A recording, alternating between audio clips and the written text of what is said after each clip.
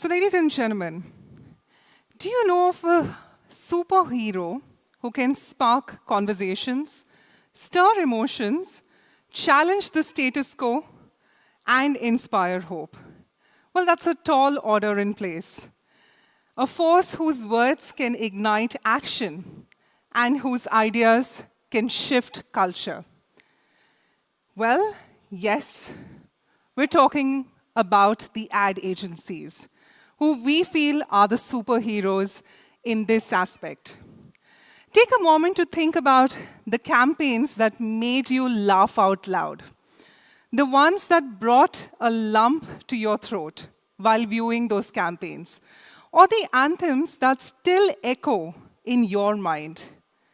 Behind every clever frame, moving line, or a catching jingle is the unmatched creativity of ad agencies. We feel that they're not just the ad makers. They are truly the culture shapers. From sparking those movements around inclusivity and the mental health to reminding us the simple power of kindness. Ad agencies are the ones who help us shape a world that feels more connected, thoughtful, and inspired. But the big question lies, who is shaping the future of the agencies themselves? If you may agree, the clients are demanding more, margins are tightening, and of course, the technology is rewriting the rules. It's time for agencies. We feel that it is time for all of you to look inward, reinvent, and move up the value chain. From executing the briefs to becoming strategic partners in building businesses. Whether it's rerouting the route through IPO, beyond the network and independent clients, or building companies owned by employees, or fiercely protecting the ideas that you create. And to celebrate these agencies, which is all of you, Social Samosa is back with the 5th edition, ladies and gentlemen, of AgencyCon. And I think the entire team of Social Samosa deserves a big round of applause. I think, Mumbai, you can be much more gracious without applause. Can I request you all? Come on, everyone. Thank you so much. AgencyCon, of course, a shared knowledge platform for agency leaders and professionals to learn, unlearn, and relearn the dynamics of agency trade. As we celebrate the untold stories and the unsung heroes who build brands, drive performance, and solve business problems at scale. My name is Bhavna Bhatia, in the industry for over 15 plus years. It is indeed my honor to welcome all of you, and of course, I promise you that today is going to be a day packed with great insights and inspiration as we journey through many realms of creativity, business, and agency life. And also, we're here to explore the future of agency economy built by the agencies themselves. Today, we will engage the conversations that matter, conversations about the future of agencies. From the murky waters of pitch theft and creative IP, to the bold ambition of the agency IPOs, from building culture-first companies for the internet, or be it dissecting the agency life expectations between the Gen Zs and the millennials. We are here to deep dive today into the ever-evolving agency ecosystem. So get set to grab that pen which is placed on your tables with that notepad, or simply take out your notes on your phone, as we are here to take you for a thought-provoking ride today. But before we begin, we feel that a big shout out has to be given to our gifting partners who've encouraged this association for us. Gifting partners being Skin Deli, Exo Curls, Raw Bear, ILM Japan, Pink Polka, Up Coffee, and To Be Honest. Let's give our gifting partners a warm round of applause to appreciate their association. And of course, our webcast partner, being 24 Frames Digital. I think they deserve a bigger round of applause as well for being with us on this journey. And if you're tweeting and you're like me, who's going to be on social media and wants to put the conversation beyond this room, we have a very simple hashtag, hashtag AgencyCon as one word. So we'd urge all of you during the course of today to continue with that hashtag, get the moments out on social media, and remember that the conversation beyond the room always enhances our growth together. On that note, it is indeed my honor to call upon a person who's leading it from the front. We couldn't have had anyone better than him to officially kick off things. So let's give it up, ladies and gentlemen, for none other than the founder and CEO of Social Samosa Network, Hitesh Rajwani. Come on, Mumbai, much more applause in the room. Thank you so much, Hitesh.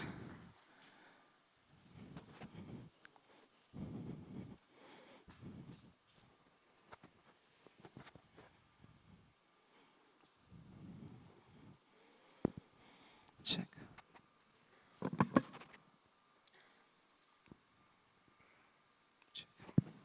Check. All right. Hello and welcome to AgencyCon Indian Agency Awards. I feel Bhavna has given a very fitting introduction to what AgencyCon is and why we all are here. But I wanted to start with something which has been in the promos for AgencyCon also, that like every industry in today's day and age needs voices of truth and reason. And when I say voices of truth and reason, these are not just people who mince words, people who try to be very formal. These are people who break through the normal conventions and try to speak the heart or the uncomfortable truth.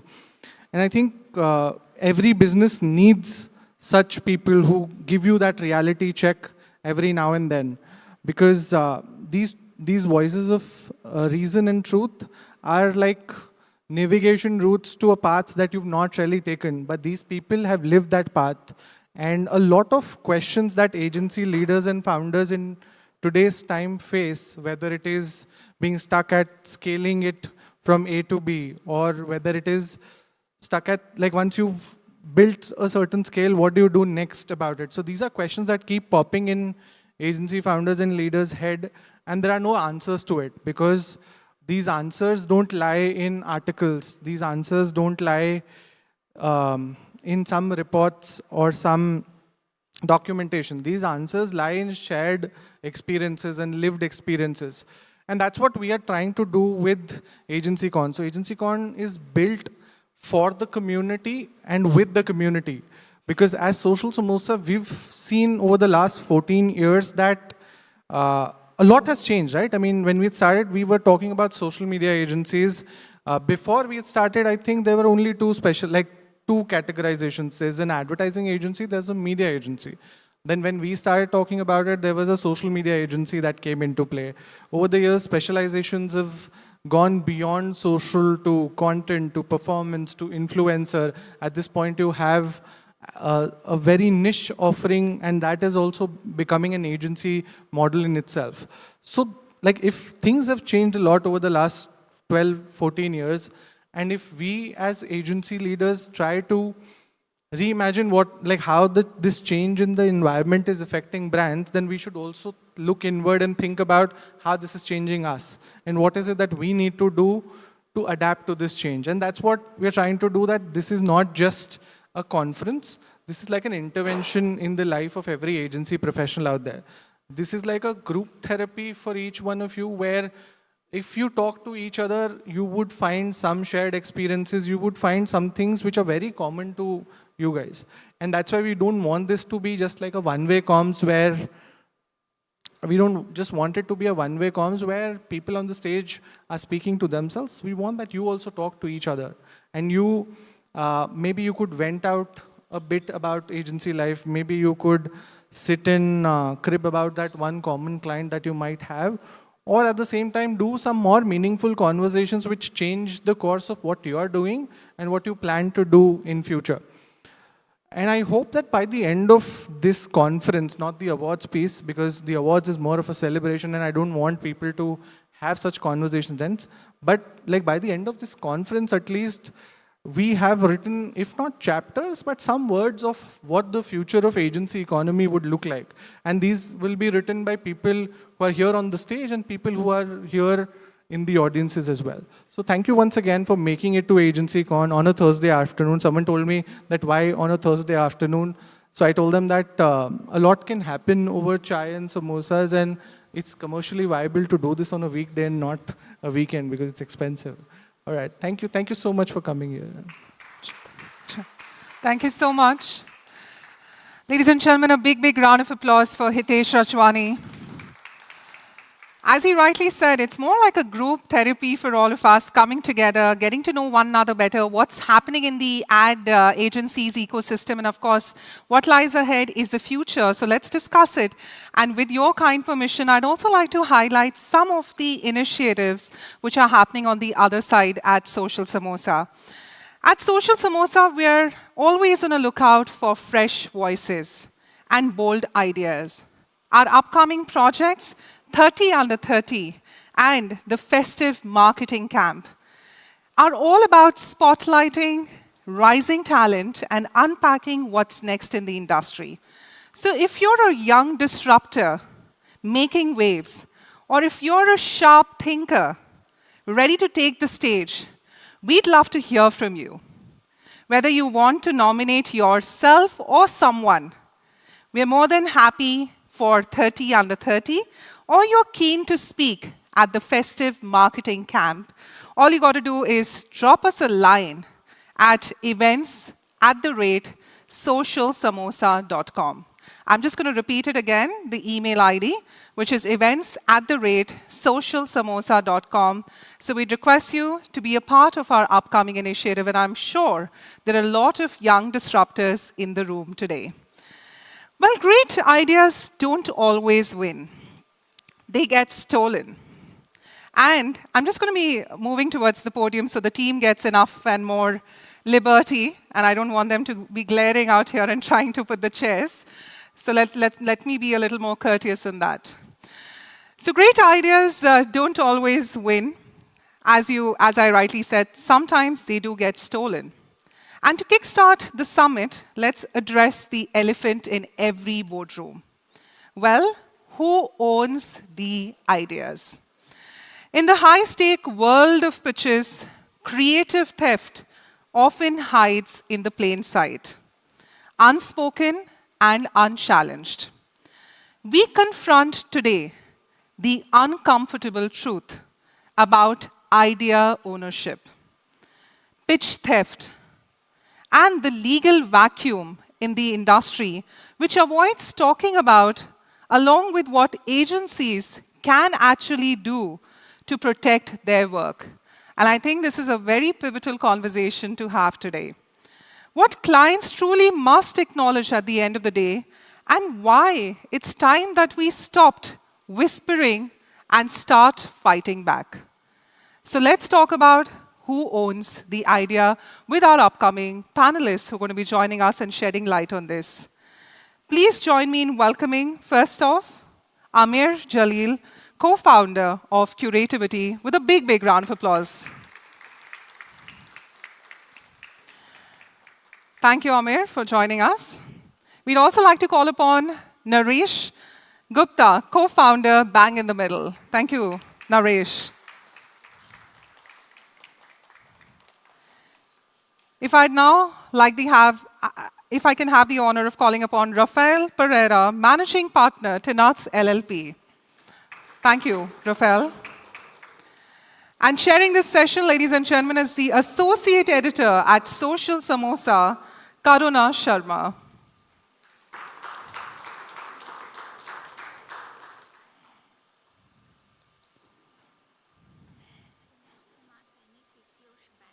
Sorry?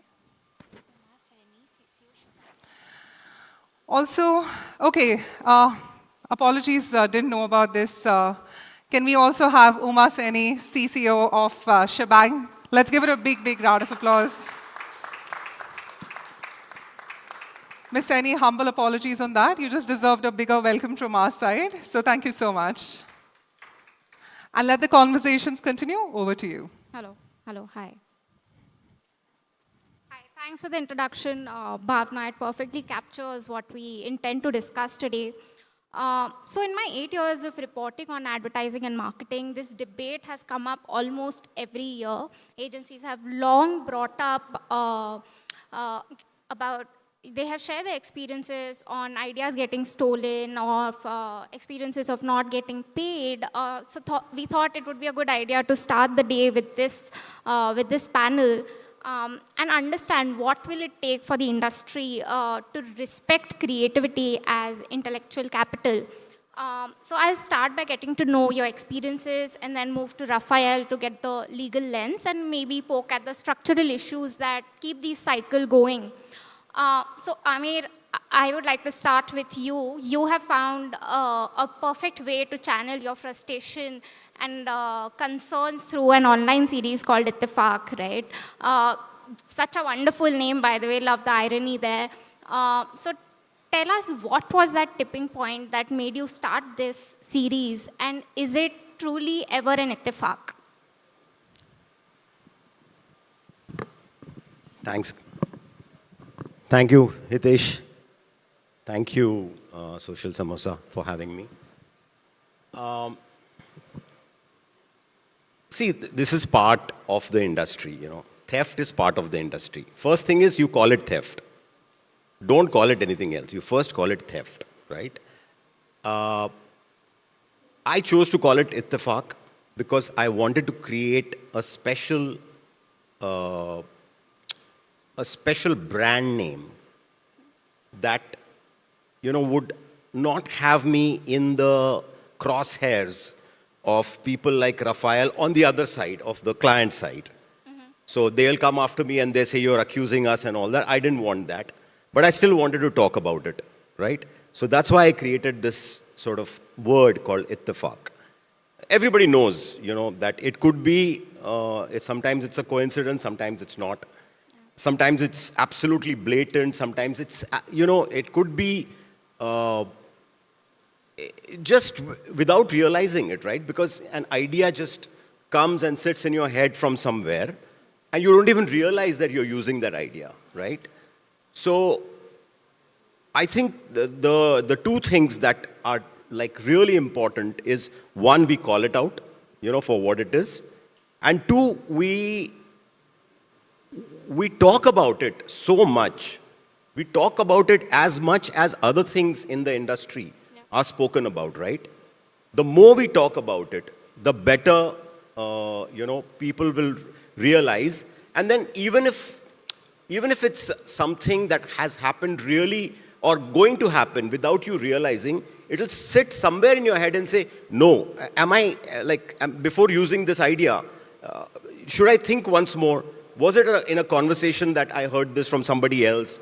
Am I using this by mistake? Should I ascribe this idea to somebody else? What should I? So it has to become active in your head. Yeah. And I think ideas and idea ownership has become passive in people's head.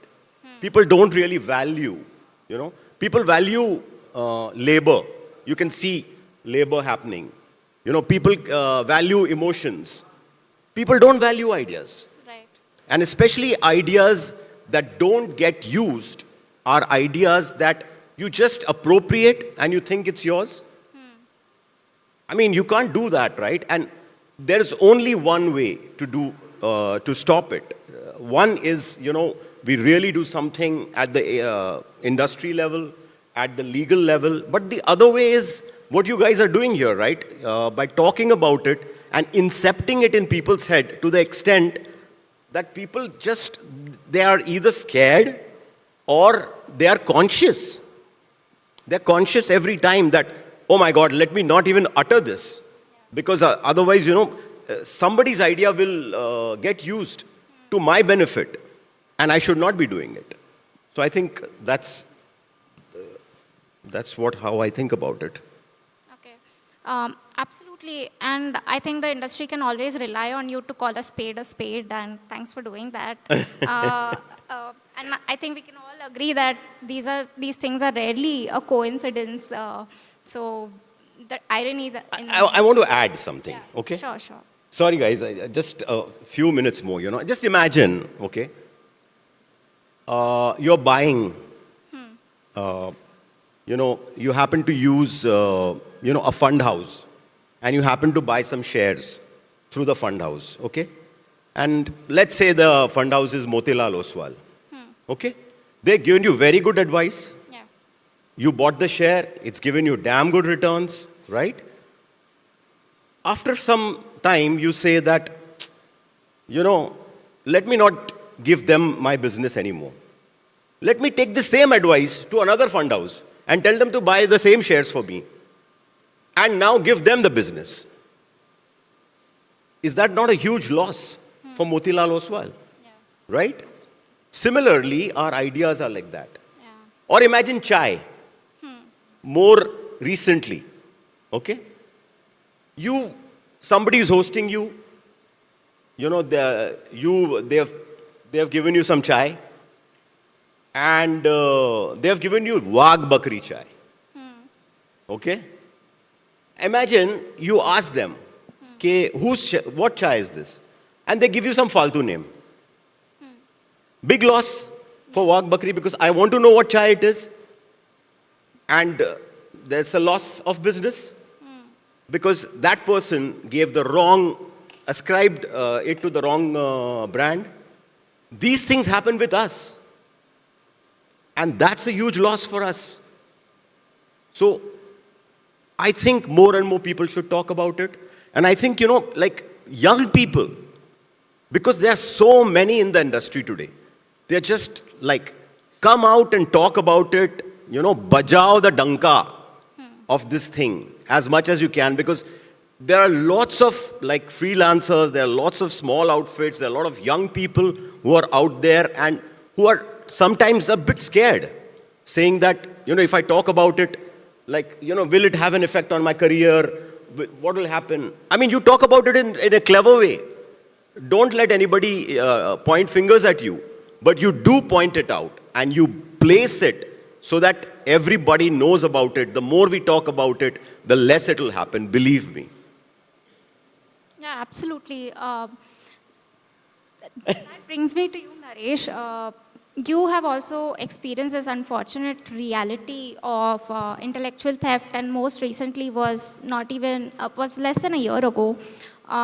So in your agency post, interestingly, your team said that we never wanted to take it public or legal. It made me reflect on the small acts of theft that we let pass by. So with you, I want to understand what are those small acts of theft that deserve more than just a frown and that deserve headlines? And secondly, how did you navigate the legal battle with a healthcare giant? So this, and if I can remind everyone what had happened was, we had a retainer with a very large hospital in Delhi. We did a host of work for them. So this was the International Autism Day. And we had created a series of interventions for National Autism Day. The client rejected it summarily and said, this is the crappiest piece of work. I have actually on the mail saying this is the crappiest piece of work we have seen and stuff like that. And we forgot about it. And the contract expired.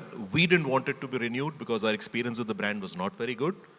And then I see the same work released in the media.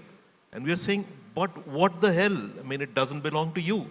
So there are two things the client said. One, it is ours because we paid you for it. And that's where the first bit of understanding of how this works needs to be understood. It's yours when you pay for it after approving.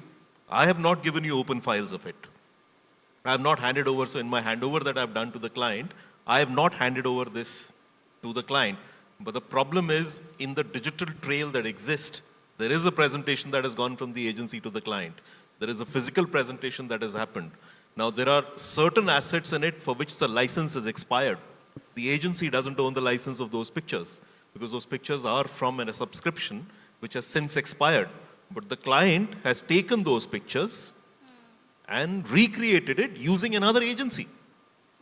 using exactly the same words and same pictures, not same concept, same words, same pictures, and released it.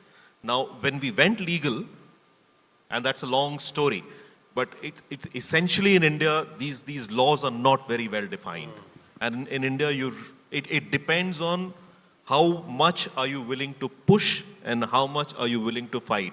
I actually lost 2 clients when we did that. 2 clients walked away saying, we don't like an agency which is this outspoken. So that's the downside of it, which can happen. So we had an idea stolen, and we had to lose 2 clients because they said, we really don't like what you're doing and stuff like that. But I'm very, very clear like what Amir says. Own it and make sure that the world knows it is your work and it's been stolen. And I think in our lives, in the agency lives, we see it happen every day. You would see the work and you know where the work is coming from. Sometimes the clients are clever. They will change a little bit here and there. So they would say, no, but this and that. But sometimes the clients are like what we faced. Exactly same piece of work released out. Now, why we didn't want to take it public? Because we actually asked the client, saying, if you had told us, we would have given it to you. Yeah. We would have had no hassle in saying, okay, go ahead, release it. The only thing we asked the client was, but why did you do it without asking us? And because the client went ballistic on us, is when we said, okay, let's do what we have to do. So that's what was happening there. But from a pure idea perspective, as creative agencies, the only currency we have is idea. Yeah. Nothing else is our own. I mean, data is not our own. Data comes from consumers. There are lots of privacy clause around it. You can use it in the most interesting way. But what you do from that data is what runs an agency. And so if you can't own what you create, then it becomes a big problem for you to grow, for you to come out, and for you to become what you can become. 100%. You've raised really good points about ownership and boundaries, Naresh. Uma, from your digital and creative vantage point at Shebang, do you think agencies are more vulnerable during project-based work, or what is that situation like during AORs? Do those contracts truly protect agencies' creative ownership, or do they just formally transfer all the IP to the clients by default?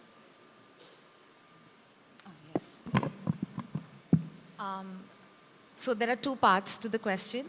Can you, which one should I start with? So project-based work. Our Is it more agencies, vulnerable? yes, our agencies more vulnerable. I think, like we are discussing, ideas are vulnerable.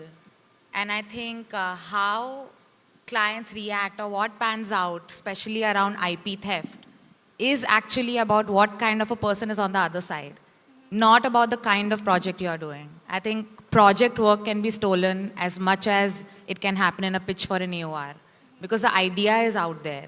So I think that the way to navigate, essentially at the end of the day, it is a marketplace, right? Yeah. And what gets tricky in this case is that the product is invisible in its first form. Yeah. Or when we put it across in a form, it's easy to tweak and create something out of, not as easy to patent. And there is so much that can be dissected and said, no, the thought came at the same time, or that this is not where we're coming from, this is a completely different idea, or someone else thought of the same idea. So that's where it gets tricky. But at the end of the day, when we look at it like objectively from a marketplace point of view, there are all kind of players always in a marketplace. And I think that the lever that happens when we are in a creative marketplace is that it requires heightened protection, I feel, because ideas are vulnerable and creatives are vulnerable. And I think that, you know, as a community, propensity to get into a legal war or know-how of it is in general lower than in creative people, I feel like. So I think that protection needs to be created with, like, you know, of course, as leadership, what do we stand for? Will we call out like when a situation happens or not? Or through like industry leaders who are encouraging us that when something happens, please speak up. I think these kind of conversations are really important, especially when we are working with a product that's so vulnerable. 100%. That's a crucial point you made there. I think this is the perfect point to bring Rafael in. Rafael, we often hear if it is not in writing, it is not yours. But creative discussions today happen on the fly. There is a deck shared on WhatsApp, a voice note with a tagline. So from a legal lens, does that hold any water? let's maybe take a step back and going back to what Amir said also. We don't value ideas, and I'd like to make a statement that you should all remember and keep with you.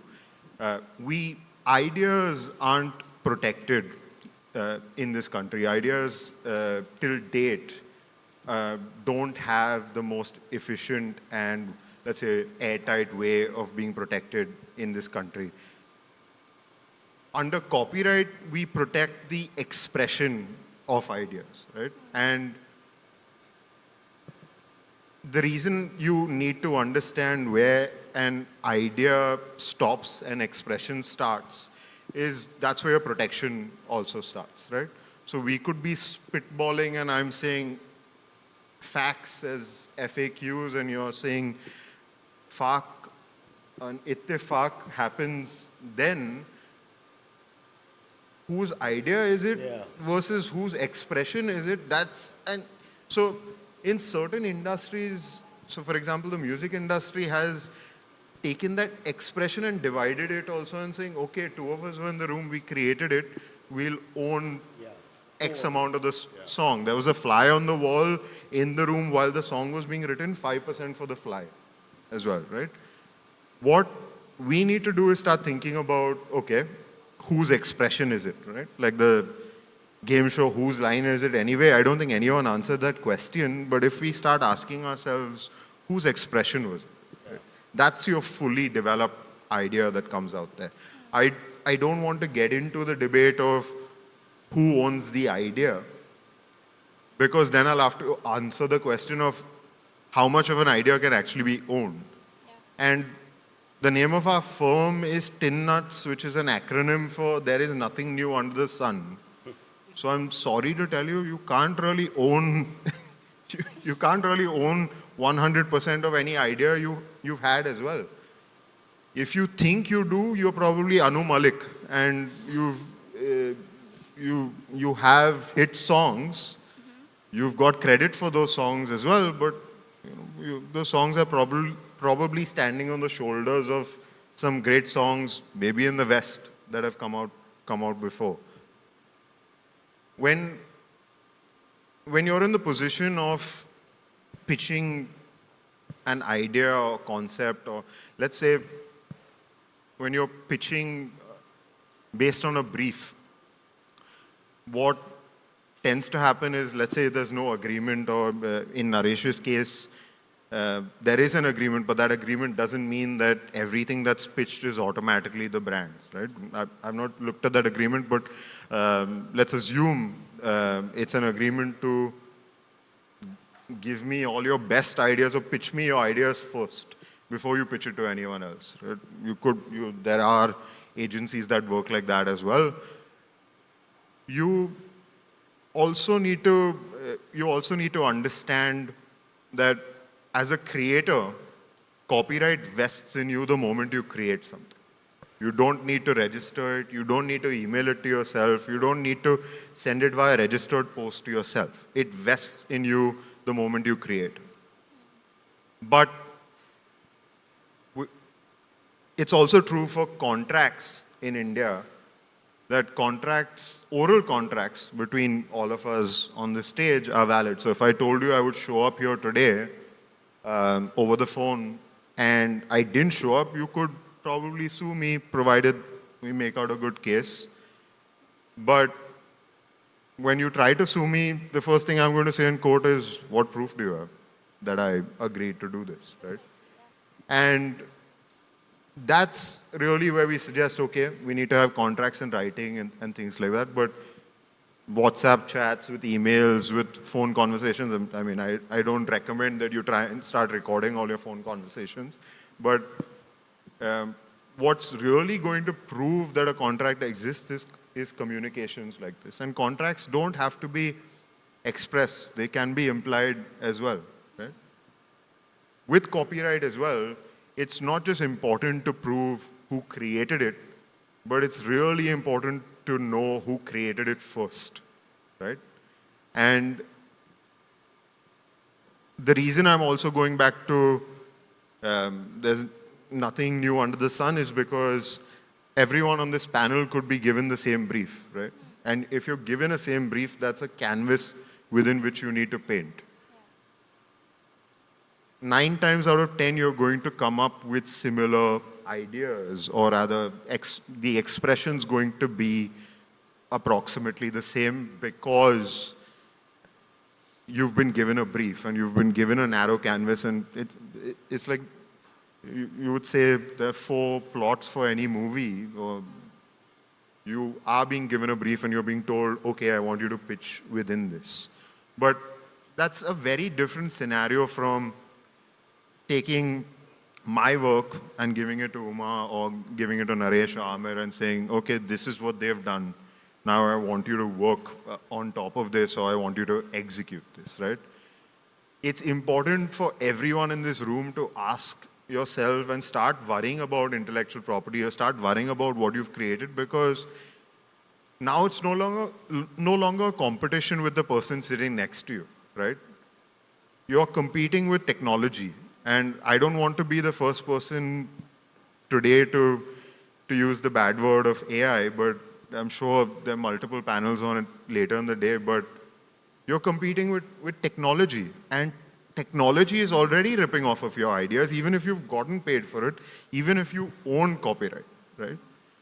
So the only way, forget about agencies uniting to fight clients, the only way you're going to beat the biggest technology companies in the world is if you're going to start acknowledging your own IP, respecting your own IP, and not to take away from anything related to the Me Too campaign and hashtag, but maybe if we come out with a campaign like I too stole something once in my life, that's where we start acknowledging it. It could be anything, and it's why businesses at a high level also fail. I mean, sharing Netflix accounts to sharing ideas to stock tips, we're devaluing the value of expression, and by doing so, we're devaluing the value of an idea.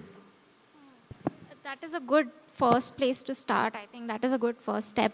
But can we talk about what happens in practice? Sometimes you can have paperwork paperwork, or everything is set, but they don't hold in spirit, right? So what does an agency do in such a scenario? If you're saying they don't hold in spirit and you're talking about NDAs and things like that, yes. Every NDA that is signed today, I can tell you, is just not understood. Both by the person signing it, the person drafting it, the person who's asked for it in the first place. You need to take the time to understand what an NDA is as well, right? You would sign an NDA, let's say, for 3 months, and you think, okay, my campaign's for 3 months. I'm working with this person for 3 months, and I'd like them to keep this information confidential for life. But they think because the term of the NDA is 3 months, that they need to keep it confidential for 3 months, and then they can go on and say whatever they have to say. NDAs, in fact, you're able to enforce them a bit more than copyright, because when it comes to an NDA before a court, the court has to, or a judge has to make a determination of whether there was confidential information or not, and whether that confidential information was revealed outside of who it was permitted to be revealed to.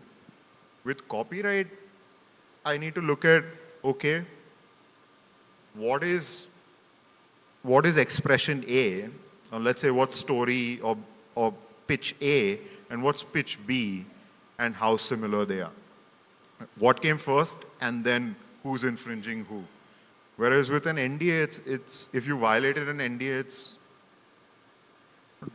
black and white, but it's pretty black and white, where you can say, okay, there was X confidential information, and Y, who you were not supposed to reveal it to, you did reveal it on so-and-so date, on so-and-so occasion. and you violated our contract. Now, what happens with that? From there, and this is where people don't have faith in the legal system, or you don't have faith, or you may not practically, you asked also about practically, you may not want to sue your client because of what Naresh spoke about. You get a bad name for suing clients, and that doesn't leave you, well respected in the industry, or people don't want to work with you. I would always encourage you to, but that's good for my business, always encourage you to at least make a statement, to call out wrongdoing, right? Because I'll give you an example.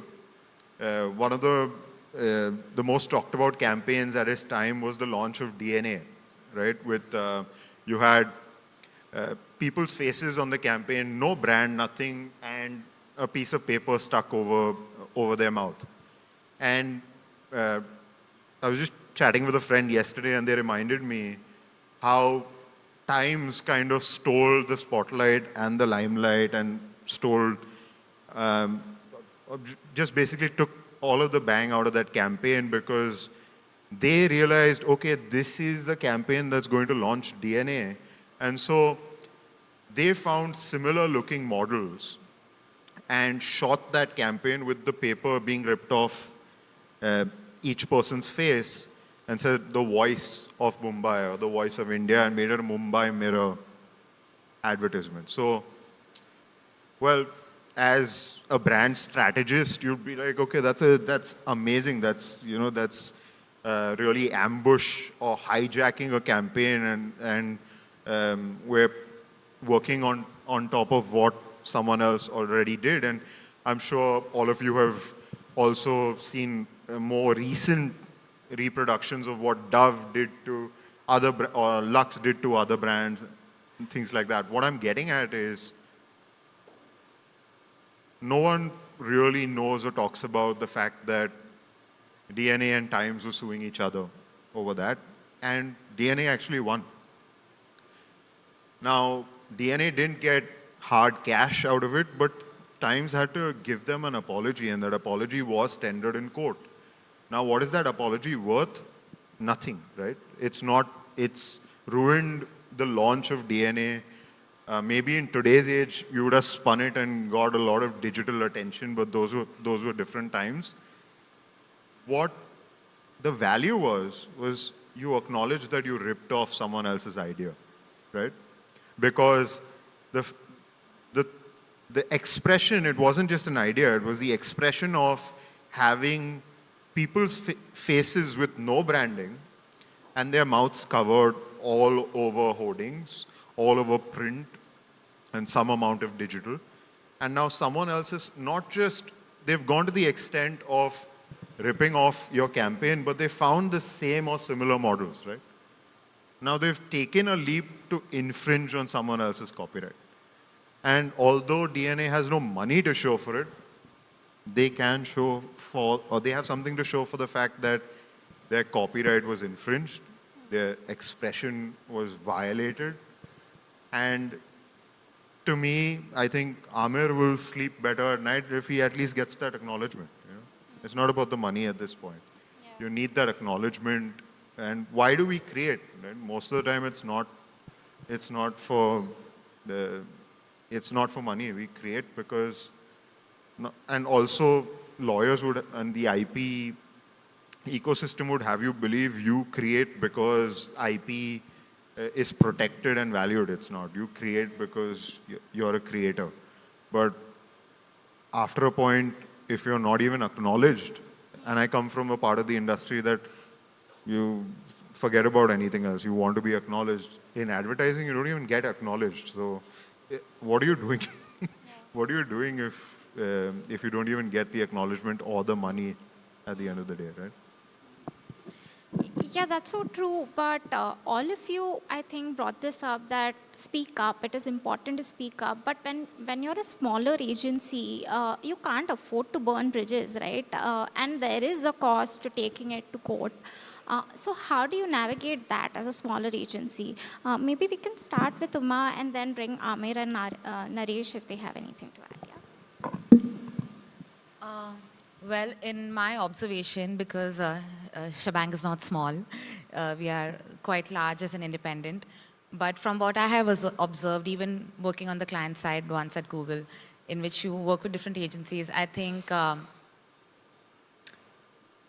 when we talk about, can agencies, especially smaller ones, take the risk to call out? Because, even established ones, risk always comes with fallbacks, right? Like some clients could pull out, or like there's always a cost to speaking up. But that's what makes speaking up important, I think, because the more, I think that the way to look at it, if you're a smaller player, and as an industry, I think overall, especially the creative industry in which, ideas are invisible, and that if you're really coming from a space that at least give acknowledgement, if that's base one, then we are really talking about a space in which, it really starts at that space, and there is such a long way to go in terms of really protecting IPs or ensuring that, agencies and creatives are protected that way.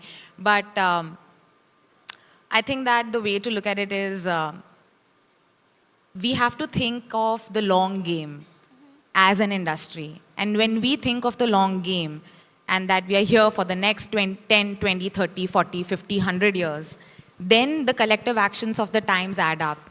And that's when we have to think that, and again, when we look at it as a marketplace is when we get the perspective that there will always be risk takers and there will be ones who are not risk taking. But as an industry, we need more forums like this in which these topics can be discussed, where collectively there can be confidence that we are all thinking about the same things, because risk taking can also be lonely. That's why conversations like this are important, in which we are saying we need to do this. That's why we need our veterans to say, call it out, that this is theft, give a name to it. And I think that these conversations are level one. And then collectively thinking about the long game and saying that when we take this step every time and we sign up for a little risk and a little discomfort, and if our loss can come around, and if industry bodies are consciously thinking about, this is a topic in the board, that, because eventually it impacts everything. Eventually it impacts the numbers, because your idea, if you don't get to execute, it is impacting the numbers. So I think for it to be a strong point on the table as a body, for the industry bodies, when we think about regulation, when we think about different things that we regulate as industry bodies, this has to be a big point there. And then as individual players, that when we are in that moment of taking a call, what call do we take? And that call can be a difficult one. And then, what reminds us of what's the right thing to do, and where do we get the confidence to do the right thing? It's from conversations like this, and we think of the long game and we see, let us call it out, and let us lose a client or two, probably, but that's short term. And that collectively, this will serve us in the long term, probably. That's the hope, that's the dream, right? And that, and maybe that's a way to look at it. And then individually have the courage, because if creative leaders do not stand up and say these things, there's really nowhere to go. I think it is a collective responsibility of agencies, of clients to have ethics. But again, the reality check is to think of it as a marketplace, and for everyone to think of what's the right thing to do individually as a player and as an industry. 100%. Amir, do you have anything to add to that? Not specifically about about a small agency or a large agency. But I want to talk about, I want to take you back actually to a time when I was growing up in advertising. And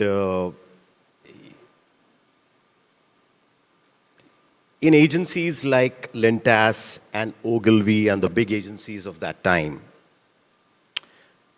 the big thing always was that when you see some work released by somebody, the first thing that young people used to do was like, kiski idea thi? So you don't know what is happening in the agency. Somewhere somebody has, sold something to a client and it's got released, and you really want to know kiski idea thi, So it was like an emotional bond with an idea, right? And it was envy, and there was a culture of respecting that thing, that idea, and that everybody was that everybody would want to know that. And this thing spilled out and it became part of the industry. So if one agency is doing a great idea, then everybody wants to know roughly, kiski idea thi, you know. So that kind of culture today is lacking. Today in our industry, culture is lacking. Culture is lacking with our clients. And, you know, I'm not saying that, you know, this is not like the normal, regular culture that we talk about. But the culture of creating, the culture of ideating, and the culture of respecting ideas, that is lacking. And I have an idea of how it happened, you know. See, ideas were held by a few units. There were few marketing companies, there were a few advertising companies, and the culture was held very closely between us, right? And one day the industry exploded. There are clients now far-flung everywhere. Agencies, freelancers, independents, everybody is flung everywhere. Culture has not kept up with commerce, right? You can't go as quickly as commerce does. So the big thing today, the big question in front of us is, if you really don't want to get into a legal battle or legal situation, and if you really care about the work of people, of ideas, then you have to culturize the industry. Right? I don't know how to do it, but that is the only thing that will stop. When you feel bad about stealing somebody's work is when you'll really stop. That is not happening today. That's not happening at clients' end. It's not happening even with creative people. They don't even know that, oh, my idea is so valuable that it should not have been stolen by somebody. If that culture is lacking, how will anything else happen? So I am all for this culturizing. Maybe the step that the industry can take is by media houses such as yours, by associations and industry bodies, and it need not be about just this. It can be a larger culture, but culturizing the whole of the industry, and to know and feel that this is a creative industry. Whether you are on the marketing side or whether you are on the agency side, the industry is a creative industry. And in a creative industry, ideas need to be respected. That is the culture. Don't bloody disrespect my idea. Whether you steal it or whether you say it without giving it its due respect, whatever it is, like, that's not allowed. And that's the culture. What you said about industry bodies stepping up, it reminded me of what Naresh Narayan said very recently. He said that 2 decades ago, the industry bodies spoke about introducing a pitch fee.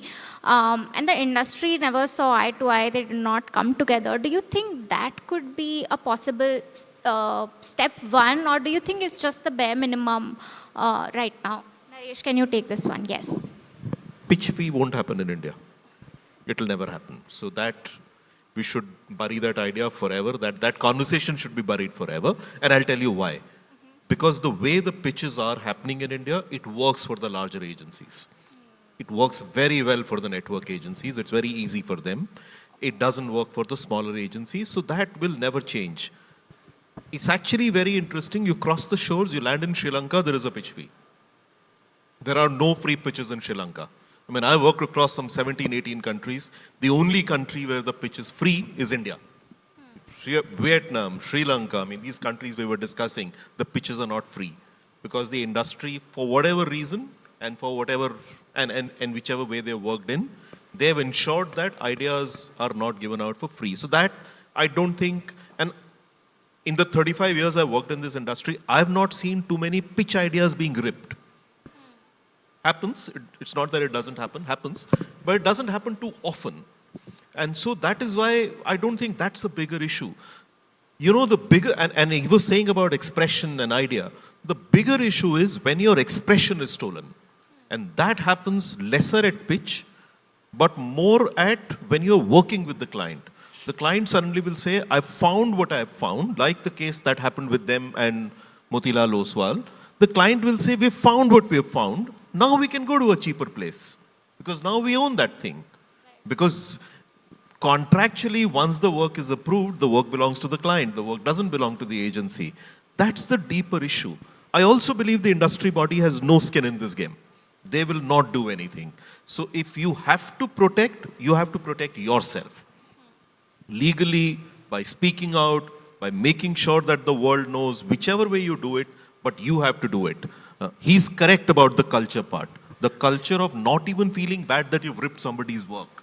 That, I don't know why it has become what it has become, but that's what we see happen almost every day. Yeah, we've normalized it, yes. I want to say something about this industry body thing. I mean, maybe Naresh is right about this, that industry bodies will not step up.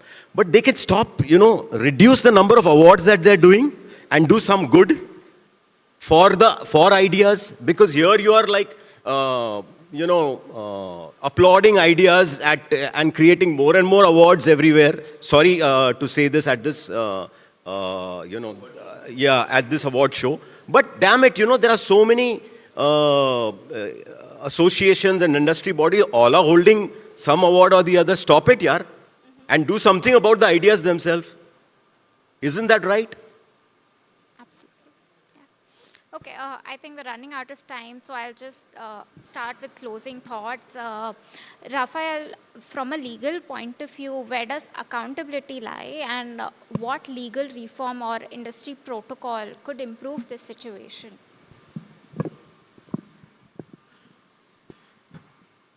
I wish I could say culture could be an industry protocol, but I don't know what industry you would be talking about. But just try suing someone once. Right? Just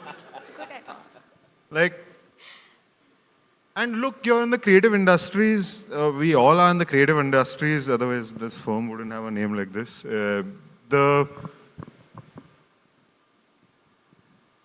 I believe you can sue someone, even lose and create a campaign out of it, and probably win your next brief because of it. We have robust laws. I'm not saying they always work or they're efficient, but we have robust laws that can put the managing director of the biggest telecom companies behind bars for a weekend also. At this point, we have 3 cases that we're on either side of where they're trying to get the biggest industrialists in the country to appear before a magistrate in Rajasthan because it's a case of copyright infringement. Now, it doesn't matter big agency or small. We often won't even look at where the brief is coming from. I mean, not a creative brief, I mean a legal brief in this case. We'll just look at what the facts are, and if we think we have enough to convince an investigating officer to register an FIR or to convince a magistrate that they should issue a warrant, right? And more often than not, it's easier than you think because they don't have to determine whether copyright was infringed at that point. They have to determine whether they think it's plausible that copyright was infringed. And that's all you have to do, right? That's all it takes. And without getting into the nitty-gritty of it, to see or to gain a little bit of satisfaction, I think I've told Amir this, it costs between 50,000 rupees to 1 lakh, which means to get that FIR registered, I'm not saying there's an official fee for this, don't get me wrong, but you end up paying about out of pocket to whoever You end up spending about that much of money, and you judge if that's worth someone groveling that an FIR has been registered, could possibly lose my passport, be on a no-fly list, and things like that. Do it. If not, then let's come to the agencies, and more than awards, stop celebrating the creativity that you've stolen on the beaches of Goa and actually introduce awards. Like, for example, all of the brands who are your clients, they have IP enforcement teams. Some of the biggest FMCG brands, they have IP enforcement teams that go out and raid people who knock off or create passed off products based on their products and their brands. And they have awards for the best enforcement, the best campaigns, and this has happened for years. If you're talking about changing culture in a country where the biggest IP owners were the pirates of the 90s and 2000s, I don't know who we are fooling, but that's not going to happen till you become the biggest enforcers in the world, right? We need to go out and enforce our IP. We need to go out and at least first claim it, say this was mine, start those conversations, and then go out and take some action, right? Let's introduce, I think maybe if you could, at the end of the day, introduce an award for someone who stuck their neck out, lost business. I think 2 candidates are on this panel, but you could probably award them for sticking their, for going out on a limb. I mean, firstly, wearing their heart on their sleeves and making a pitch, whether they were protected by contracts or not, but going out, saying something, trying to do something, the court may not give them an award, but you give them an award, and that's what gets the conversation going. If the associations don't do this, then don't go to those beaches. Don't go to, like, stop going to Cannes also. Like, it's not, you'll get a golden lion for a Fevicol commercial that was produced 30 years ago today as well. And I mean, I've registered, or I've been able to register scripts of Shakespeare at the Copyright Office in India as well. It's possible. So if we can do it at that level, unless you acknowledge real copyright, I don't think 100%. Maybe we need to start by encouraging courage in this industry and celebrating courage, as you said. Naresh and Uma, if you could share a message for the clients and just bring this conversation home for us. Yeah. Share a misuse. A message for the clients, Okay. yes.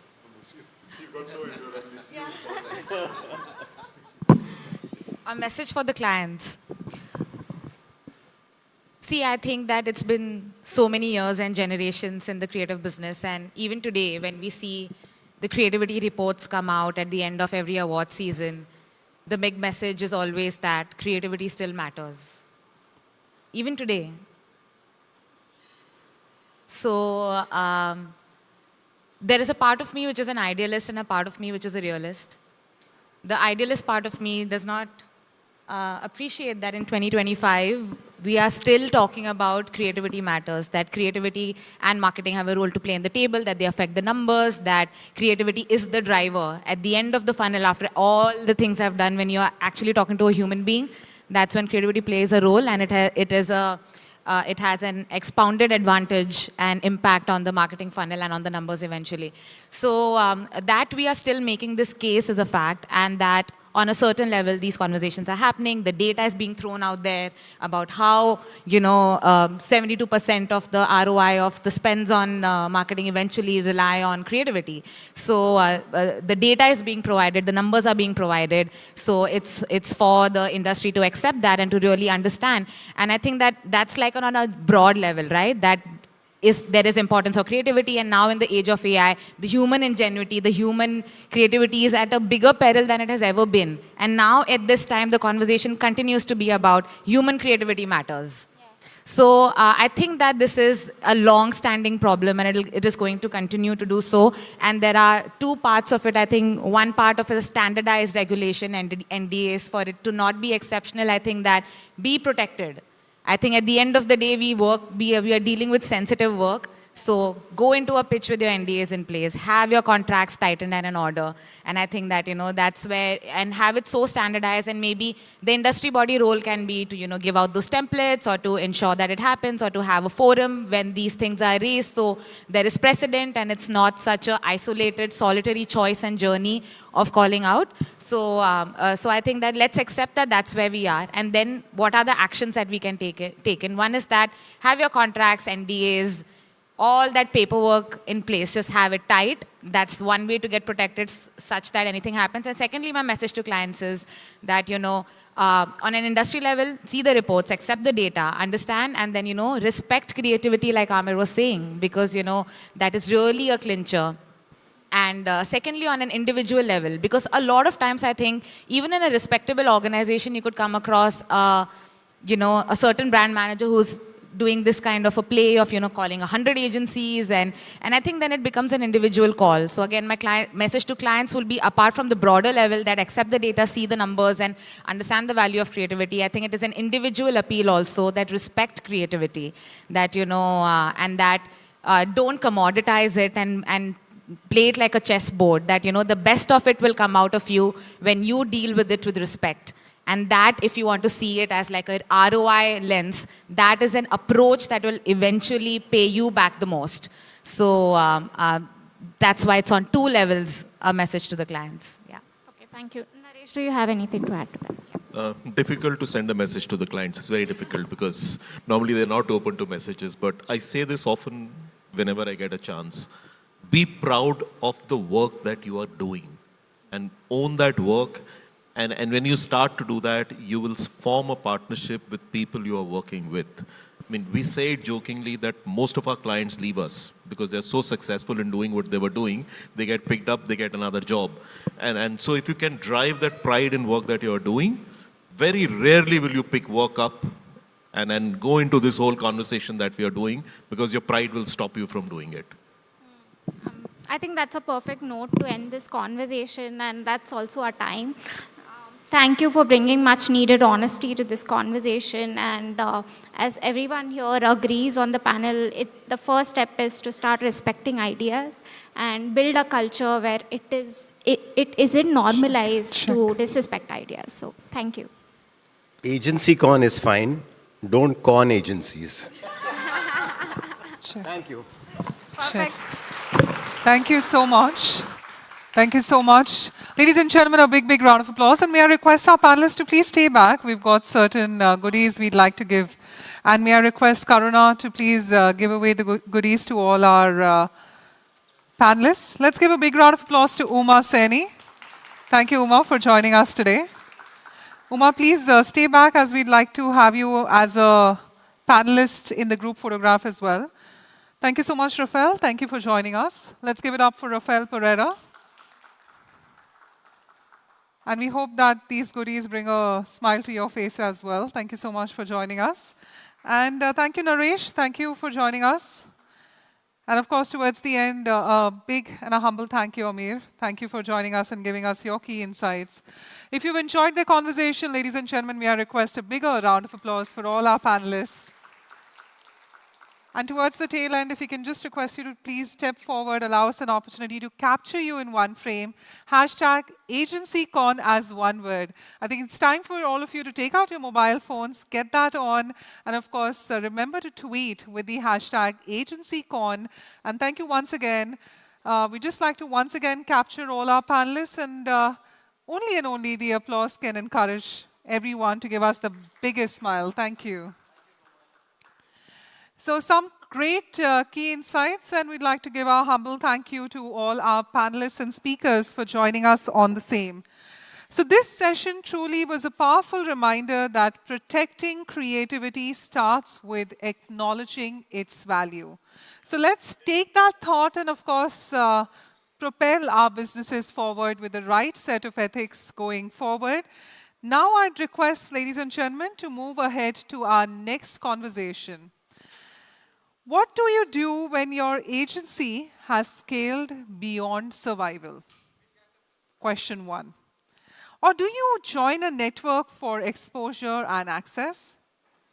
Do you raise private equity to fuel growth?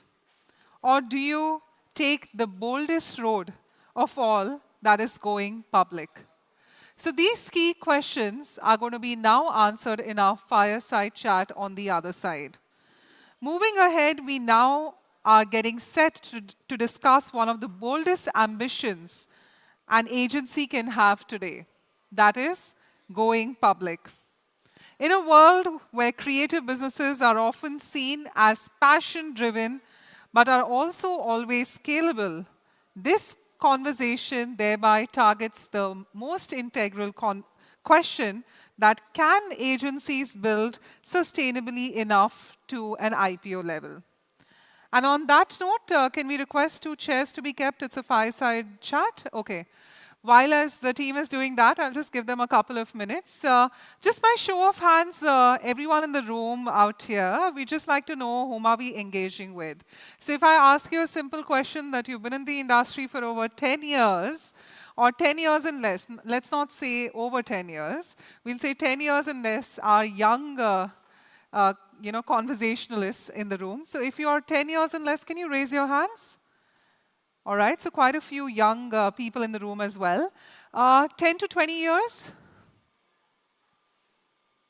All right, that's around another 20%. And 20 years and plus? The man still continues to be progressing forward on that. All right, so it's good to know that we have a lot of young people in the room, somewhere between the experience of 10 to 20 years. Remember, we've got 2 more initiatives on the other side. So I guess a lot of you would be 30, under 30 as well, so do look out for that. And of course, the festive marketing on the other bit, which is the initiatives coming up. Now allow me an opportunity as the stage is set, maybe request the team also to get the other chair, and also, if I may urge all of you, that any pivotal sharing during the course of today, remember with the hashtag AgencyCon as one word. It couldn't get simpler than that. And on that note, allow me an opportunity to now call upon someone who has seen it all from the close quarters.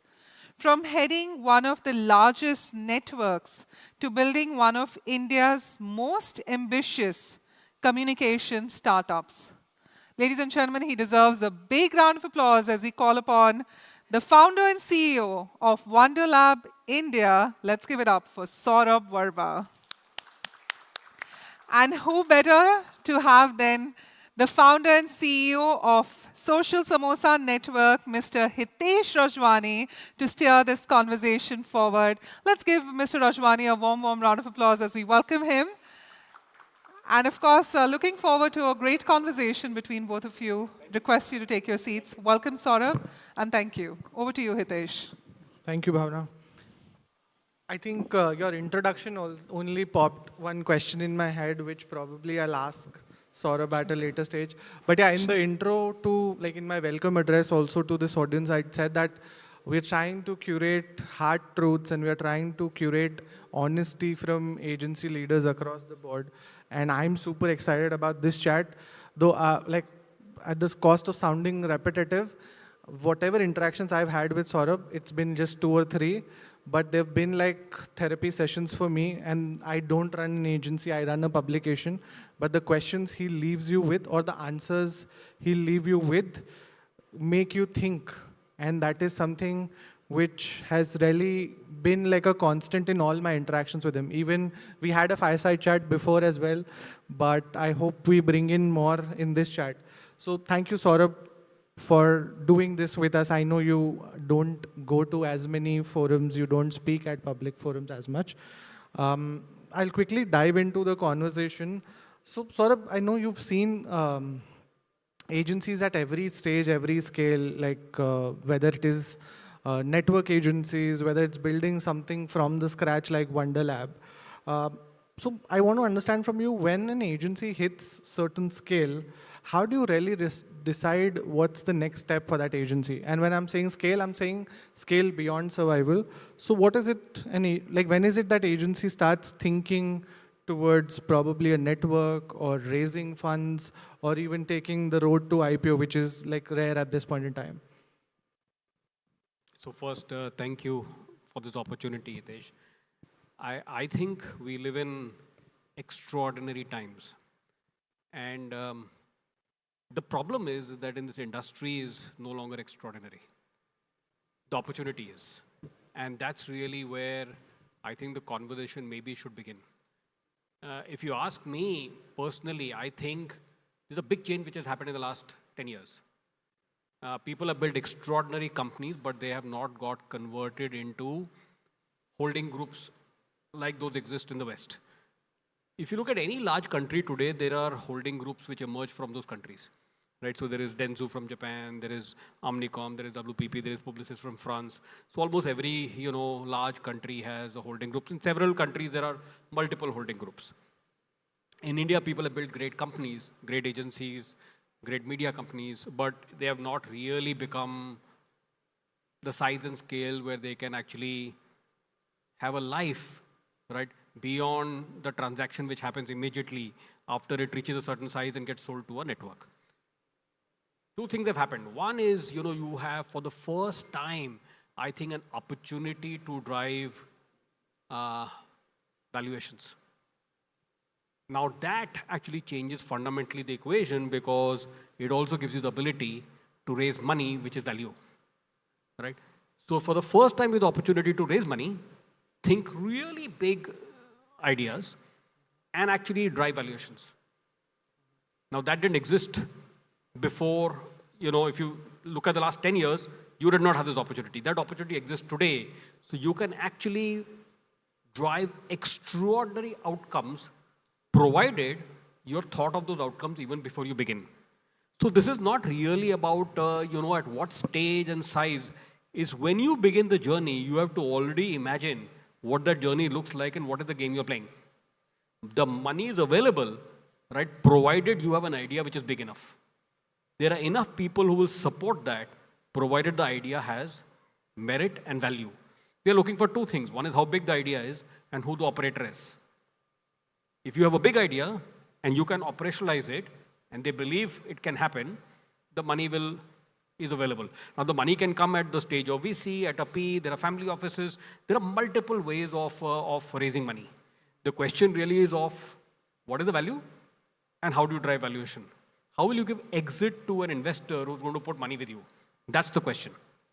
Right. And like, if you had to break it down for the people in the room, like what are some of the merits or pros of working with networks or even raising funds from investors? And like, what are the cons of it? What really limits agency founders when they sign up for something like this?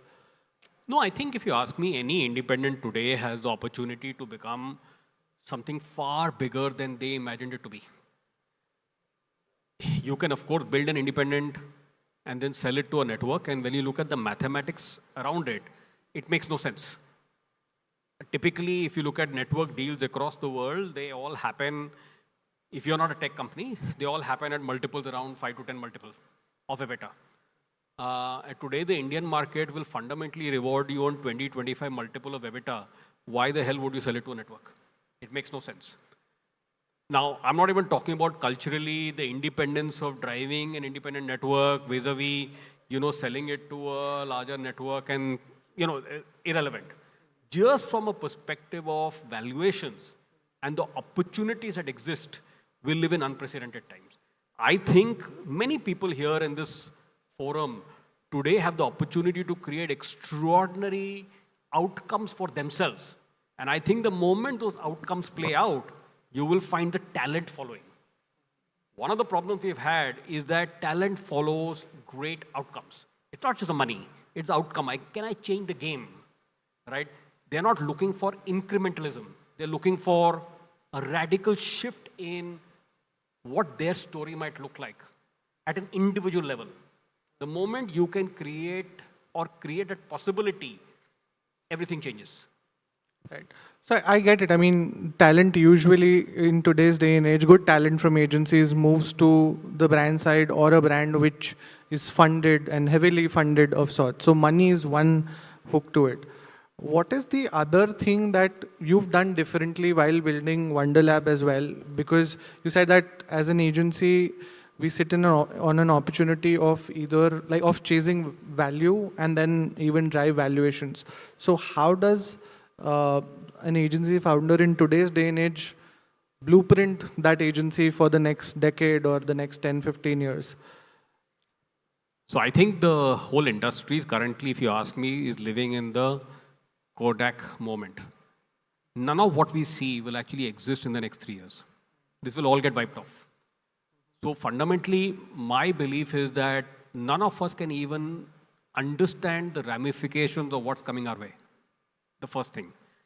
Second is, of course, you can plan and prepare for it to the best of your ability. What we did was we fundamentally took some calls right in the beginning.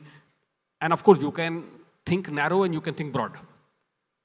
The narrow thinking is that I'll focus on really small niche and I will create an extraordinary opportunity around that niche. Now that's a great place to be. We went broad. We said, listen, we want to build the first network out of India, truly a network, not a 2-people office in London, none of that shit, right? A real network, right? What does a modern day network really look like? So we said, listen, this will be actually 4 or 5 things. The first thing is you don't need an office in 100 countries. Why did people build an office in 100 countries? Because you had global clients. Every time they operationalize themselves in a new country, you needed an agency to service them. Today, is actually the reverse. If you look at the IT wave, the BPO wave, we think the third wave is going to be what we refer to as global brand offshoring. What does that look like? That fundamentally means clients will say, if you have 4 or 5 geographies, right, I'm open to giving you large mandates where you can operationalize and centralize all my commerce, content, big pieces, right, in these 4 or 5 geographies. So first, you don't need to be in 100 countries, you need to be in 4 or 5 strategic geographies. Second, we think both DBT and marketing transformation will actually collapse. It's already happening. What does that fundamentally mean? If you look at Accenture, they have in the last 10 years acquired maybe 100 content companies. There are technology companies acquiring content companies. And if you look at big, large conglomerates, content companies, like let's say a Publicis, they've gone acquired large technology/data companies. So Publicis acquired a Sapient, and then they acquired a Epsilon, and that's where a lot of, let's say, the confluence is really happening. And we think both DBT and marketing transformation will become one seamless layer in bolt-on solutions. Why? Because the consumer journeys are becoming the same. If I'm going to serve you an SMS or there is that goes on it, it'll all become singular. So you can't have a case where your DBT operation, which is digital business transformation, is separate from marketing transformation. So that's the second principle. The third thing we said was that, listen, you can't only be a service company. Right? If you look at many large companies today, they say, listen, I'm a service company. Right?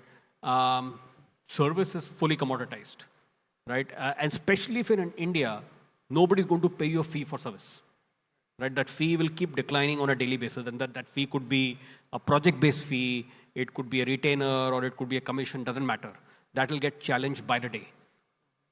So, service commoditized.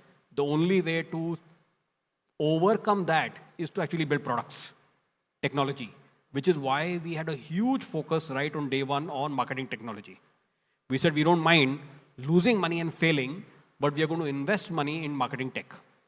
Because marketing tech creates that layer of sophistication where you are able to differentiate yourself as compared to somebody else. So these were 3, let's say, very large principles. The fourth one, of course, for us, from our point of view, was how do you operationalize? We were very clear that we were not going to build it bottom up. Right? So we've done so far 7 acquisitions, right? And we will continue to do many, many, many more. It's a continuous process. So we raise money, we acquire, we integrate, and we raise more money. So that's a cycle, right? We were very clear that we don't want to the outcome for us is actually integration of these great entrepreneurs into our system. So the way we acquire, the way we, create that common currency to build full funnel, right, is really again a method, right, which is, let's say, custom to us, built for us. So we don't acquire 100%, we acquire 51 to 75%. We pay half cash, half equity, right? Why? Because we want the founder or the entrepreneur to stay with us and build with us. So these are only, let's say, broadly, fundamentally, some of the principles we established, which we think in the last 5 years have held us in a good place so far. So you said a couple of things which struck me. One being that, like you spoke about content and commerce companies, and a lot of acquisitions happen in that case. So, but then I don't see as many agencies positioning themselves to be commerce companies. No one puts commerce at the front of it. They would have either generalizations like a creative media digital agency, or they would have super specializations. So that shift of commerce companies, how did it happen for you, and when did you start thinking in those lines? So, when we started, we were late entrant into what I call the Google, Facebook game. There were companies who had already created enough moat in that, and in fact, you don't need anything as far as Google, Facebook is concerned. Those systems themselves are sophisticated enough to win. So if you look at the world today, and it's a shocker because many people will not tell you the truth, almost 70% of the total AdX globally is digital. Of the total AdX, 50% is performance marketing. By 2027, of the total AdX globally, 70% will be performance marketing. So the question becomes, if 70% of all the money in our business is going to be about performance marketing, where is the growth in that spectrum? Frankly, the growth was all in what we refer to as RMNs, which are retail media networks, right? So if you look at India, for example, the big growth is coming off Amazon. Not many people know, but Amazon is like $1 billion media company. If you look at Flipkart, they do 2,500 crores or whatever, right? So these are very large advertising mediums. If you basically sell on these mediums, right, you have to plan on those mediums. So we said, listen, if we are going to put our money, right, we've already very late on, we launched in 2020 end. So we said, listen, there is no point, building technology which serves of Facebook or a Google because there is enough technology there, right? But if we are able to write on the APIs, extraordinary APIs created on Amazon, we can have a moat. So that was the thinking at that time. And globally, right, the whole data game is becoming more about transactional data. So if you look at Facebook, it's, let's say, more interest-based data. If you look at Google, it's more intent-based data, right? But today I have transactional data. So I know that you've, let's say, gone to Amazon, looked for a hair serum, you have done add to cart, but you have not bought. Now, I can target you specifically knowing that you went for a transaction, you almost finished the transaction, but you didn't. And I can target you just for hair serum, knowing that you did add to cart. Now, that's far more powerful than an intent-based or an interest-based targeting. So for us, it was really about where the growth was and what we believe we could actually play a game with, right, to win. That was really the thinking. Got it. So at this point, Wonderlab positions itself to be a commerce company or like a transformation company? No, I think we position ourselves as a full funnel. So for us, the way we see the world is everything is really about outcomes. How do you help clients win? How do you create transparency as far as ecosystems are concerned? When you look at Amazon, the client starts saying, listen, I put $1 and I want $4 out. That's ROAS. The conversation is around outcomes. We love conversations around outcomes, around performance, because we think that's where the future is, right? Transparency, focus on digitization, scale, technology, that's where the moat is. So for us, we look at full funnel, right? And the full funnel is really about building brands on top of the funnel, a mid funnel, which is influence, and bottom funnel, which is performance. And whatever is the tech required to win in those funnels, where we have a moat is where our game gets played. Got it. And you mentioned about like you raising capital and then acquiring companies which make sense to you. What makes an agency ready or open to to finance, or like what makes an agency ready or open for investments from all corners, whether it is a network or private investors or the family office businesses that you mentioned? What makes an agency in that position that, okay, uh, a P again, we discussed that it's a longer game, but like an investor would be interested in that agency? So question you're asking is not whether agencies are interested, whether the money is interested in you. Yeah. Right? The money is only interested in you if you have a great idea and you can execute, like I said, right? So what is it that you're focusing on, and whether it has a play which is future facing. If you look at any large, if you look at a fund or a family office or a PIF, they're all saying, listen, if you're a VC, they're saying, listen, I want to see whether if I put $10, you can grow by 100 times. A P is saying, can you multiply my money by 3 or 4 times in the next 4 years, right? So the outcomes are clear for these funds. The question is whether your idea delivers on those possible outcomes. That's the question. So if you are growing by 8-10%, right, which is where the industry is, which is like, let's say, the cost of inflation, right, nobody's interested in your business. It's irrelevant. Right. But if you basically have an ability or an idea where you can go really fast, the money is available. So the question is not whether somebody should seek money, right? Typically what happens in our world is that you get to a stage where you have a certain size and scale and you become tired and you say, listen, I can't really do this anymore. 5 people leaving, 2 clients threatening me on a daily basis. I have reached that size and scale. Let me sell, right? And then guess what? I'm sitting on cash. I will either build a family office, right? Or I will become an investor. That's typically what happens in our world. I think that can change on the back of an IPO, but the IPO is also then a commitment. It fundamentally means you are now going to invest 7-10 years more of your life to drive solutions which are going to be visible for everybody. I mean, an IPO is not an easy game to play, right, Hitesh? Because, I mean, like, Rakesh Junjanmala would say, when you do an IPO, be careful, because what it fundamentally means is that you're running naked on a treadmill and everybody's watching you all the time. That's what an IPO is, right? So, you have the ability to deliver over a period of time for the investors who have trusted you. That really is what an IPO really looks like. And like, what is the change in mindset an agency founder would need if they have to be IPO ready? And how do they then protect independence and culture? Because then they are like in public scrutiny, like you said, it's like a naked man running on a treadmill and the world is watching you. So what kind of mental and even business acumen an agency founder would need to do something like that? The first is, if you call yourself an agency today, you're finished. Okay. Right? So I think the word agency is not a great place to be, right? Because it fundamentally means you are in the commission business, right? You have a pass-through. That's what an agency means. The question is, what kind of company are you, right? So if you are a digital company creating outcomes for clients, you have a future.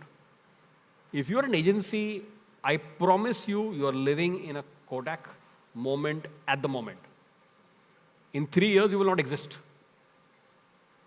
That's how I see the world, right, Hitesh? So I'm sorry, but that's really the worldview that I carry today.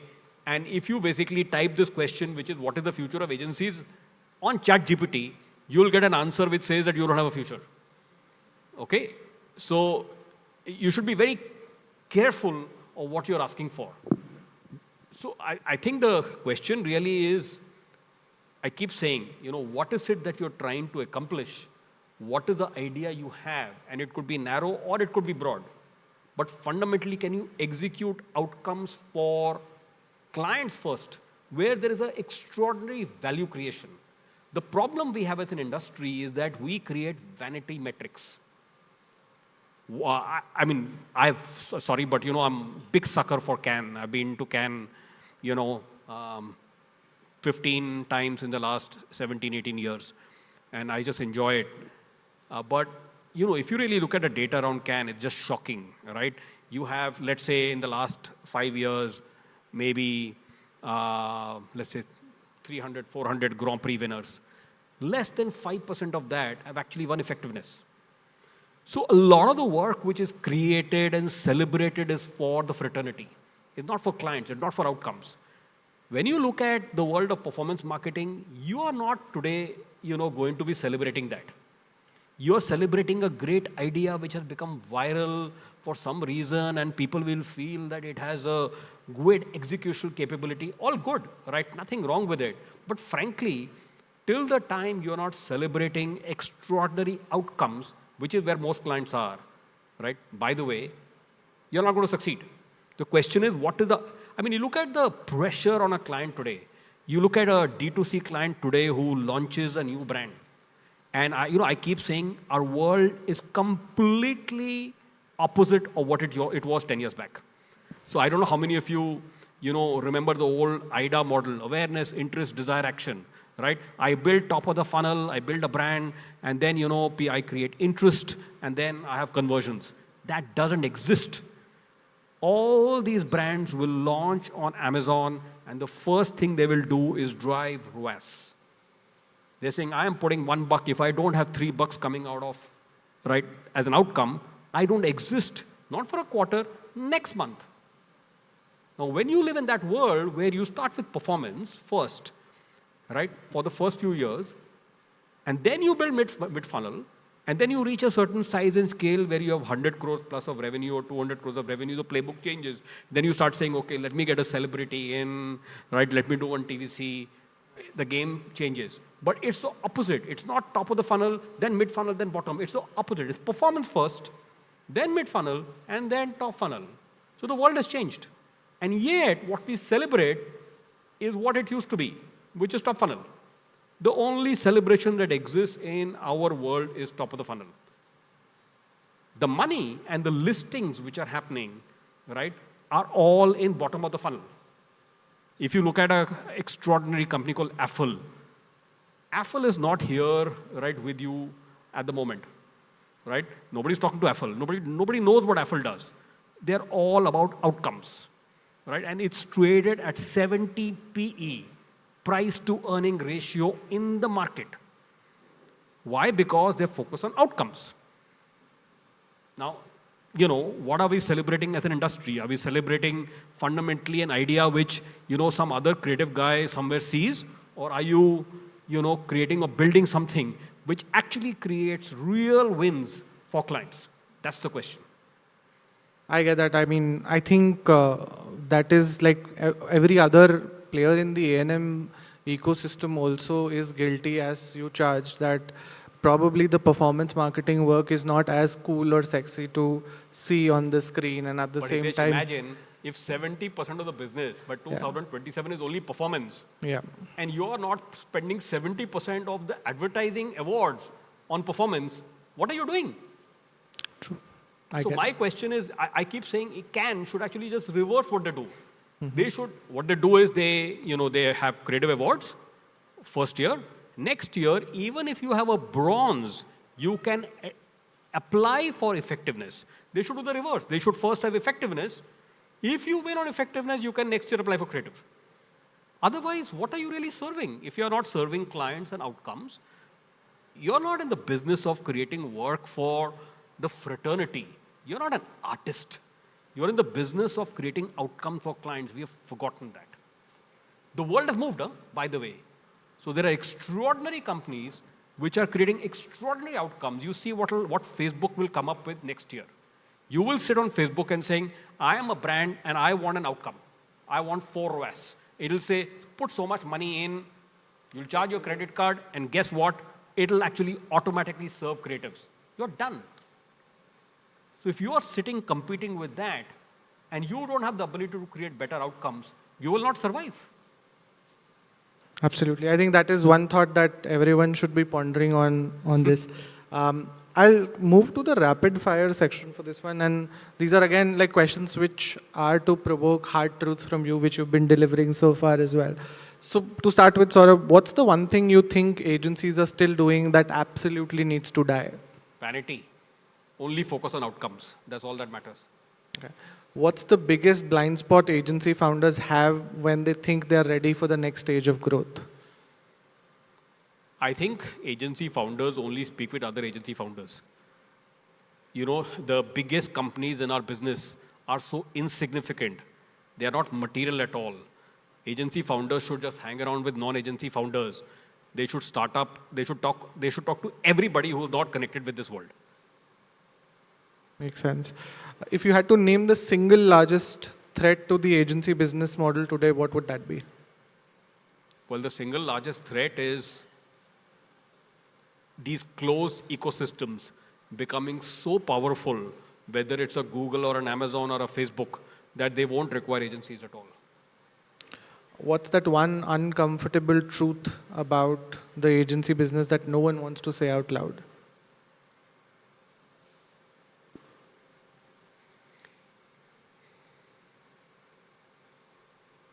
I think the biggest uncomfortable truth is that we are living the Kodak moment. And in 3 years, this industry will be dead the way it is. Everybody is living the moment, and I think you will look back 15 years later and saying, the Kodak moment happened. None of us were prepared for it. We didn't invest behind it. We didn't disrupt ourselves. We got disrupted while we knew we were getting disrupted. So this is like a frog in the, you're getting boiled. Yeah. And, nobody's having a real conversation. If you type ChatGPT and saying what is going to kill the industry, you'll get the answer. You don't need me to be here, right? And it's going to happen because it's about scale, it's about outcomes, it's about technology, and it's about using all of that to create outcomes for clients. Ultimately, it's about outcome for clients. That's all that matters. Got it. And in one line, what separates agencies that survive from those who will die in the next 3 years or 5 years that you're saying? I think it's about focusing on something where you're really good at. You have a product, not just a service layer. You're able to differentiate yourself. It's a world-class product. And you have the ability to drive outcomes using service. In India, if you exist, you need to have a service layer. Nobody will pay you just for the product. So you need to basically have a layer which is a service layer which uses the product to win. So it's not SaaS as a service, it's service as SaaS. You just need to flip it around, and that's what works in India. Got it.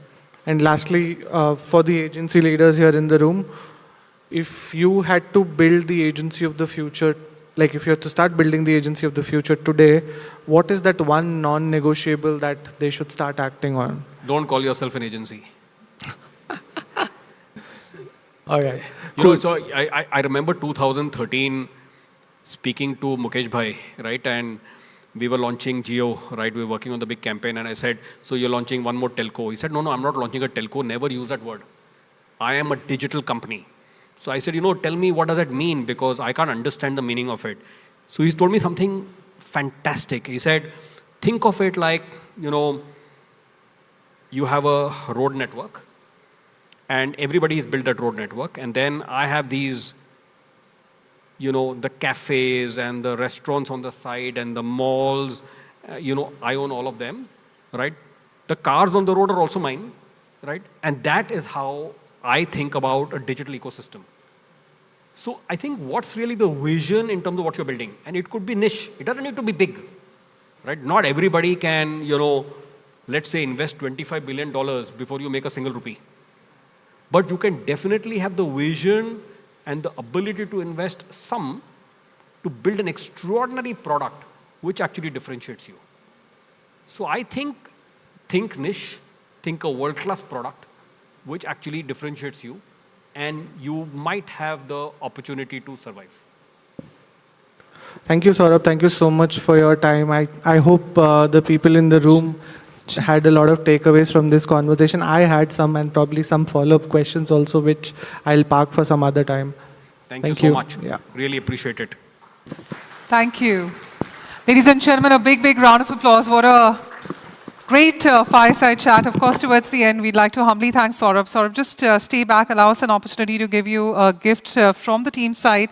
Can we request the token of appreciation to be presented? But meanwhile, if both of you can just step forward, allow us an opportunity to capture you in one frame. And of course, Hitesh, if you can do us the honor of giving the token of appreciation. Well, if you've liked the conversation, I think they deserve a big, big round of applause. What an excellent chat it is turned out to be. And as he rightly said, drive those extraordinary outcomes, focus on that big idea, and of course, the operator behind it is extremely valuable. Once again, thank you so much, Saurabh, for joining us and giving us your key insights. And on the other side, ladies and gentlemen, it brings us to our keynote address of the day. Well, playing the long game in advertising means more than just keeping up. And I'm sure because of our conversation, which was a fireside chat before, we did get some key insights on the same. But it's about staying relevant while shaping what's next. To bring this unique perspective on the long game, a conversation on leading with purpose, embracing change, and building those agencies. Ladies and gentlemen, we have somebody who has led creativity thinking at scale. With over 2 decades at Omnicom, he has shaped the evolution of some of the leading agencies, championed globally recognized DE&I initiatives, and served on international jury awards and boards.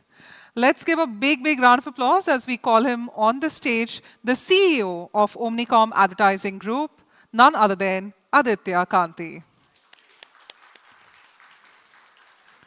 Thank you so much, Aditya, for joining us. A true pleasure.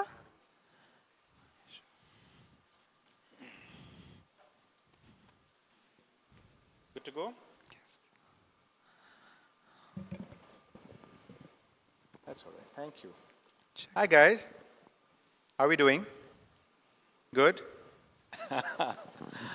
I was warned that there's no timer working right now, so I'll be careful to try and stick with the program. I'm going to speak from the heart and share 10, 15 minutes worth of my experience of the advertising agency world. Saurabh meri pitai karega abhi. I shouldn't be using these dangerous words, na? Agency and advertising, but I will. And hopefully at the end of that, we will have a few minutes for questions. I'd encourage you to ask them if anything I've said provokes a thought that you'd like to share and discuss with this group. I would like to start by congratulating the winners. I understand there's going to be, now let me get the timer going so I don't ramble. But I will start by congratulating all the winners. Lovely occasion to Hitesh and the Social Samosa team as well. Thank you for having me and for putting together this amazing lineup of speakers. Right? I was looking at all of the discussions that this audience is going to be exposed to today, and it's quite an extraordinary lineup. You've got people from exciting new startups. You've got amazing folks like Saurabh who are setting up our business for IPOs. You've got people from incredible new creative companies like Talented talking to you about what it takes to build a strong and powerful employer brand in the creative business. But the one that intrigued me the most was the panel that we have of young people, right? There's a Gen Z millennial face-off expected soon, and I think Sankalp is on it from one of our agencies at Omnicom, from the DDB Mudra group. And I reflected on it and I said, what is it that I was told that the audience by and large, I see some experienced, seasoned people here as well, but by and large is young people, right, who are in and around 5 to 10 years of experience in the industry.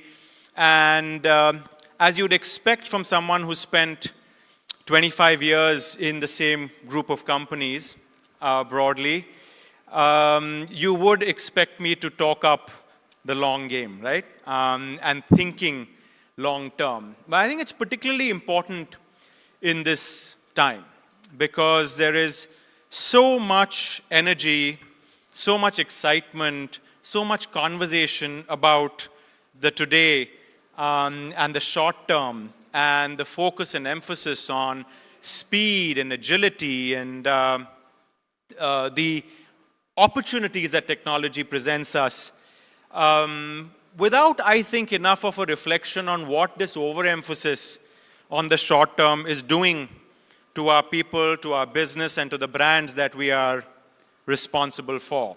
And at the risk of being countercultural in an environment where there is a real obsession, I think, with immediate outcomes, I'm going to make the case that there is deep value and enduring value, not just for the short term, not just for the long term, but for short-term values as well, right?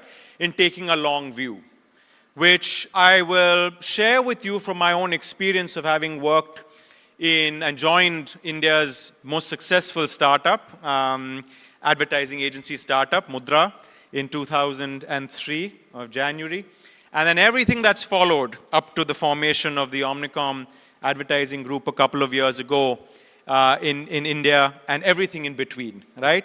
And my hope is that through these four lenses of how I've experienced life and work, you're able to take something away where when you're evaluating your life's choices, thinking about your work, thinking about the conversations that you're having with your clients or your agency partners, hopefully what I share will help you make decisions that will serve you well in the long run, but also make your everyday a little bit more enjoyable and rewarding than it is today, right? It's tough to have this conversation in today's environment because of the amount of pressure that we face every day, including being in a listed company, every quarter from all kinds of stakeholders, right, around business performance. We're also accountable to our clients for outcomes if you work in the retail-based business on a daily basis, right? I think the mistake we make is that in taking decisions that don't account for the consequences of every action that accumulate over time, I think we really undermine our business quite significantly. Let me start by talking about what it means for our careers. Let's start with a very personal kind of journey and story. I said earlier that I've been at this company well over 2 decades. I had one job before I joined this one.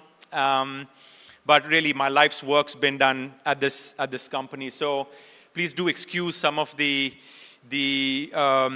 perhaps more romantic aspects of a long career in one firm, right? But there is real practical value in sticking it out. And I was given that lesson very early, a year into my job in Mudra, by a very experienced agency person when I told them that I had an offer from another company and I was tempted to move. And this person asked me why. And I said, I think I've learned everything I had to learn at Mudra, right? At that stage, Mudra, 22 years in existence, born in 1980, incredible story, like I keep calling it, with the original agency startup out of Ahmedabad, growing and expanding, becoming a national force to reckon with, but also on the radar of global companies, including DDB, as potential partners in this country. And for a young person at that age to take a position a year into their job that they had learned everything that they potentially could in that job was frankly ridiculous, right? And it took someone to tell me that, for me to address the situation I found myself in a little bit differently. As a result of that, let's call it a reconsideration of my frame of mind and why I was making that decision, I think I arrived at a set of criteria, including money, that was driving that decision, right? And I was a little bit more honest about why I was considering this new job. But in many ways, it actually changed my relationship with my work and the way I thought about what it means for people who are working with each other to be helping each other in their careers and their journey. So the advice I've always given to people who work at the company, and what little I can offer everyone in this room, the young people in this room, that until you feel like you've exhausted every avenue of growth in the company that you work with, and I think it's particularly tempting for young people, and it doesn't matter which company this is, right? As long as you find yourself supported in an environment where people are willing to have that conversation with you, the honesty of that conversation, whether it is about more money, about more work, or about designation, or about new experiences, whatever it might be, is a single most important conversation you can have with your employers or with your partners before you decide that you've had enough.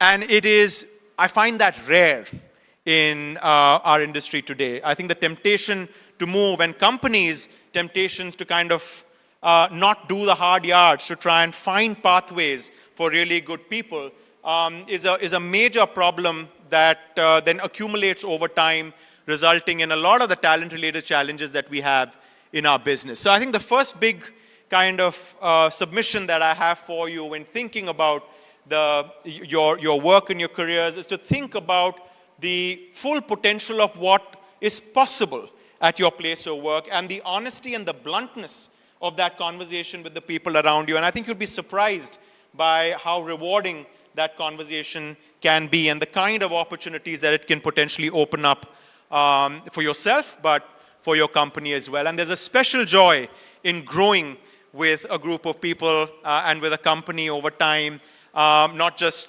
financially and professionally in terms of the skills that you develop, but also the joy of seeing your clients and your brands and and the teams around you grow through that journey as well, right? Not a very fashionable thing to say these days, but I think a very important one, right? Linked to that now is the second aspect of why I think the long game is underrated in our business. It's because of, and I'm going to now talk from a personal lens to a professional lens, which is the conversations we have every day at work, right? There's very little conversation happening about the brand. And it's very dangerous today to talk about the brand because, as has been reported in our business for a good part of the last 30 years, advertising is dead, brands are dead, ad agencies are dead, and those obituaries come thick and fast, right? And it's a very interesting thing to go back to what is being said at conferences like these 20 years ago, and you'll see the same themes. And it's amazing how enduring good companies are, right? The bad ones will obviously die, but the good ones find a way.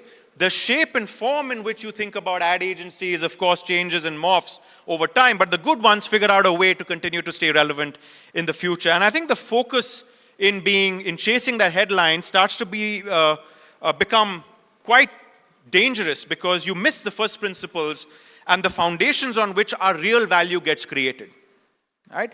Real value in our business, if you're in anything to do with the advertising industry or the media industry, the real value comes from the accumulated impact that ultimately leads to brand building, which ultimately helps our clients compete in really tough markets for attention and to be able to justify premiums, whatever price point you're dealing with. That is the only value that we create. And if we forget that and don't place every single act in our day-to-day work in light of that broader frame of the brand, you end up in a system like we have now, where we're at the mercy of tech companies and platforms telling us what it means to build brand with zero experience in having done that. And a diffidence and a lack of confidence in marketing companies, great marketing companies, which have done the first principles right and created extraordinary value and can continue to compete, provided they have the conviction that the way to win is through those first principles. Now, this is not I'm not exhorting this audience to not reinvent the way they work. I'm making a limited point that whatever you might do, whether it's in your performance marketing efforts, the bottom of the funnel or your mid-funnel work, if you don't fix the top and you don't do the work that you need to do to be salient, relevant, and noticed, those brands will hit a cap of growth. There's a reason why a lot of companies get to 100, 200 crores and start to ask the question, यार ad agency को बुलाते हैं, थोड़े ads करते हैं. Let's do some advertising. Let's try and get some brand work going. And that's not because they think it's fashionable to do. It's because at a certain point, you have to look at the way in which you're going to drive growth through scale, and that comes from establishing some form of memory structures that cut across cultures, cut across segments, and helps more and more people come in to the fold of your brand in any category. And you know, the history of marketing suggests that in every category, ultimately you end up fighting, 3 or 4 players end up fighting for a disproportionate share, right? Over a 5-year, 10-year, 15-year, 20-year period. And this work's been validated by research over and over again, including Interbrand that did a study recently to look at the companies that on the S&P 500 outperformed the others. And there was a direct correlation between distinctiveness of brand and the performance at the S&P. And I find it quite astonishing, really, that marketing folk and brand builders don't keep holding that principle and that evidence from advertising research, from the work that people like Byron Sharp have done, or Les Binet have done, and what Interbrand has done, and what every entrepreneur knows, that in the end you have to have a good story and you have to tell it consistently. Now, how you say that and what your way of getting famous is, if you have a breakthrough technology product that buys you that time, the first 5, 10, 15 years, fine, right? But that is still a tribute to scale, distinctiveness, and creativity, right? You might not use a television ad to get there, but you most certainly are doing it through the principles of brand building. And just because it's not fashionable to do it in marketing corridors today or in forums like this, I think we're missing a huge part of where value creation in our business is happening, right? So for young people in the room, try not to fall for that headline and the very glib proclamations of the death of advertising and agencies and marketing and particularly brands, right? Try and question some of the substance behind these proclamations. Look at what really has helped companies outperform over a sustained period of time and to be able to demand a premium in their categories. Because if you don't do that, I mean, discounting your way to the top is a mug's game, right? The real point of marketing and brand building is to be able to do that in a way in which you're able to extract a premium and build a moat around your business, right? The third aspect of my love for the long term comes from the work itself, right? You're going to, when you hit 2.5, 3 decades of your working life, you start to reflect a little bit on the stuff you really enjoy doing and what you want to be able to, what you want to be remembered for and what you want to leave behind. And I can promise you there are lots of short-term joys and quick wins in the business, many of which are a lot of fun and are the lifeblood of agency life. But some of the most amazingly rich experiences are developed over time. My personal journey as a strategist on the Stay Free brand over 10, 15 years, not because it was recognized at Cannes, but because it allowed me to learn about a subject which not just made me a better professional, but I think made me a better man and a better person, and my appreciation of that subject and what is possible, right, through marketing to be able to actually make a difference to people's lives. That kind of joy only comes from having done the hard yards on a category. There's a very acclaimed piece of work from one of my group companies. You may have seen it. It's called Share the Load for P&G, for Ariel. A wonderful example recognized recently in the sustainable development category by the amazing Josie Paul, who I know was here a couple of years ago as well as keynote speaker. He's the one who told me, this group of young people, the energy is great, so just speak your heart, and I think they'll enjoy the conversation. But Josie and his team, over 10 years now, have, through right proper mainstream advertising work on P&G and for Ariel, helped move that category and the conversation around what it means to share household chores in such nuanced and interesting ways every single year, right? Exploring it through the problem itself, through the woman's perspective, looking at it through the context of what the man's responsibility in the house looks like, looking at slightly older couples, and to be able to unfold that narrative and culture year after year is quite amazing, right? But this is not true only for mass media work. Again, we keep talking about digital all the time. One of my favorite clients at the agency, we've been working with them for now 12 years, Royal Enfield, been built basically on digital, right? So this principle doesn't hold only for advertising companies and large mass marketing brands. It's true as true.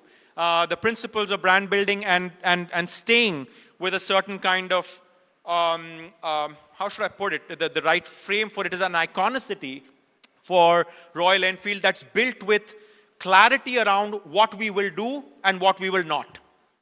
Even in the way in which we come through in social, or the way in which we present our bikes, and now ultimately, as you see in print ads and television advertising as well, in the way in which we present ourselves in mass media. So this kind of myth that brand building can only happen or should only happen in a certain form, in a certain way through television advertising is busted by a wildly successful company like Royal Enfield, which has done amazingly well on the stock market, sold hundreds of thousands of bikes and built a community, done it primarily using digital channels, but always with respect to the brand, right? So whether or not the form in which you take that course, the fact is that that outcome, as Saurabh was saying, and I do believe in being deeply outcome focused, happened because there was respect paid to brand building efforts and a belief that every incremental task every day that we take as agencies and marketing folk actually contribute to something bigger than what we have in front of us today. Our most wildly successful example of this is our client at Omnicom for 40 years, Apple, right? No one's going to argue with Apple's commercial success. A great technology company, but one that also puts the brand at the center of what it does. So hopefully through the first three lenses, which is your personal choices in your career, when you think about your life's work and your relationship with the people around you, your clients and your agencies, and that kind of that feeling that you've really done everything you possibly could to exhaust your options in your current place of work, is something that would be useful for you when you encounter your the decisions you need to make in your personal career as well. Hopefully this perspective on the value of brand building as a professional, when you walk into a room and you're being questioned on what really makes markets move and makes product moves, you're able to bring to that conversation a voice which is different from the voice that is drowning out the conversation today around brand and hyper-targeting and around performance and hyper-targeting, and hopefully be able to fly the flag for the brand in a way that is relevant to today's time. And third, in your attitude to your work, right? To give it the time and the space and the integrity that it needs for it to be truly meaningful to you, right? Whether it's in a campaign like Share the Load, or in the brand building journey of a brand like Royal Enfield, or for the Apples of the world, or in my own journey with Stay Free, there's something very rewarding, rich, and fun in taking the long view. I'll leave you with one thought, which is the fourth kind of lens, which will become, I think, more and more important as we evaluate our life's choices and advise our clients, and that is on our relationship with the planet and with culture at large, right? There is a cynicism in marketing and in capitalism that we must be wary of.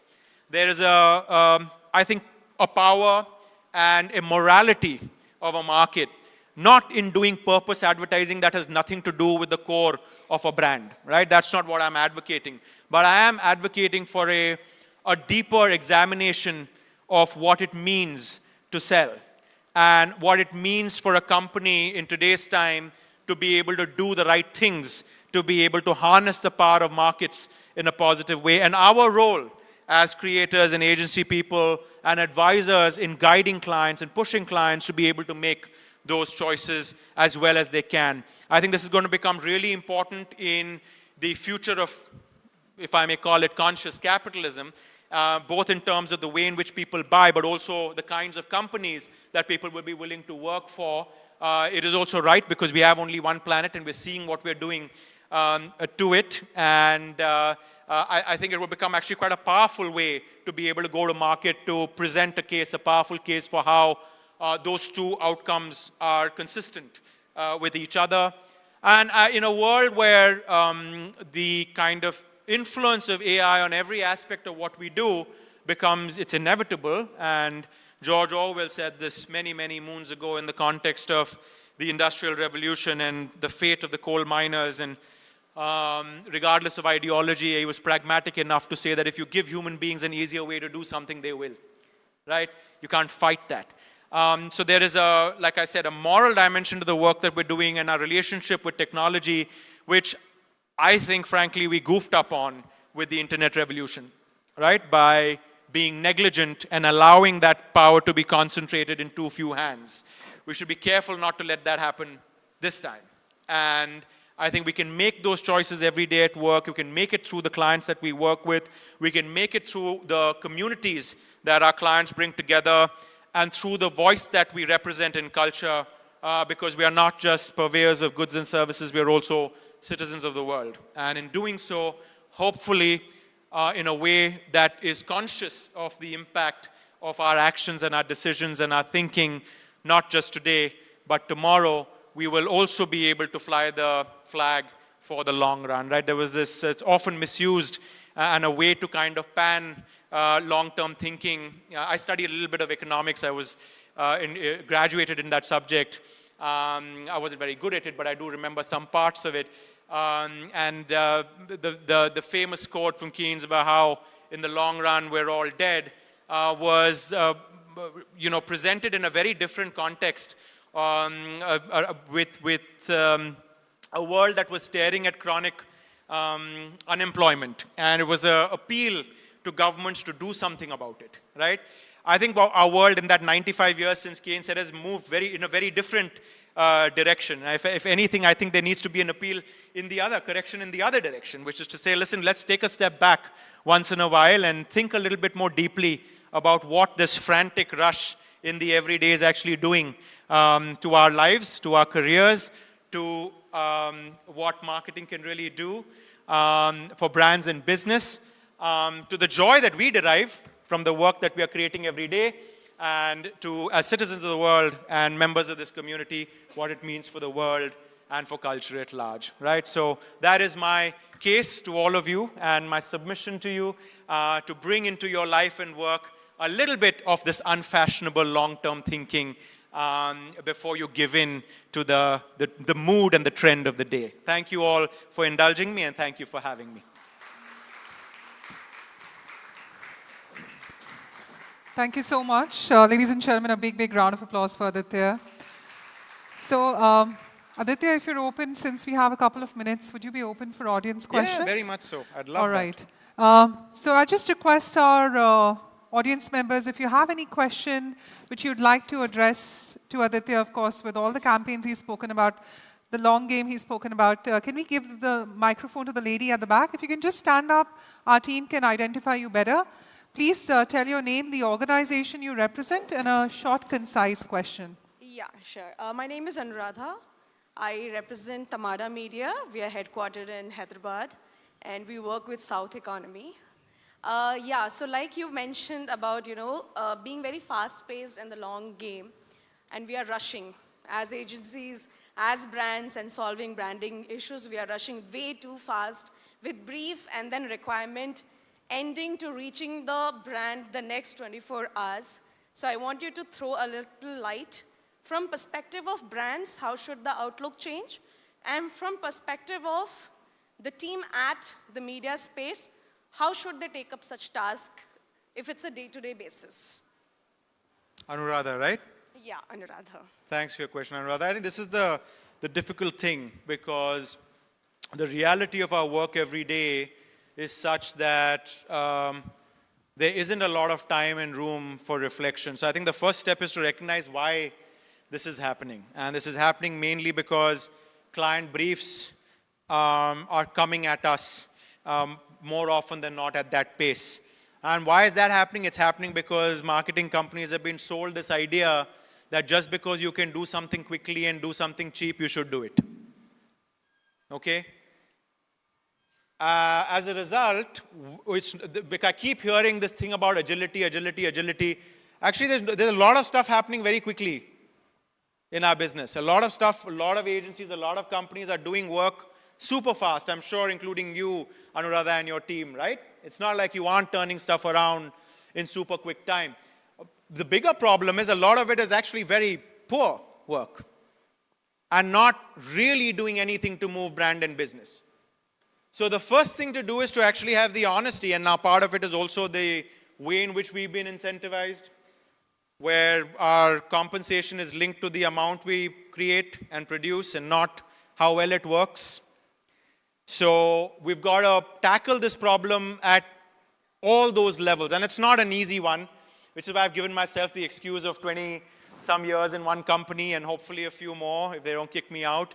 And the time to be able to fix this thing, because it's not an easy thing to tackle, right? You've got to start from examining why we are in the position we are. And my reflection on this is a lot of it has to do with supply side pressure on marketing companies, their own conversations with their boards, that you're spending too much money on too few things.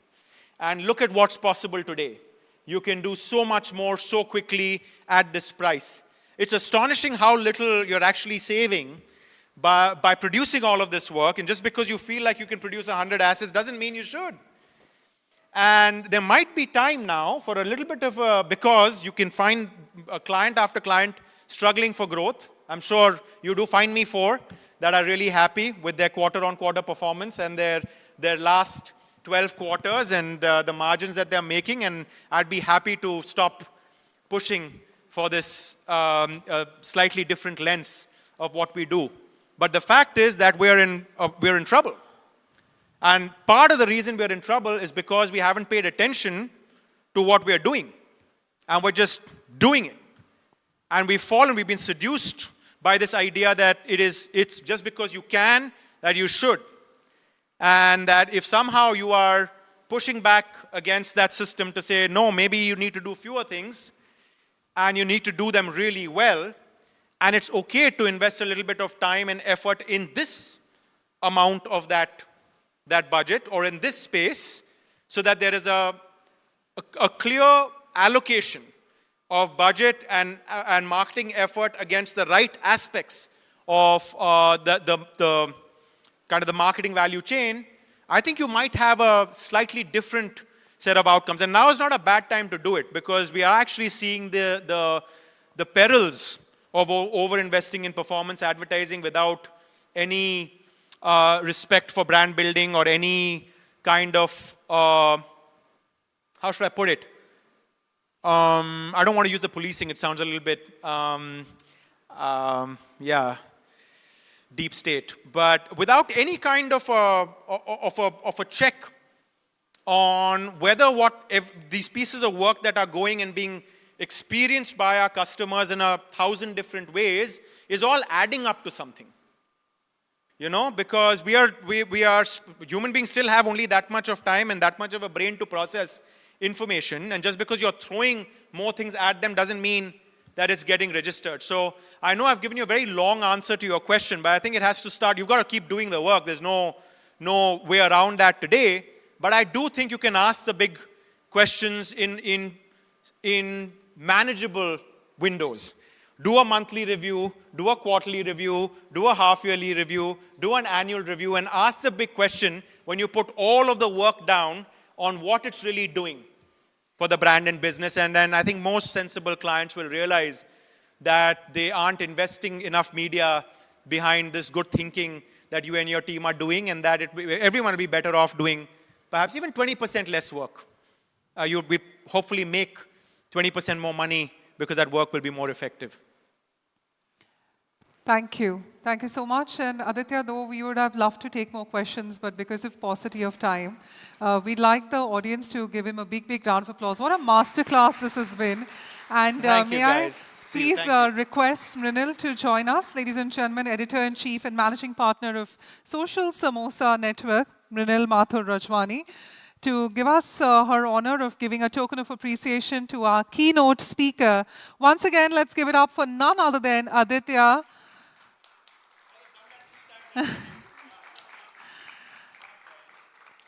Of course, so much to learn from his session. And as he rightly said, that every growth opportunity in an organization should be explored. Spoke about the brand building aspect in terms of principles of the brand building and, of course, accumulated impact of all these brands. Thank you so much, Aditya, for joining us. And, of course, on the other side, ladies and gentlemen, let's move ahead to our next pivotal conversation. Have you ever wondered what does it take to build an agency that challenges the old rules and create the new ones? Because it's now time to change the game. And today we have with us a person who's ready to share her playbook on culture, creativity, and ownership. In the past 3 years, if you agree, Talented has become one of the most closely watched agencies in the industry. Ever wondered why? Because they have chosen to build differently. And here's to walk us through the 3 years of experiments, honest learnings, and the big shifts of how we think about talent, leadership, and scale. And it's a true honor that we have with us the speaker joining us. Let's give it up for the founding partner and creative at Talented, none other than Vinay Fardulani. Thank you so much, Vinay, for joining us at AgencyCon. Over to you. My deck is cute. Hi, everyone. It is so wonderful to be here today. Am I audible to everybody right at the back? Yes, wonderful. It is incredible to see so many people curious about Talented's playbook. I think when we started off, I'm sorry, I'm just going to take a second and make sure I'm all set up. Can I get the clicker?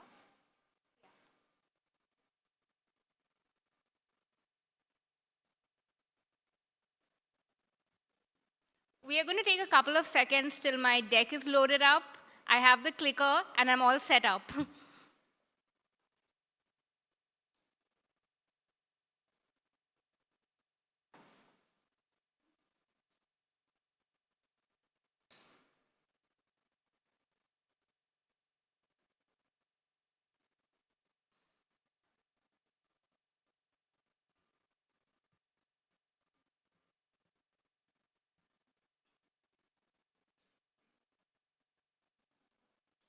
No.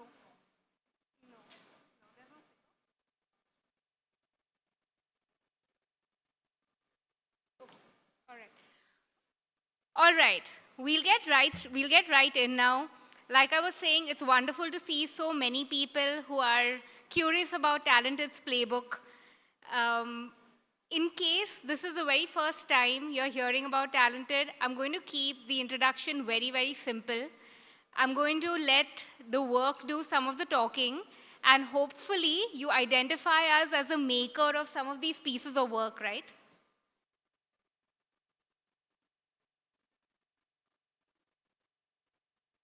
This should have audio.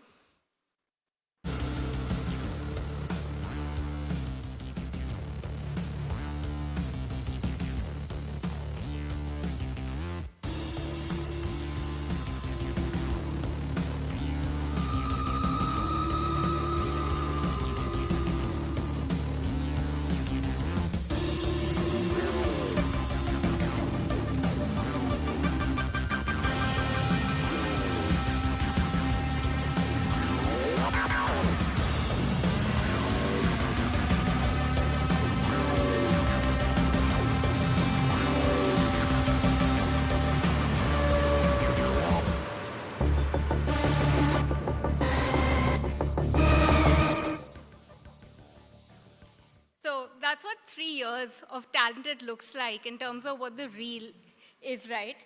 But I'm going to share a story today that I've usually just shared in really small groups.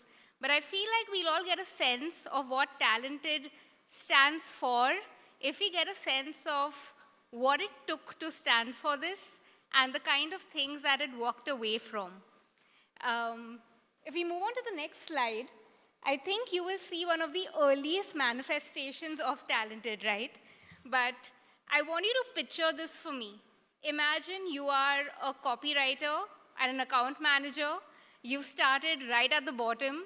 You've given more than a decade of your career to a single agency, unheard of right now. And then you're at the cusp, about 10, 15 years into your journey, as the youngest ever CEO, CCO duo of a massive network. And you're at the cusp of launching a campaign that is going to make a moment in global advertising. Everyone sort of knows it. Now you have a choice. You can either stay at that place, you can take your flowers, you can accept and bask in the glory of creating Indian advertising's 1983 moment, or you feel like the work here is done, I'm going to move on to my next idea. But here's the catch. The next idea is both unknown and untested. Lucky for a lot of us, and for the uninitiated, I'm talking about a story that's about 5 years old, under Gautam and PG's leadership, who are also the co-founders at Talented. The Unfiltered History Tour happened. It's a campaign for which we had to Google the plural of Grand Prix. And at that very moment, when it was winning across a lot of stages, it happened under their leadership, Talented had quietly begun. Because it felt like Talented as an idea was so long overdue, it didn't make sense to wait to just bask in the glory of it. So you see a picture of this tiny little Udupi called Airlines in Bangalore over multiple butter masala dosas. The idea of Talented started getting conceptualized. And there, that scribble is the very, very first manifestation of Talented. Do great work, get great sleep. I think in PG's handwriting. So this is what Talented's early idea was, right? It came from a sense of, what if we had to build an agency that's obsessed with talent? And while over the years, there are so many ideas that we spoke about, I think one of the early ideas around Talented was, let's start an agency that puts out in the world 100 great ideas. And the moment we feel like 100 great ideas exist in the world, we'll shut shop. Of course, that was an early idea. We moved on from there. That's not a way to run a business. But it did lead to something very interesting, right? There was a sense, and we are very far away from this dream at this point. So you can expect a few more years of Talented for you to consume. But I'm going to take a moment to talk about the very first idea at Talented. Can we move on to the next slide? The first idea cracked at Talented was that Talented will be employee-owned. And I feel that was sort of a game changer for a lot of us. In the first year, about 22% of the floor had ESOPs. Today, about 50% of the floor has ESOPs. And this is not something that is reserved for a few in the leadership. It's for folks across the board, people who are just starting out in their careers and show that kind of ownership and want skin in the game. Last year, on this very stage, my colleague, Aransha, who leads People's Experience, spoke about how the minimum guaranteed pay at Talented is 7 lakhs. So if you're a fresher, starting out, fresh out of college, and you join Talented, you can expect to get 7 lakh when you start your journey. That number today stands at 8 lakh. And on our 3rd birthday, which happened just a few months ago, there was another historic first that was announced for the Indian advertising industry, which was an ESOP buyback, which meant that for a lot of early believers, they could take vested parts of their equity and convert it into immediate cash value at 4.5x the premium. Now, while this may not sound like a very big deal for people in tech, it is the very first in the Indian advertising industry. And now this brings me to the bigger question. Why should you care about the financial instruments at Talented? Because the log line of our playbook is that if you create an agency that is obsessed about how talent is compensated, that is obsessed about how talent is credited, and that is obsessed about how talent sleeps at night, you won't have to worry about the kind of work and the quality of work that you're doing, and you won't have to worry about client retention. People show up every single day as co-owners, as people who are not just working at an agency, but building an agency. And the early signs of that existed. I remember 20 days into Talented's journey, there was no office, we were all working out of our bedrooms. Britannia, which is a 135-year-old legacy, trusted us with their business. And I feel that's because it shows in how people speak, like show up every day on calls, right? I find it crazy that almost every single client that works with us, and Talented is a premium creative shop in the way we price, feels like they're getting the better end of the deal. And I feel that's primarily because every single day, they speak to employees who almost act like co-owners. Every day, I feel like I'm working with about 60 fellow entrepreneurs who are working with me, all of whom have come together to build this handbook, which has the tiniest details of how we work. You can scan this if you'd like, and this can be like a very nice guide as I continue talking. But it talks about our time off. It talks about why we exist. It talks about no follow-ups. Should we be camera on or camera off? How do we do meetings? What our side hustles look like? So on and so forth. And it's incredible that this is written not by just one or two people. It's written by the entire agency coming together. Now, let's say you are a group head or you're a creative director, and if you feel like, hey, this feels like systemic change, like I really need a system that's built like that from the top down, and I feel like I don't have those instruments available to me. The idea of building together, of course, needs to come from a certain core, but it also shows up in really, really tiny ways, which if you are a team lead or if you're a manager, you can very, very well start off doing and have come from an intent of there are a lot of decisions that we can all make together versus making people who come into work every day feel like life is happening at me. I have no idea what's going to happen on Friday. I have no idea what's going to happen on Monday. Will I have access to my weekends or not? I'm not in control of any of these decisions. And I'll show you, I'm going to build this deck of like a bunch of screenshots that gives you a peek into how a lot of these things are fairly simple to implement. If we move on to the next slide, you will see our very, very first Monday morning call. This is the 1st of Feb 2022. It's a bunch of us. That's me in the frame with my, you can see my headboard at the back.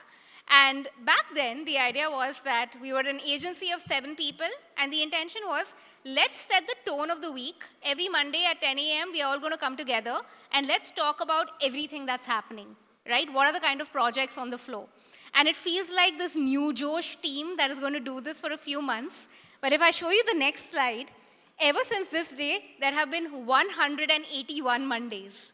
And this is from one of the last few Mondays when everyone continues to show up. Now it's about 60 people, camera on. And people still talk about, hey, these are all the projects on the floor, even at our size. People can raise their hand up and be like, I want in on that. And there's no vertical stopping them from saying that, no, you can't sort of work on this project because you're not part of this vertical. Because interest and passions can't be stifled in verticals, right? They don't work in silos like that. It's also a place where we rate our work. So before the work shows up in the world, everyone on the floor rates it out of 10. And that's a sense of, are we actually doing great work, or do we have this crazy veneer and self-patting sense of, sure, we are actually doing great work. It's a wonderful way in which we hold each other accountable. And when we talk about these tiny avenues, right, a Monday morning call is a simple thing to do, just as simple as releasing polls. I think no one uses the poll feature as much as we do, And polls are a great way to get people to participate. When do you think lunch hour should be? Is it 1 p.m. to 2 p.m. or 2 p.m. to 3 p.m.? And let's try our best to make sure that we keep this hour ping-free, away from any kind of client calls. Of course, we fail every single day. I was on a call at 1 p.m. today. But there's also an intent to remember, hey, remember, most people don't like to do this. Can we just move this by 30 minutes? And these things feel so possible, right? Every year, before what we like to call Founders Day, which is the day we were conceived, 1st Feb, a few weeks before 1st Feb, Gautam, who's our CEO, will typically send an email out. And it's an email that requires about 30 to 40 minutes of deep focus. And it's going to be a survey with about 10 questions. And the questions will be as existential as, if talented didn't exist in the world, what would happen? What is the one thing you really want for yourself? On a scale of 1 to 10, you know all of those principles that we spoke about, do great work, get great sleep. Where do you think we stand on all of these principles? And I find it incredible that some of my youngest colleagues feel very comfortable having their name on that survey and speaking exactly how they feel. I think when it comes to great work and great sleep, we are at a 5, but we can do so much better over here. And that becomes room for actual conversation, for us to talk about that, okay, sure, that's on the handbook, but feels like we've scaled far too much to stay true to that. And maybe it's time to edit that and relook at it. And I think something incredible happens, if we move on to the next slide, when people feel that they are not just responsible for that next caption and the next post and that next print ad. When people feel that, hey, my point of view actually matters on how we work and how we are building. I remember one of my colleagues, someone who'd been in the system about 2 years when he joined us at Udaipur for our offsite, and he said, you know what, it's fair that when there's a new hire in the team, if there's a new account manager, say, joining us, that folks in the account division sort of do the interviews. And, senior folks, so on and so forth, account directors take that interview. But ultimately, this person comes in and works cross-function. This person works with art and copy. Why can't we have a more diverse panel doing interviews? Why can't a copywriter sit in on an account manager's interview? And that felt like a fair enough ask, and we've changed that. And I feel like when there is a sense of, I can give an idea over there, and if more people feel like this is doable, this is implementable, this adds value, that's going to happen, I feel more people show up from an adult state. Like, I genuinely feel every day that I work with such adults that I feel a little almost childlike, because when I was 23 and when I was 24, I didn't show up with that kind of vision and maturity. But it shows up in the little things, how people talk about time off. I feel like people are so comfortable on a Monday afternoon dropping a message saying that AFK for the next 45 minutes going for a haircut. And what it'll have is a volley of emoji from everyone across the team. Or people talking very openly about their side hustles. Most folks at Talented either serve on the board of a company, have their own business, or are musicians in a band, and they're open about a lot of these side engagements. And there are very normal conversations about the non-negotiables of working at Talented, but the fact that you will be supported.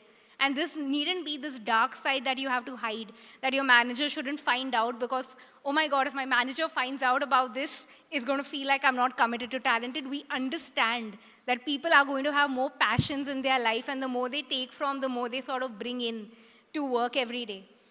One of my colleagues wrote this post called on creating the culture of mending hearts. Her name's Manal, and it's one of my favorite posts because it talks about how people at Talented often message on all hands, I'm showing up at a 70 today, or I'm showing up at a 40 today, which is the sense of, despite everything, I'm actually like not at 100.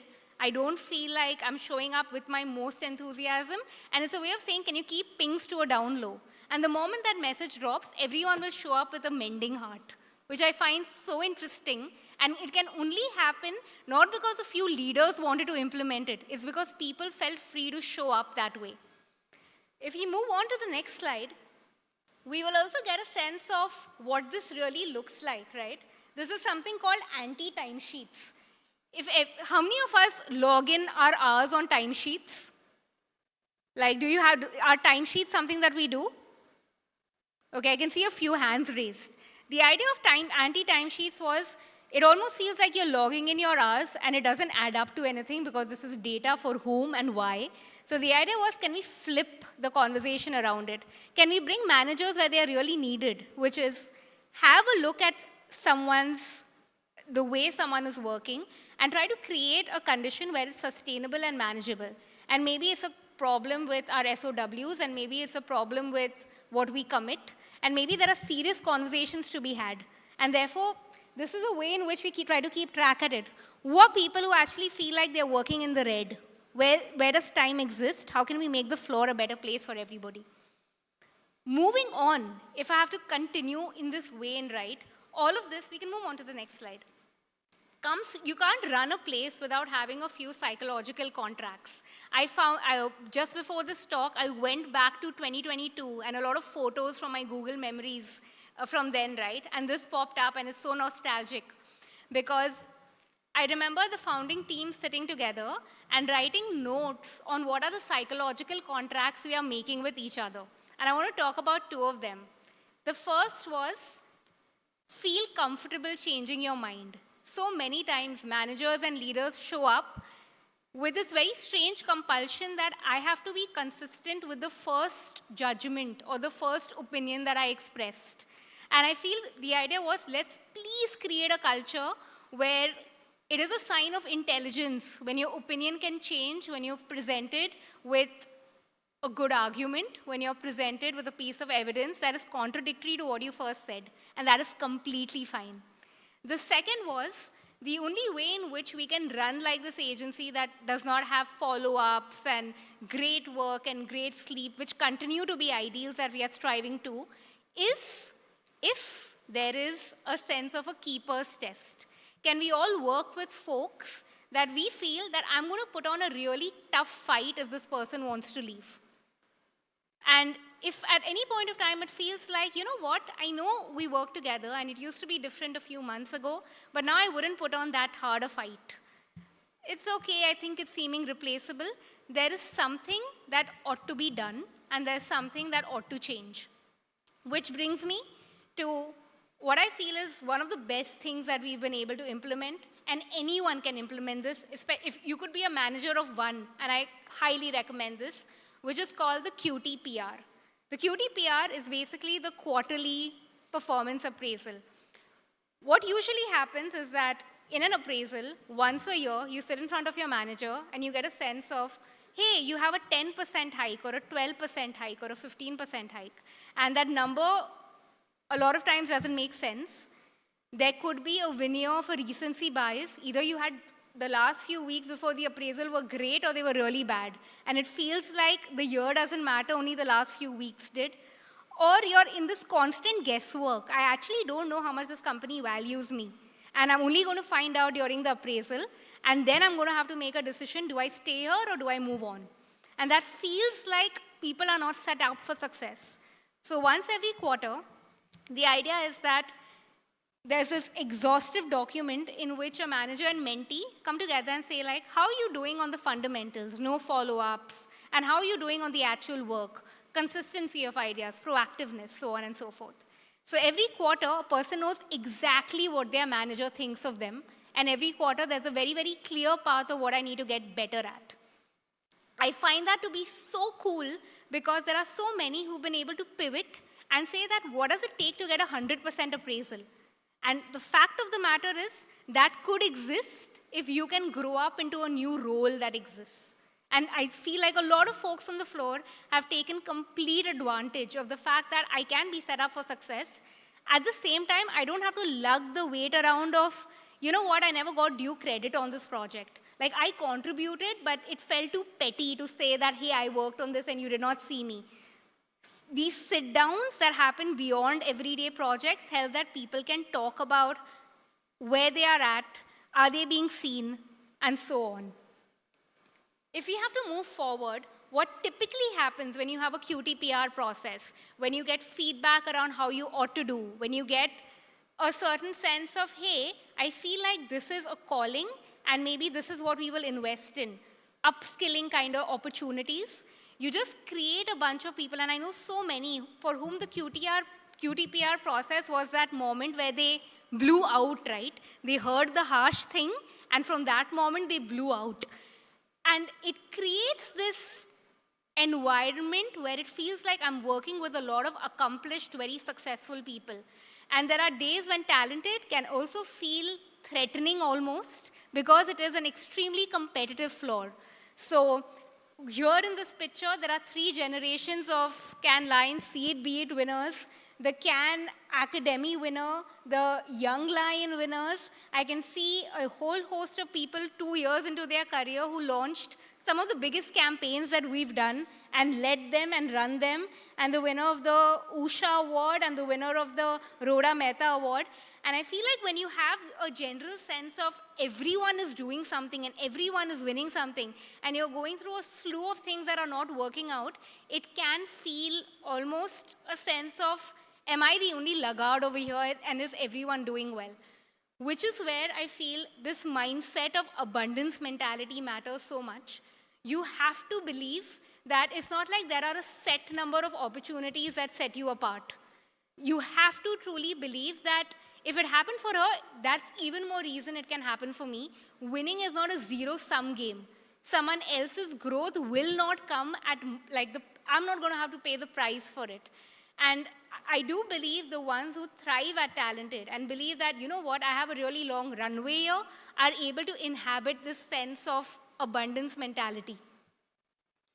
Going ahead, if we have to move forward onto the next slide, when you come from a place of abundance, you don't just give great amount of credit internally, that sense of credit also flows externally.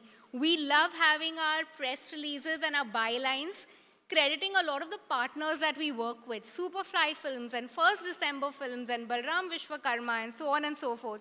And the idea is let's celebrate and have the spotlight on as many creators, because no work is created in the agency client silo. It happens with a whole host of subject matter experts and freelancers coming together to make that happen, right? And when all of this sort of falls in place, where we started off from, when you start an agency that's employee-owned, you take from there and have people who show up as co-owners. There are little ways in which, from Monday morning calls to polls, where people feel that I'm building this and things change when I have a voice here. It shows up in how, in the work that you do, it shows up in the kind of clients that you attract, it shows up in the general maturity of the floor, and ultimately, how everyone likes to give credit.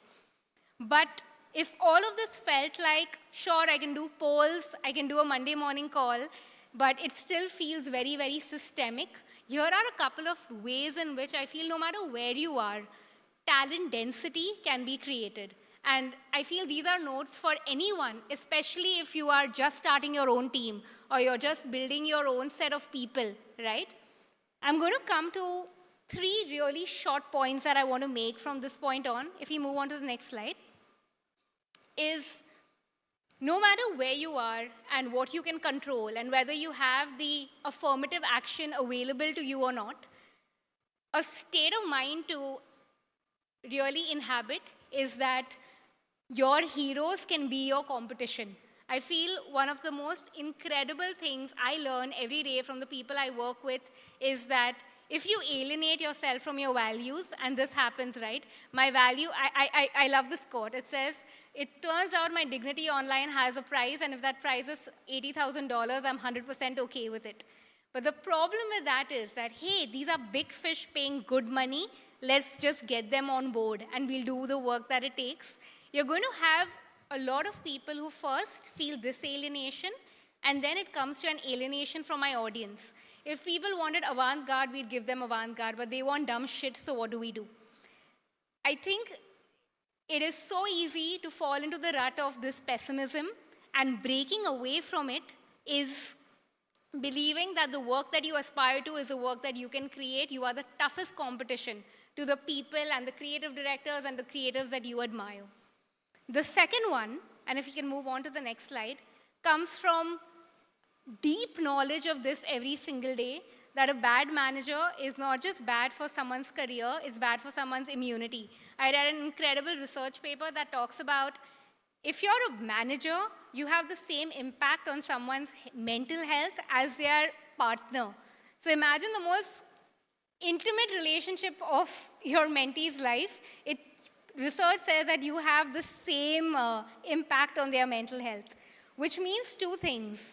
One is, of course, who is a bad manager? And I don't want to talk about the toxic idea of the manager that we all know and loathe. I want to talk about the other kind that is also emerging, right? Which is a manager that is unwilling to step out of their own head because they are unwilling to be disliked. Some of the best things that have happened in my career have happened because someone looked at me and said really, really harsh things. Because they cared less about what I thought of them and they cared more about my own career path. There's a term for this. It's called insincere manipulation. When you're sweet talking your way through, you know what, let me share this feedback in the most sugar-coated way. This person won't even know that what I've passed on is feedback.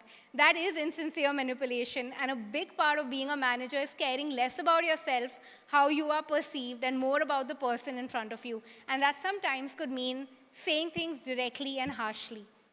And last, but not the least, if we move on to the next slide, give first. I know this is almost unfashionable to say right now.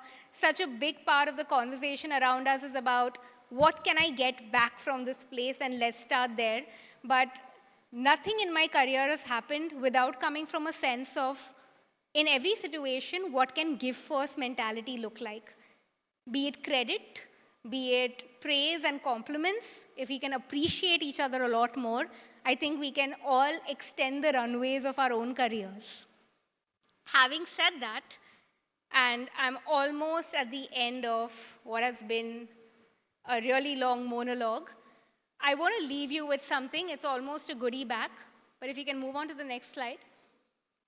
It is this: agencies are asset light, and the one thing worth everything to an agency shuts their laptop, gets out of the door, and leaves office every night. There is no agency that is built without the work that we do. And it is such an incredible reminder that none of us have the option anymore of being silent passengers to what's happening in the industry. And with that, this is the handbook. Feel free to scan it. That's a piece of talent that you can leave. If there's anything over here that's implementable, we'd love for you to have it. This is something that we ourselves have crowdsourced by looking at a lot of the agencies that we admire. So expect a round of curation that's already done and ready for you. Thank you so much. Thank you so much, Vinayfer. Of course, always great to have you join us on stage. And if I may request you to please join us in the center, allow me an opportunity to invite Siju Raju, AVP Business at Social Samosa Network, to please join us and help us in giving a token of appreciation from the team side.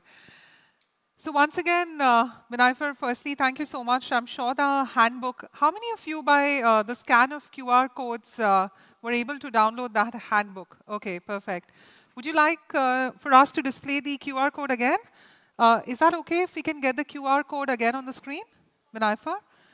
Just allow me an opportunity to once again relay the QR code from the team side. We just want maximum people to be there. And Vinayfer, just allow me an opportunity if you can just stand there, yes. Ladies and gentlemen, we'll give you a minute more to scan the QR code, but for the time being, if I could request Siju Raju, AVP Business at Social Samosa Network, to please join us and help us in giving a token of appreciation to Vinayfer. A humongous round of applause, ladies and gentlemen.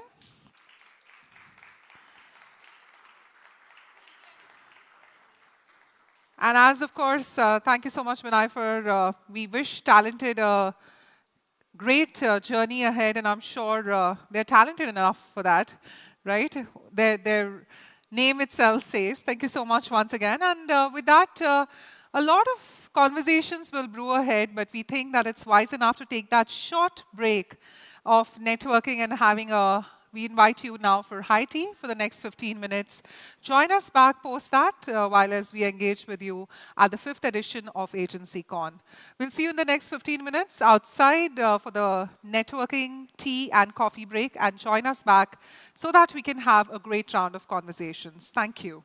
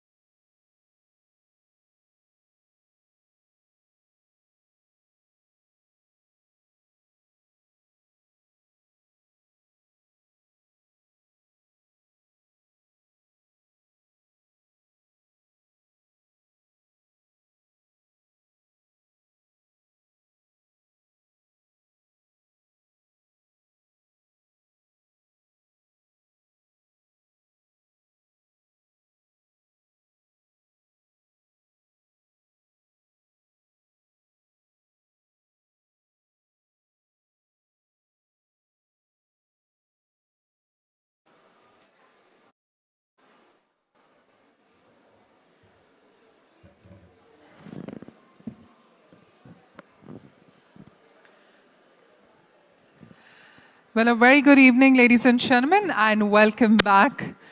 Firstly, we hope that you had a chance to refresh, recharge, and of course, have those beautiful, because you had some coffee or tea, and beautiful conversations, because we're now here diving straight into a conversation that gets to the core of what it means to make an agency ready, not only for today, but for tomorrow as well.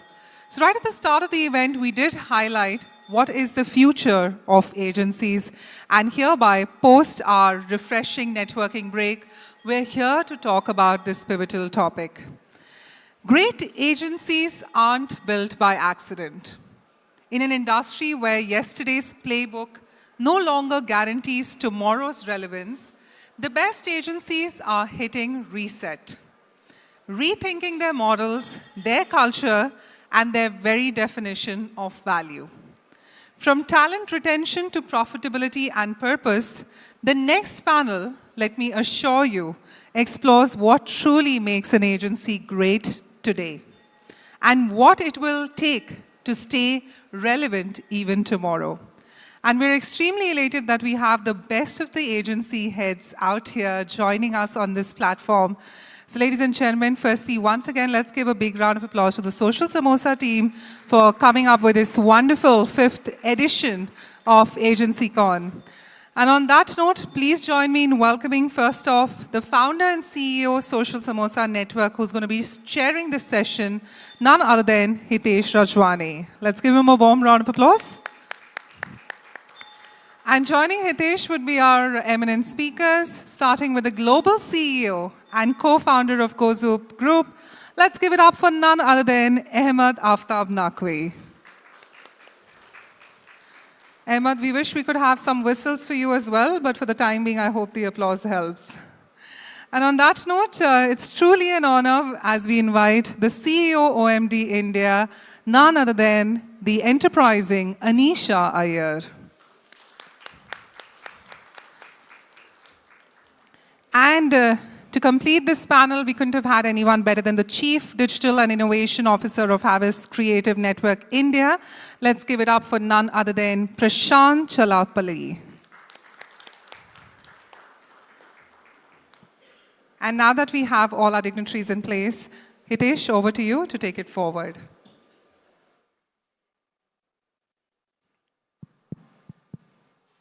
I hope you all had a great break. We put samosas on the menu on purpose so that we could pull in crowd, but I think a lot of you enjoyed the samosas and we are kind of late. How many of you had samosas in the break?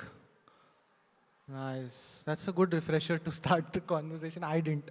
I think Bhavna has already set the context for the topic and I'll straight dive into it. And to help even the audience decode, maybe we could start with you, Prashant, on what does greatness in an agency really look like today? And according to you, where are agencies actually falling short of that standard? I think I'd like to start with the word great.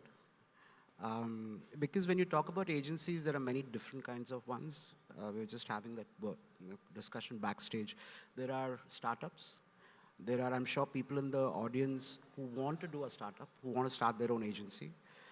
Then there is somebody like him who's an independent and a very large independent agency group. She represents a network, a global network. I represent a global network. I think the first question is, as a CEO of an agency or as a founder, you need to define what does great mean to you. Great at what? And great for who? If you're a very creative person, you would say greatness is about the work, the awards. If you're a business guy, you would probably say, before getting to be great, let me make it profitable first. Because at the end of the day, whichever kind of agency you are, if you're not profitable, you're not going to survive for a very long time, given especially with what's happening in the industry and the world. So I would start with defining greatness for yourself. And then I would say, okay, if I want to be great, whatever my definition, I'm not saying it's the easiest way, but what is it that is within my expertise I can do? For example, if I have a very deep background in my career in the BFSI space, I would focus on that because I know that space. And then I would say pick 2 or 3 spaces that you really know well, that you don't have to start off from the ground researching, and try and build a moat around that space. So I think today there's a lot of agencies out there who are building you could be a mile wide and an inch deep, or you could be an inch wide and a mile deep. And there is space for both. But I would say that we're seeing a lot of consolidation, even within agencies, and there are a lot of independent agencies probably which a lot of people haven't heard of, but they're clocking 10, 12 crore revenues by focusing on one industry. So there are a bunch of agencies who are BFSI experts, and you probably won't have heard that they don't win a lot of awards, but they're extremely profitable. Because when you look at, for example, a BFSI, it's not just a TVC that you're doing or social media. A lot of the BFSI, even just take mutual funds, there are 45 mutual fund companies in India, right? And it's not only about TVC and digital and social. Distributors form the backbone of any AMC. The website is important. So if you understand the regulations around which a BFSI company operates and you become an expert at it, you're building a moat around yourself. So then you can scale that. And then you can scale, for example, if you have entertainment as an expertise, you can scale that. And there are agencies who are doing this. So I think greatness is about how you define what it stands for and then being able to do it in a very profitable way. I would say these would probably be the building blocks, whether you're resetting as a large existing agency. But I think the mistake would be trying to be everything to everybody, because then you're spreading yourself too thin. There's a question of talent. There's a question of how much salary can you pay, how much profitability will you have. Real estate is not so easy. So again, as I said, if you talk to somebody who's at the business end of things, you'll get a very different reply. If you talk to somebody who's a creative guy, you will get a very different reply. So I just say that. Anisha, your thoughts on this? Look, I have a very simple answer to this. I think happy teams and happy clients make great agencies. It's very, very simple. And in that order, not happy clients and happy teams, but happy teams and therefore happy clients. And that is the only way to have a great agency. I mean, beyond a point, I think you can't shy away from the emphasis of product and profit and blah, blah, blah. And I'm not undermining those, but you can be a set of 10 people extremely happy and motivated and passionate, have 2 clients that you do incredible work for, and they're really happy, and that's a great agency. So in my mind, if my teams are not happy, if they don't wake up in the morning and don't have a kick in their step, they shouldn't come to work. And if they do, then for all of the fake motivation that comes into work will never translate to good work. That will never translate to happy clients. That will never translate to anything good. So yeah, for me, it's simple. Happy teams first, happy clients, agency is great, no problem. Absolutely. I think people are at the core of the business that we are into. Ahmed? Well, I have a slightly different take on this. I agree with what Prashant mentioned on great work being a component, great numbers being a component, and also what Anisha mentioned around client satisfaction being a great parameter to it. But in today's time, when we have so many new agencies coming in the industry is growing. I think a great agency is not just defined by great numbers or great work or great campaigns, but by greatness is also defined by having a spine to say no to unrealistic pitches and broken processes for pitches, a spine to say no to unrealistic timelines, a spine to say no to toxic client behavior.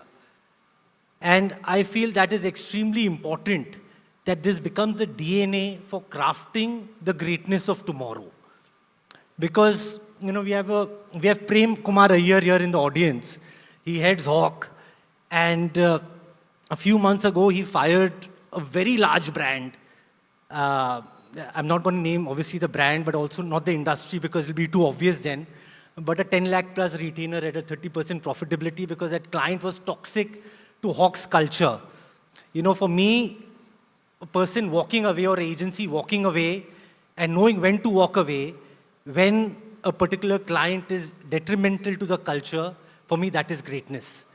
And greatness also is at every level. It doesn't just happen at the top level. You know, as Anisha mentioned, a person doing good work and going back home, feeling satisfied, and having a peaceful sleep, that moment is also a moment of greatness. So for me, it is enterprise-wide. It is about creating a culture of level 5 leadership where there is not just one or two geniuses in the organization which are driving and everyone following, but how can you create a culture where leaders are born for the industry for tomorrow? For me, that is greatness. Got it. So I get different perspectives on how you are defining greatness, but I think through the day I've heard opinions from a bunch of agency leaders who are talking about how we risk, like agency business risks irrelevance, and then even this topic is structured in a way that we're talking about a reset. So I want to understand what is that, like what is the trigger, or why is it that you think in today's day and age that the agency model or the agency business needs a reset? Probably we could start with you, Anisha. Okay, look, I'm a firm believer that every 3 years, I think you should bring your house down and you should rebuild. Throughout my career, I have done that.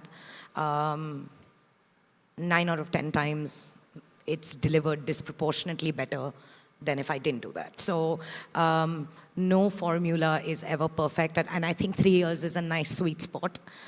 In that sense, it's not too soon, but it's not too long either. But you must really have the courage to bring the house down, because that essentially means rewriting what your agency stands for or what your department stands for, how clients look at you, how people look at you, whether they wish to continue their journey with you or not. And I think the hardest part, though, in my view, is the more democratic you are about that process, either with your people or with your clients, the more complicated it gets. But if you're not democratic about it, it'll never work.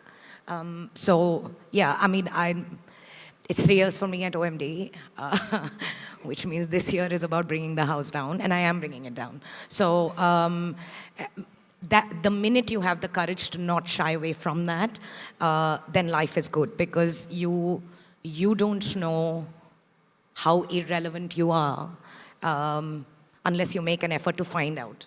And more often than not, I think people, whether it's whatever appraisal scores or TRRs or whatever they do in order to figure out whether a client is happy with you or not, they're very transactional questions or very transactional inputs that you get. But I think the need is really to sit down and work on the relationship, because that's what matters. And if you're able to set that, then there's transparency and honesty both sides. And then if there's enough inputs from there and enough transparent inputs from your team, then you can bring the house down and rebuild. So, yeah, I mean, my general sense in the last, 2 odd decades is that every 3 years, even if it's an amazing, outstanding agency with a rocking P&L, bring it down and rebuild, because you just have to. I'd like to build on what she said, because I think it's a very interesting thing that she pointed out. I don't know why all of us are surprised that there's a reset, because this has been happening since advertising was created as an industry.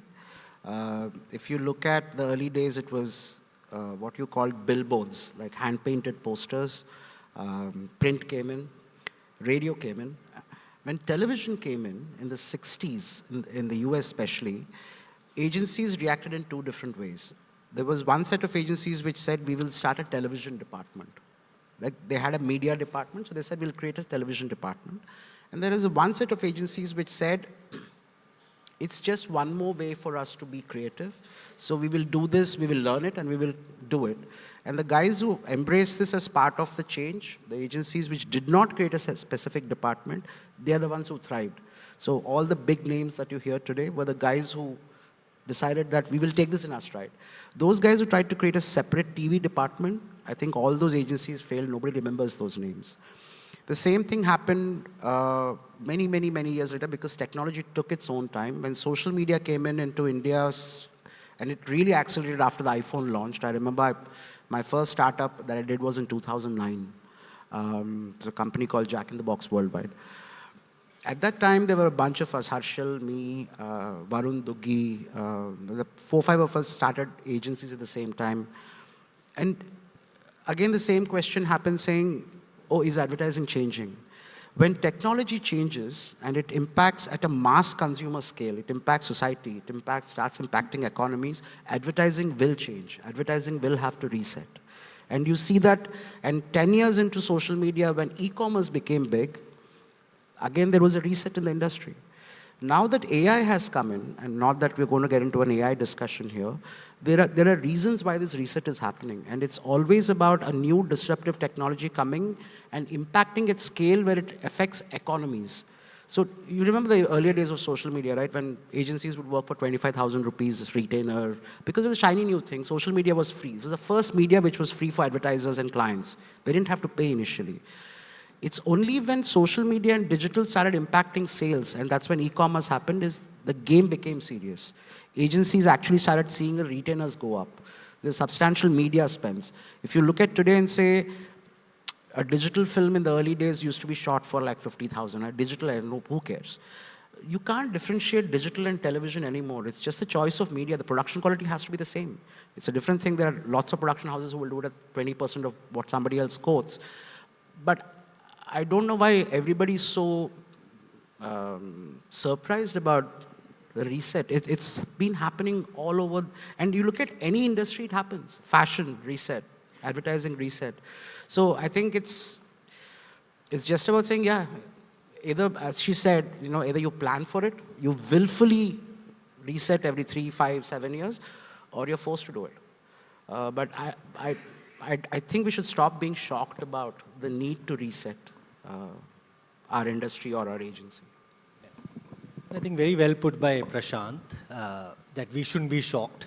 It's obvious that change is a constant in our industry and we have to foresee that and be 2 steps ahead.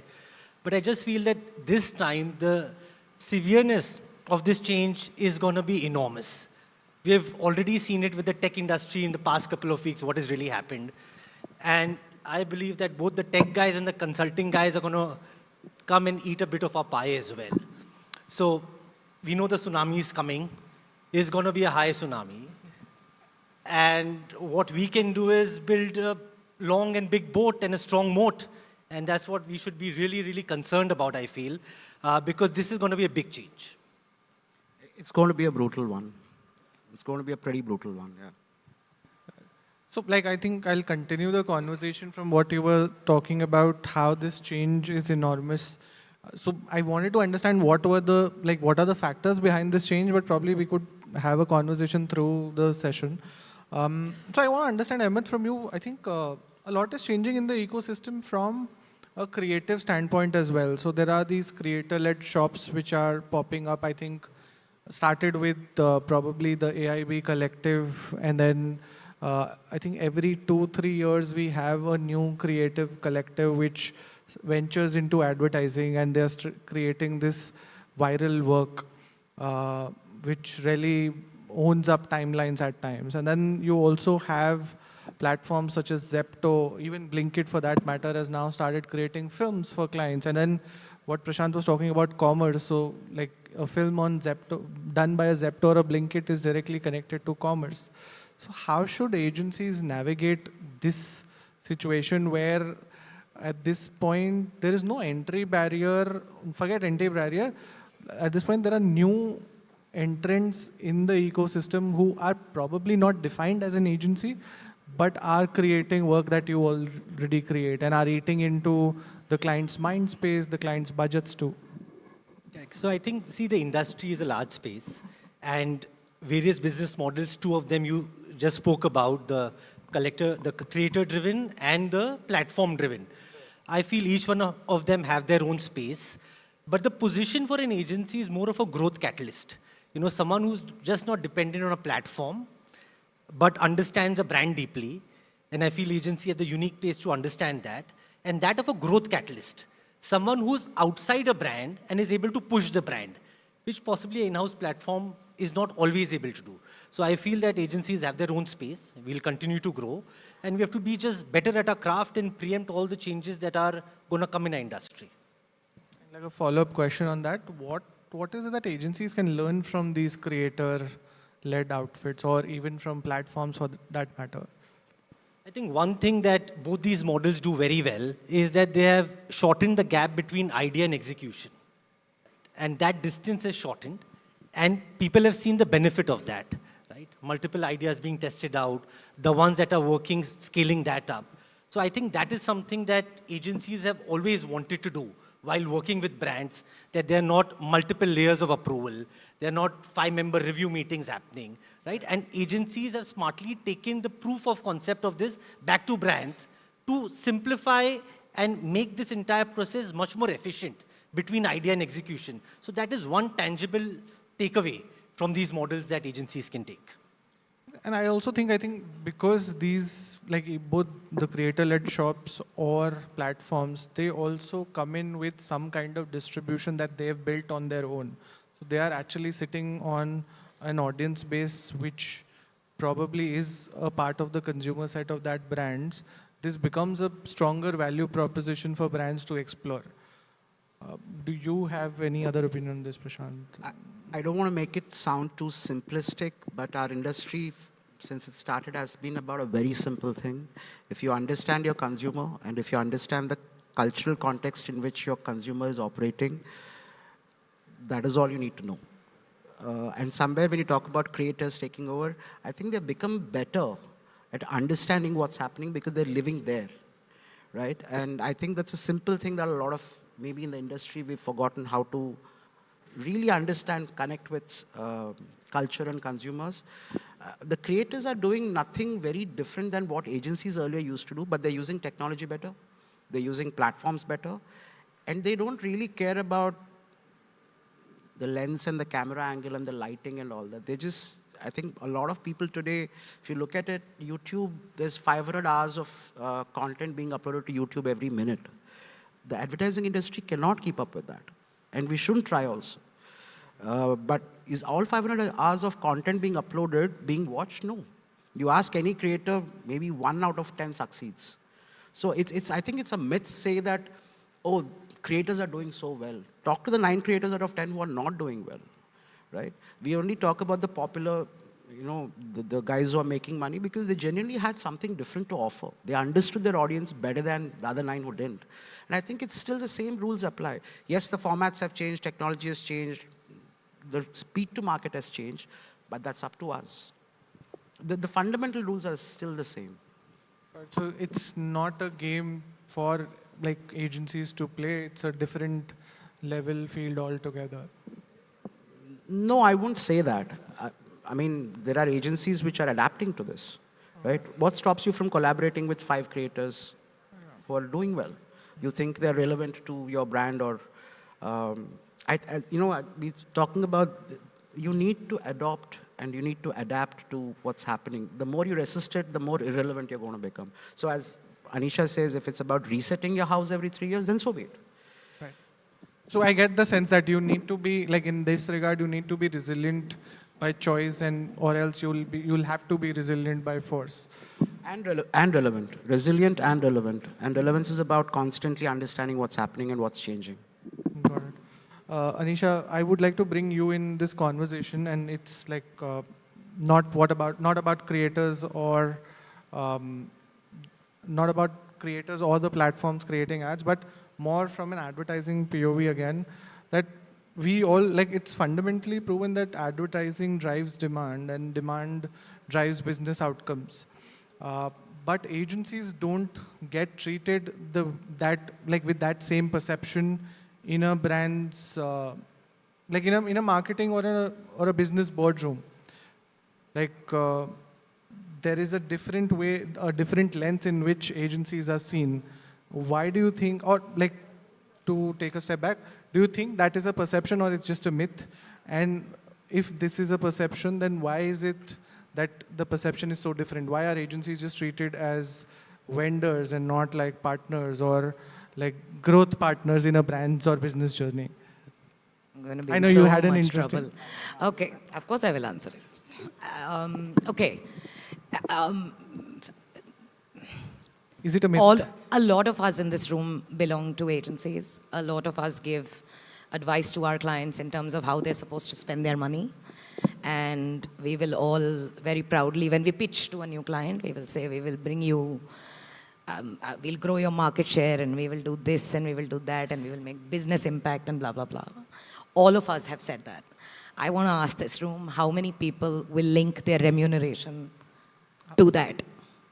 And if you can't do that, then please don't bullshit about business conversations. Look, there is a severe sense of accountability, at least I can say this from an OMD standpoint, that we build, and I don't have a problem of not being relevant in a boardroom. None of my clients or my agency does. And the reason for that is a severe, severe sense of accountability, not of reach and frequency and clicks and all that crap, but about whatever you're able to do with volume and value. That if you can't do, then whatever you're trying to do, and it may not be all on you, but so what? If you're in a global organization and that organization doesn't do well, you don't get bonuses. You may be a country that does well, the rest of the organization doesn't, and you're like, shit, too bad. Right. Why can't that apply when it comes to clients? And I think most of us don't have the gall to do that. If we start to do that, then it gets better. I will also tell you, and I'll give you a hack. People who manage businesses, try mirroring your business leads' KPIs to the marketing head's KPIs. I do that with all my business leads. Every single business lead of mine does not have an OMD KPI. Their KPIs are exactly what the CMO's is. A large part of my KPI delivery depends on a weighted average of my client's business delivery. I don't earn my money if my clients don't do well. And this is serious neck on the line. You don't do that, then you have no business to stand in a boardroom and say, I have conviction, I've seen this in my experience, and I'm able to deliver that to you. A lot of us say it, but the minute you ask somebody to put their neck on the line or money on the line to do so, people won't. So my point is simple, that there is, I had a client last week in Delhi. I'd gone for a meeting, and it was, he was the owner that I met, and whatever, I did some 4 or 5 slides of presentation to him, but he said, all this is fine. He said, I have only one question to ask you. He said, tell me, months when I do well, does your team feel happy? And months that I don't do well as a company, does your team feel bad? And if that's the case, then I'm good. Then I don't want to ask you anything else. He's saying, if you don't co-own my business future with me, then you're not my partner. And that's all. So there is a heightened sense of accountability that is required. Everyone will talk about it, but nobody will write it down. I'm okay to write it down. Shant Ahmed, you have something to add to that? No, I completely agree with it. I'll go back to the beginning of what I said. That's her definition of a great agency, right? That might not be the definition some other agency owner has.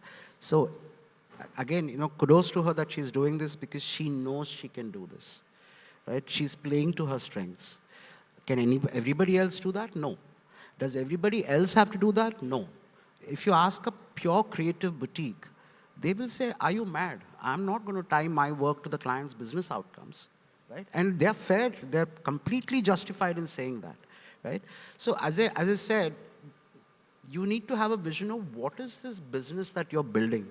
How are you going to judge whether you're good at what you do, great, or the greatest? If you can't define that at the beginning, you'll just be chasing every other client, every other brief that's coming your way.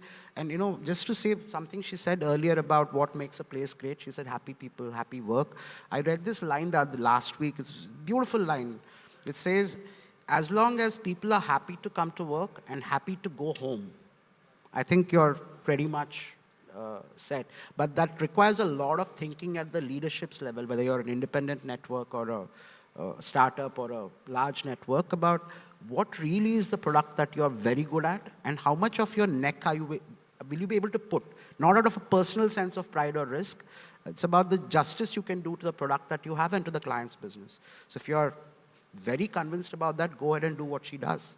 But I don't think everybody can do what she does. And neither, it's fair for people to say, I don't want to do it. It's fine. Then you go build something else. We'll add just one line to it.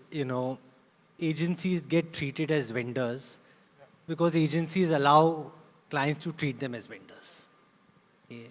The moment we stand up for what is right, I think things can be different. Most agencies make the mistake of being too eager to please and too slow to protect their own talent. So I think that's why a lot of agencies get treated as vendors. And I think that is like good 80% of agencies out there. Like what Anisha said, the client that you have who stopped you midway during a meeting and said that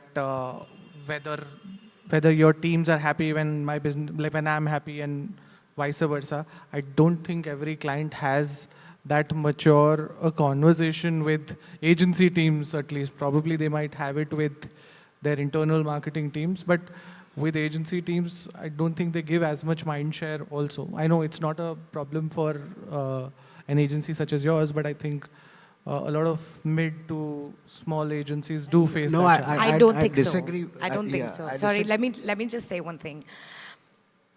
Being honest, to his point, right? Having a spine and having an honest conversation has nothing to do with how much somebody is bankrolling you at all. I have seen enough businesses that I have acquired over time, which have had a vendor-ish relationship. This exact same client, the same people at that client, today have drinks with us. And we didn't do anything magical. We were just honest. And if we didn't agree with something, we would say it. We've had times when we've walked up to the client and said, if you don't fix your distribution, I will not take your campaign live. Go to hell. And if you can say that, then they know that you own up to the business, not otherwise. So this is not about trying to be a doormat or trying to please or any of that. This is conviction, and this is ensuring that there is primary relationship and honesty and transparency. And if that doesn't go both ways, then such clients and agencies should part ways, and it's okay. Yeah, I think what he said, for me, the 10 lakh is just a coincidental number. And, he might be a 100 crore agency and 10 lakhs might mean nothing to him. It could have been a 1 crore account also, and it still wouldn't have meant nothing to him if it was going to come at the cost of his people and his culture. Yes, if you're a small agency, will you sack a 10 lakh client? That's a choice then you have to make between, do I want my team to be here or do I want the client to be here? But I think the number is sort of coincidental in this situation. So the point I was trying to make was not about just small agencies, just that I think with small or mid-sized agencies, the access to someone at the top of the chain is difficult initially. Obviously, once they prove some merit and they deliver, they get some access.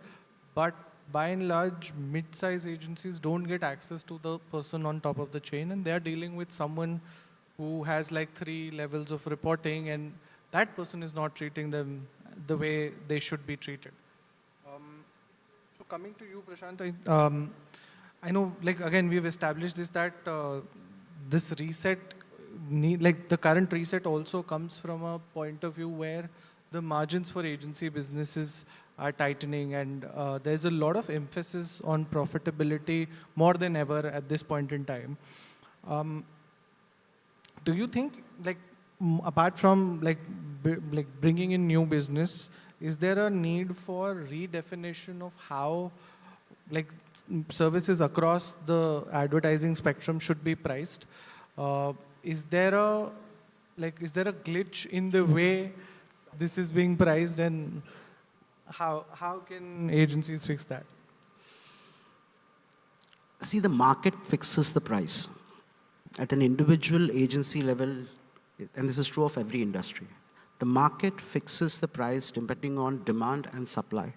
If there is oversupply, take rice for example. If there's too much rice, the price will fall. Do you stop selling rice? No, then I also have to start selling dal, other grains. So I think that diversification of your services and your revenue streams is going to be important.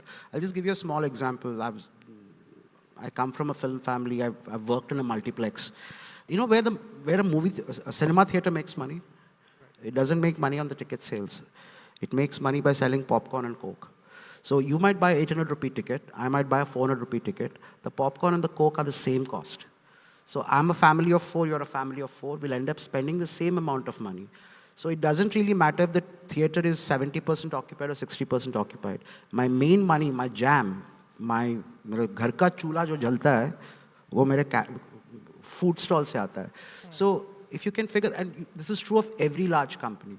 If you look at Unilever Skincare, their big business, their cash cow, I don't know if it's true now, but when I used to work on it, Fair & Lovely. Fair & Lovely was 70% of India's skincare market, not just fairness market. So you need to build those moats. You know, again, what he had said and what I was saying in the beginning, if you have a very strong central anchor expertise, build a moat which is nobody can break, then you can diversify. But if your main thing is going to be under threat, then your entire foundation is gone. So yes, you need to be diversified. You can't depend on one revenue stream because the market might change. I'll give you an example. I had a very large client. I was running my own agency for a few years. Russia invaded Ukraine. My client called me and said, we are very sorry, but we can't advertise anymore. One of the largest atta brands in India. You know why? Because Ukraine is the wheat bowl of the world. There was no wheat supply left. So I can't be ignorant about Russia invading Ukraine. Israel and Palestine are going through a big war. Yes, there's a lot of global outrage. I was living in Goa for 4 years. You know the impact of that? Tourism in Goa dropped because 30% of Goan tourists were Israelis. Russia, Ukraine, 30% of Goan tourists were Russians. You talk to the local businesses there. They're all dead because there's some war happening somewhere else. So yes, you have to be very cognizant about what's happening and you have to build multiple revenue streams. There is no other way today because you never know what something happens somewhere and it's going to impact your business some 10,000 miles away. Anisha, you were saying something while I was framing the question. I mean, you had something to add. No, I'm just the question, right? I mean, this whole pricing debate, I think, has been gone on for way too long. So it's just hilarious the number of times that question gets asked, and there is no straight answer to it. But yeah, I mean, it's a dog fight. That's the truth, and it's not just a fight for the agencies. I think. Let's take a minute and also recognize that it's a fight for the marketeer as well. They are not living annual P&Ls anymore. They're living quarterly P&Ls. They are under so much more pressure than agencies ever would be because the wallet is theirs, not ours. So, yeah, I mean, it's pretty equal or slightly more in that sense. So you are, bound to face the heat a little bit, and that's okay. So I think, Prashant, you mentioned about like agencies having multiple revenue streams and not just relying on a certain model.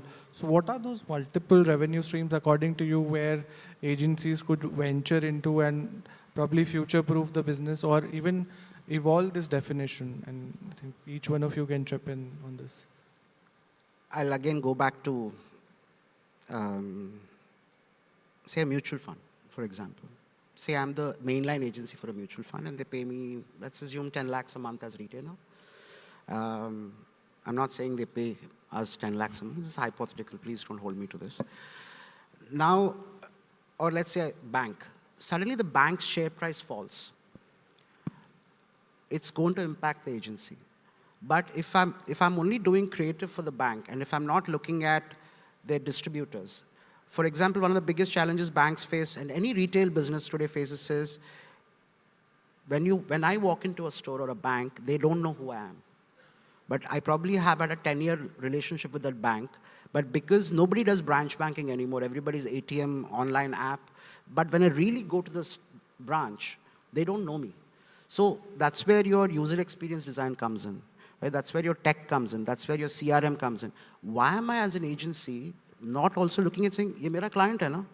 Why am I not looking at everything else, right? So it's, you can take one client, a substantial client, and say, instead of one revenue stream, and this is, I think all of us now these days do it, provided your agency has those capabilities. So I think it's very common sense. I already have a client. Why would I spend a lot of time trying to acquire 10 more when I can, and that client is probably spending 70% of his money on something which I'm not. Like you talk to a mutual fund company, they'll say the number of activations they do in a year is crazy, right? They're probably spending 10, 15, 20 crores on activations, and you're probably getting 1.2 crores as retainer. Why aren't you getting into that? So it's just figuring out where the money is and how do you then future-proof yourself. So identifying some pain points that that business might have and solving for it so that you... No, what she said, it's about being obsessed about your client's business. That's, the client makes money, you make money. Simple. And this is like a 30, 40-year-old principle we've all been taught when we were young, saying, Ki, think like your client. His pain should be your pain. Yeah, then you also pay us the money, which is fair. Maybe I'll add 2, 3 things beyond the obvious. I think advertising agencies should seriously think about business consulting so that you get that seat, you get that seat on the table as true partners and also are able to monetize it in the right manner. And it's obvious, I think, agentic AI is something that should be explored very seriously by agencies. And a lot of agencies are also very successfully today monetizing IPs. I think those are 3 ways in which possibly revenue diversification can happen. As a hardcore servicing guy and as the most abused department in an agency, I would say be a damn good AE, right? Dhande ka kabhi problem nahi aayega. You forget that you're, I'm not saying servicing from a dirty way, but the role of a servicing person is to basically run the business. It's not about me representing agency to client and client to agency and me taking the pain and getting galis. No, I run the dhanda. So if I'm very bloody-minded about saying I want to understand what this client's business is and I want my agency to profit from this and I want to do good work, that's being a bloody good AE. And I would say 30 years into this business, I still focus every day on saying I want to be the best AE I can be. And that's how you stay relevant. And whether you're a creative person or a designer or a writer, all of us are in the service business. The client doesn't exist, you don't exist. Simple. Anisha, any other business model you think that makes sense for agencies? Yeah, I mean, unless somebody's just willing to give us 5 crores every year for doing nothing, that's a great business model to have. Okay, I'll move on. So what's that one concrete change agencies must make at this time? Like you were talking about breaking the house down and rebuilding it again. So if you had to start doing that, what is that one thing that you'd start with? You break the house down. I mean, that is exactly what you do. In the rebuilding phase, I meant. Like I said, you have a democratic conversation with your people, with your clients. Your clients' needs have changed in 3 years. Your people's needs have changed in 3 years. So the same guy servicing the same client may not make sense 3 years later. Or it may make sense, but you have to take a minute and think about it. So you bring your house down, you reset the entire practice of your agency one more time. Rebuild your talent to businesses, understand what businesses need, and don't be afraid to have conversations with somebody saying, you're riding the tomorrow bus with me, or you're not riding the tomorrow bus with me because you haven't grown up enough or made yourself upskilled enough, or whatever that may be. And it's okay to have that conversation, because by allowing that to fester, you're not doing yourself a disservice, you're doing that person a disservice. And the minute you understand that is when a lot of what we see around us right now will not happen. So the more honest your feedback is to people, then you don't have to wake up, shake up, and do things that's happening in the business, and it shouldn't, because your responsibility to get work done out of somebody, your responsibility also is to ensure that that person understands where they stand, and then it's up to them. So yeah, but rebuild, don't be shy. Most people will walk away because of lack of courage of having that conversation. Indians generally are very non-confrontational as people and very emo in that sense. But I think not having that conversation is worse than you don't have to be rude about it, but you can be objective about it, I think. Ahmed, do you have something to add?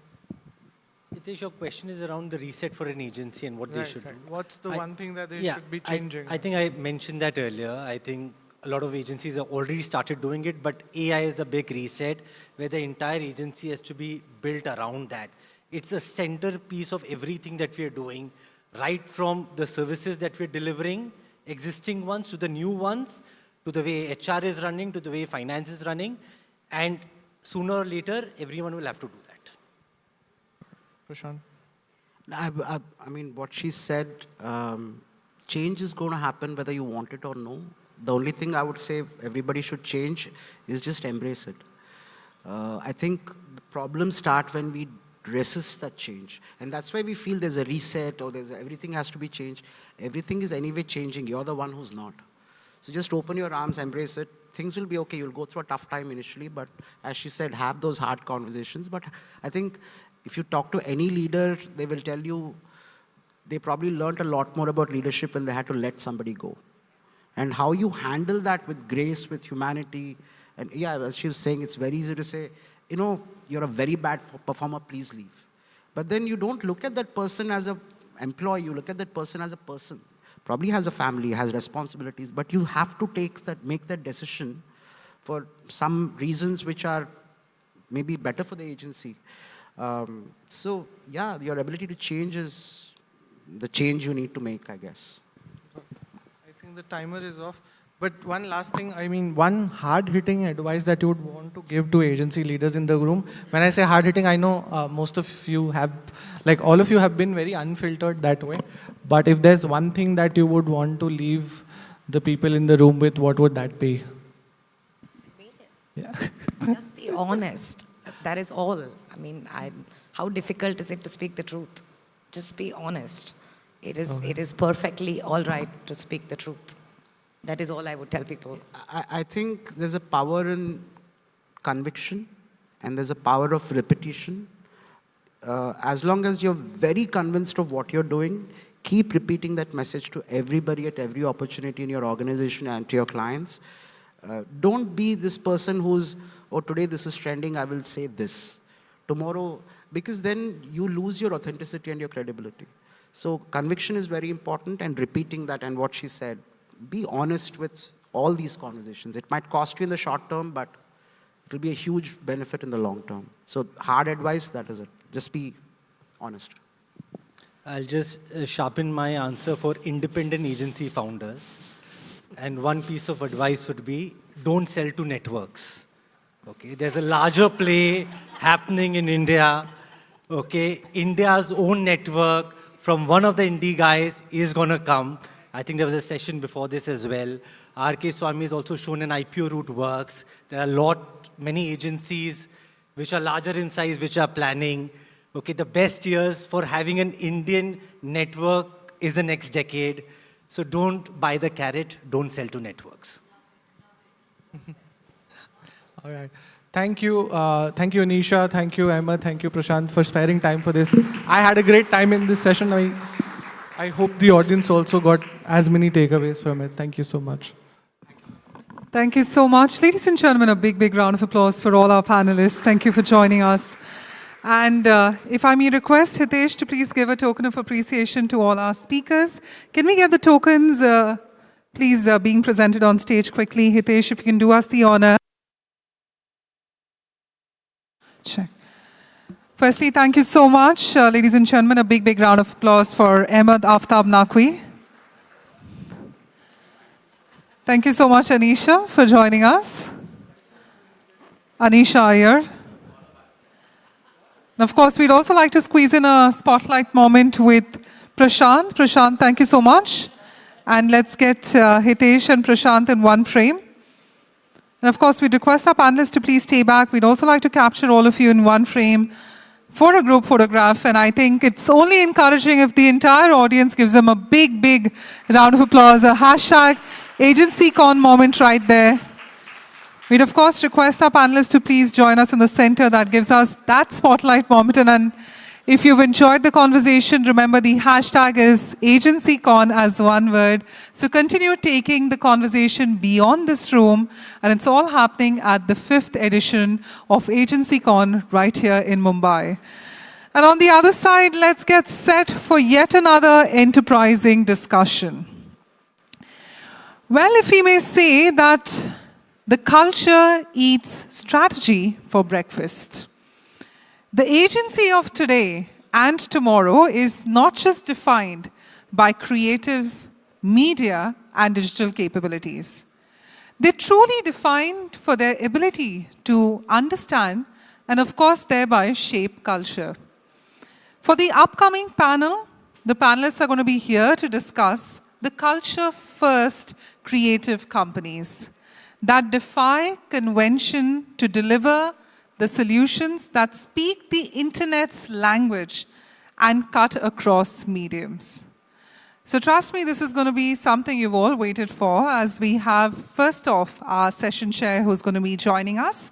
Let's give it up for the editor-in-chief and managing partner of Social Samosa Network, Mrinal Mathur Rajwani. Thank you so much, Mrinal, for joining us. And of course, thereby, I'd like to invite our speakers on stage. Tushar Kumar, CEO, OML. Tushar, thank you so much for joining us at the 5th edition of AgencyCon. We'd also like to now invite Girish Narayan Das, co-founder and chief creative officer, Bare Bones Collective. Thank you so much, Girish.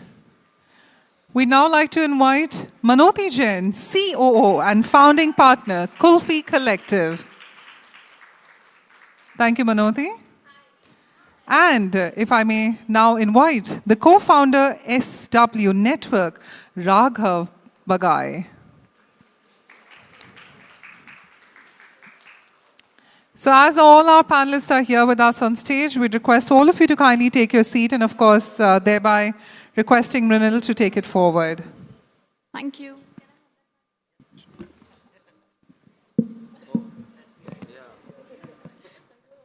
There's already that young panel that I have, and then I have a younger people coming after this.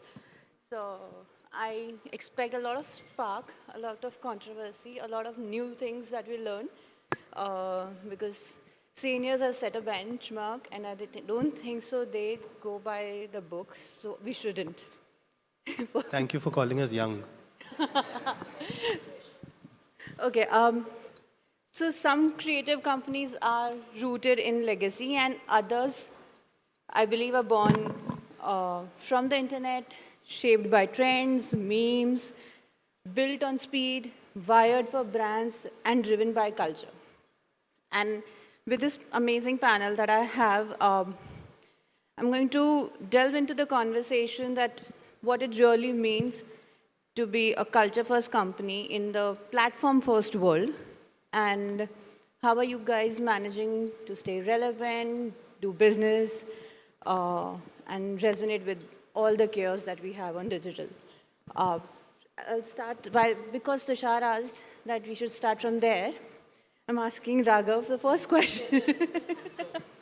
No, this is actually, I want to ask each one of you that what does it mean to be a culture-first company, and why do you think we need it? Okay, so to be a culture-first company, what it means is to sort of really understand what's going on in the world and really evolving yourself with it, because the world is evolving. Millennials, all of us are millennials. Gen Z happened. We're discussing, I have a kid now who's a Gen Beta, and that evolves like anything, right? So to be relevant and to kind of pick up a brief, not really from, hey, what the client wants, but rather from, say, you know, what's the conversation, and trying to fit the brand into the culture. I think that's the thing. And to be part of the culture, you have to really like stay to the ground, like speak to folks, take efforts in trying to Gen-zify yourself, spend time on Reddit and things like that. And I think if you're able to transfer what the brand wants to do and connect it with the conversations that are kind of happening in the current time, that would be perhaps something which a culture-first agency would do. It makes the brand more relevant, make the brands more relevant as they go on. So perhaps that will be a little bit of something to kick it off. Do you guys have anything else to add to this? Sorry, can you guys hear me? I think Raghav. Oh, it's the loudest. Hi, can you guys hear me? Okay, echoing to what Raghav said, right? I think I want to take a step back and talk about what does culture first mean, right? Like such a bastardized term. Everyone keeps talking about culture, culture, culture. What does it really mean? And to dig deeper, I think it's literally what inspired you while growing up, right? And I think it starts from there. What was that film or that product or that movie or that song or whatever it is that inspired you while growing up in culture and you still remember 2 decades later is what it really means to be culture first. I think for us, what makes sense at this point in time is that culture is what gets spoken about. It is what people immerse themselves in. It is what ignites discourse. It's what makes you do things differently, right? Like, I remember when I saw Rang De Basanti for the first time, I got out of the theater and I was like, there was a feeling inside me. Or when you saw Dil Chahta Hai and you were like, wow, Goa became a thing. Or when you saw like the Vande Mataram track in the theaters from A.R. Rahman, right? And it made you feel a particular way. And I think that that's what we intend to do collectively. And I've been really like proud of the work everyone here has done. I think some way or the other we've made that feeling come to life. And I think that's what we want to do. Bring that spark back to the things that we want to see. So yeah, I think that's what it means to be culture first, I would say, in today's time. Girish, for you? Yeah, no, absolutely, Raghav and Manoti are both right. Like, the way we look at culture first, there's this thing that we say at Bare Bones always, right? We say कि मज़ा आ रहा है क्या? मज़ा आना चाहिए, right? अगर काम में मज़ा नहीं आ रहा तो कुछ problem है, right? For us, it's any agency that's doing good work right now, because if you're in advertising, if you're doing good work, right, if you're doing great work, it will eventually do shape culture and define culture. It will happen, right? This used to happen before the internet also, right? The Harley Davidson became a thing for cruise biking, right? That was defining culture. When Nike did Just Do It, they were defining culture, right? Before the internet, right? When they did it. I often quote this, the first ad that Nike did, and correct me if I'm wrong, anyone here, right? It was on Just Do It, there was an old man running on the bridge, right? And it's just a voiceover of the old man. You hear the old man's voice, right? And the old man says, people often ask me, how do I keep them from chattering when I'm running, right? And I tell them, I leave them at home, right? That's defining culture, right? You put an old man in a shoe for young people. That's one of the first Just Do It ads, right? That's bold, right? Often you'll hear in the first thing you'll hear, like typical client feedback, so to speak, right? कि अरे बुड्ढे आदमी को कैसे डाला, young लोगों को हम बेच रहे हैं जूते, right?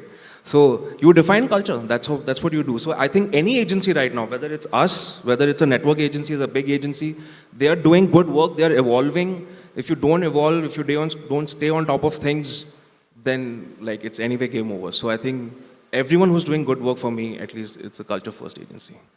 Yeah. Okay, and Tushar, if you can either add to it, if you have something different from what they're saying, because you are running a company with a lot of creators, managing a lot of and you're doing a lot of creator first campaigns. So if there's something else that you feel is a culture first thing. Yes, I feel like, again, I was very confused as what culture first was. I was Googling it today to say, okay, well, what does it mean? And in essence, I feel like it boils down to like the consumer insight. That consumer insight comes from many places. For agencies like ours, and say at OML, we went from managing independent musicians to saying, oh shit, they don't have any festival to play at, let's build the festival. So we built the NH7 Weekender. To managing comedians and saying, hey, there's nothing fun on the internet, so we made Comicstan. So we've built and participated in the culture. And I think that's what we've liked to do at OML. So with all of our businesses, and coming back to what I was saying about the consumer insight, at a traditional agency, a planner, researcher, analyst will sit and look for the consumer insight. We're living the consumer insight through the creators we manage, through the writers we represent, through the IPs we build. And I feel like that's something which all of us have as an advantage over maybe some of the more old school thinkers or the old way of working. Neither is right or wrong. It's just the way it's the way we work, and I think that's essentially how I look at why, what culture first agencies do. So I'm glad you mentioned about your IPs, and I know you have, at OML you have built a couple of IPs. Each of you have worked with a lot of either an influencer or worked with a community kind of with an approach. So what do you think that the agencies today can learn from all this to evolve from next? Because we've been discussing that what's the future of agencies. So what do you think that that's one learning people should take, like agencies should take? Because what happens is a traditional agency works more on the campaign basis. That's their approach. But while yours, like for each one of yours, either it's an IP or a community or an influence that you're working with. So anyway, Raghav. Me go? I'm going first always. हम सब backbenchers हैं यहाँ पे. Let's go.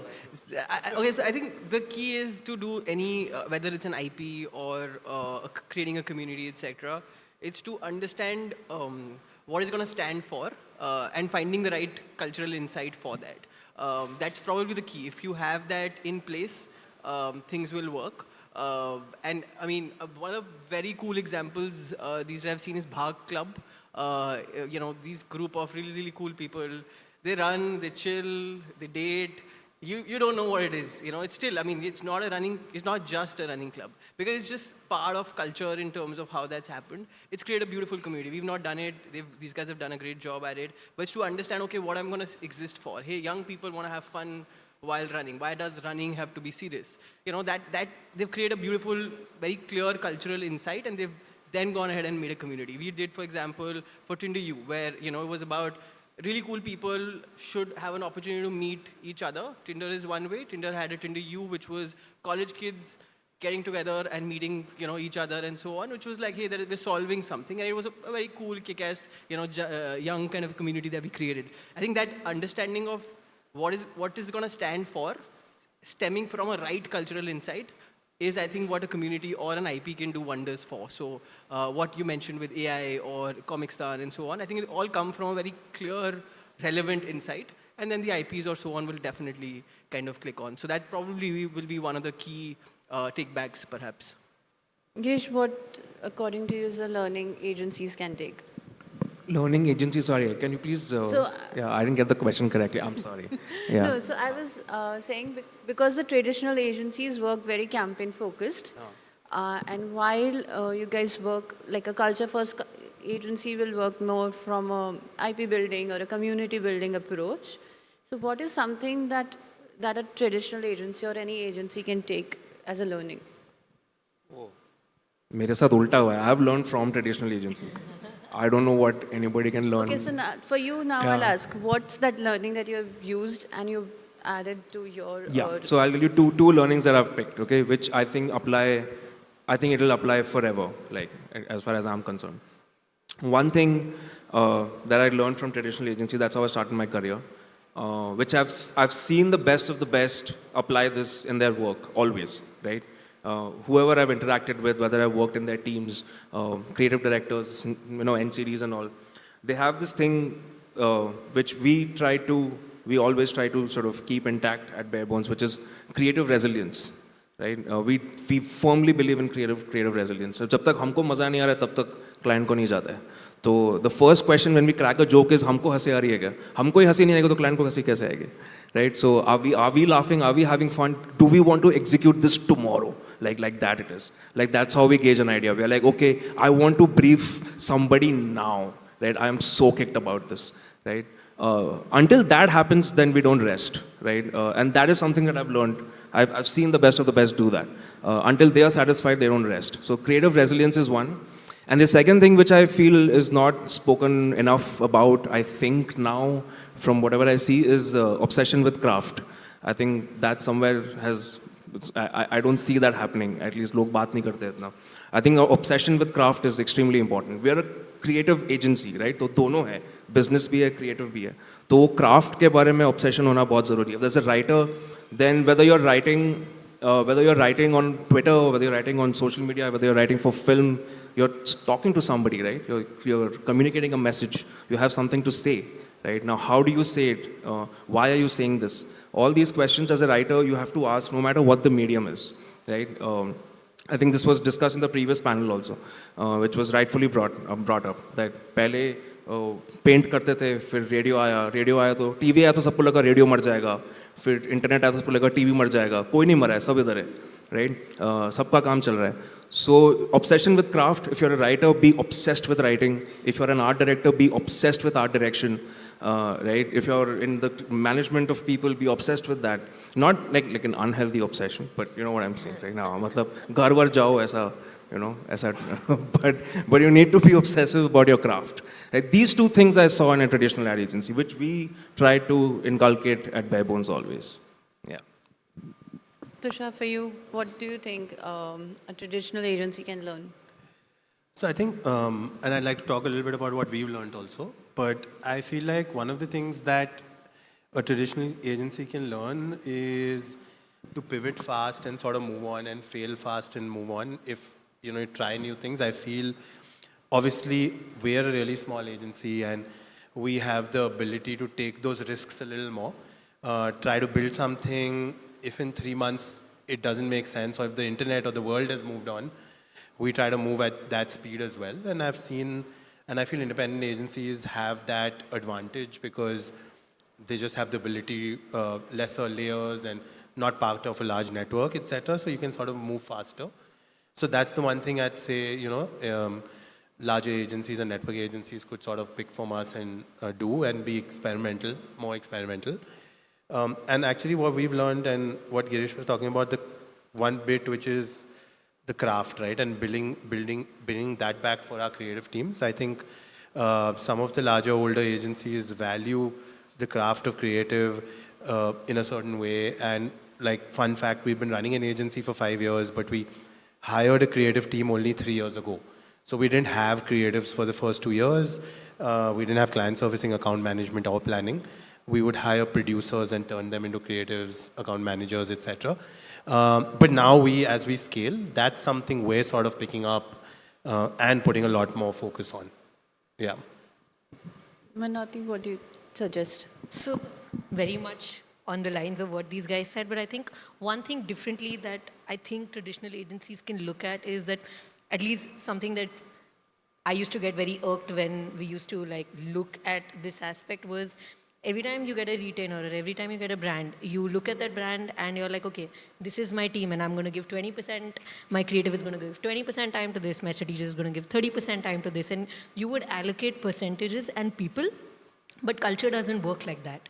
You cannot already have people in your organization already thinking before you know what culture you're going into. So what traditional agencies can do is get people from culture on those brands and actually spend time going deep.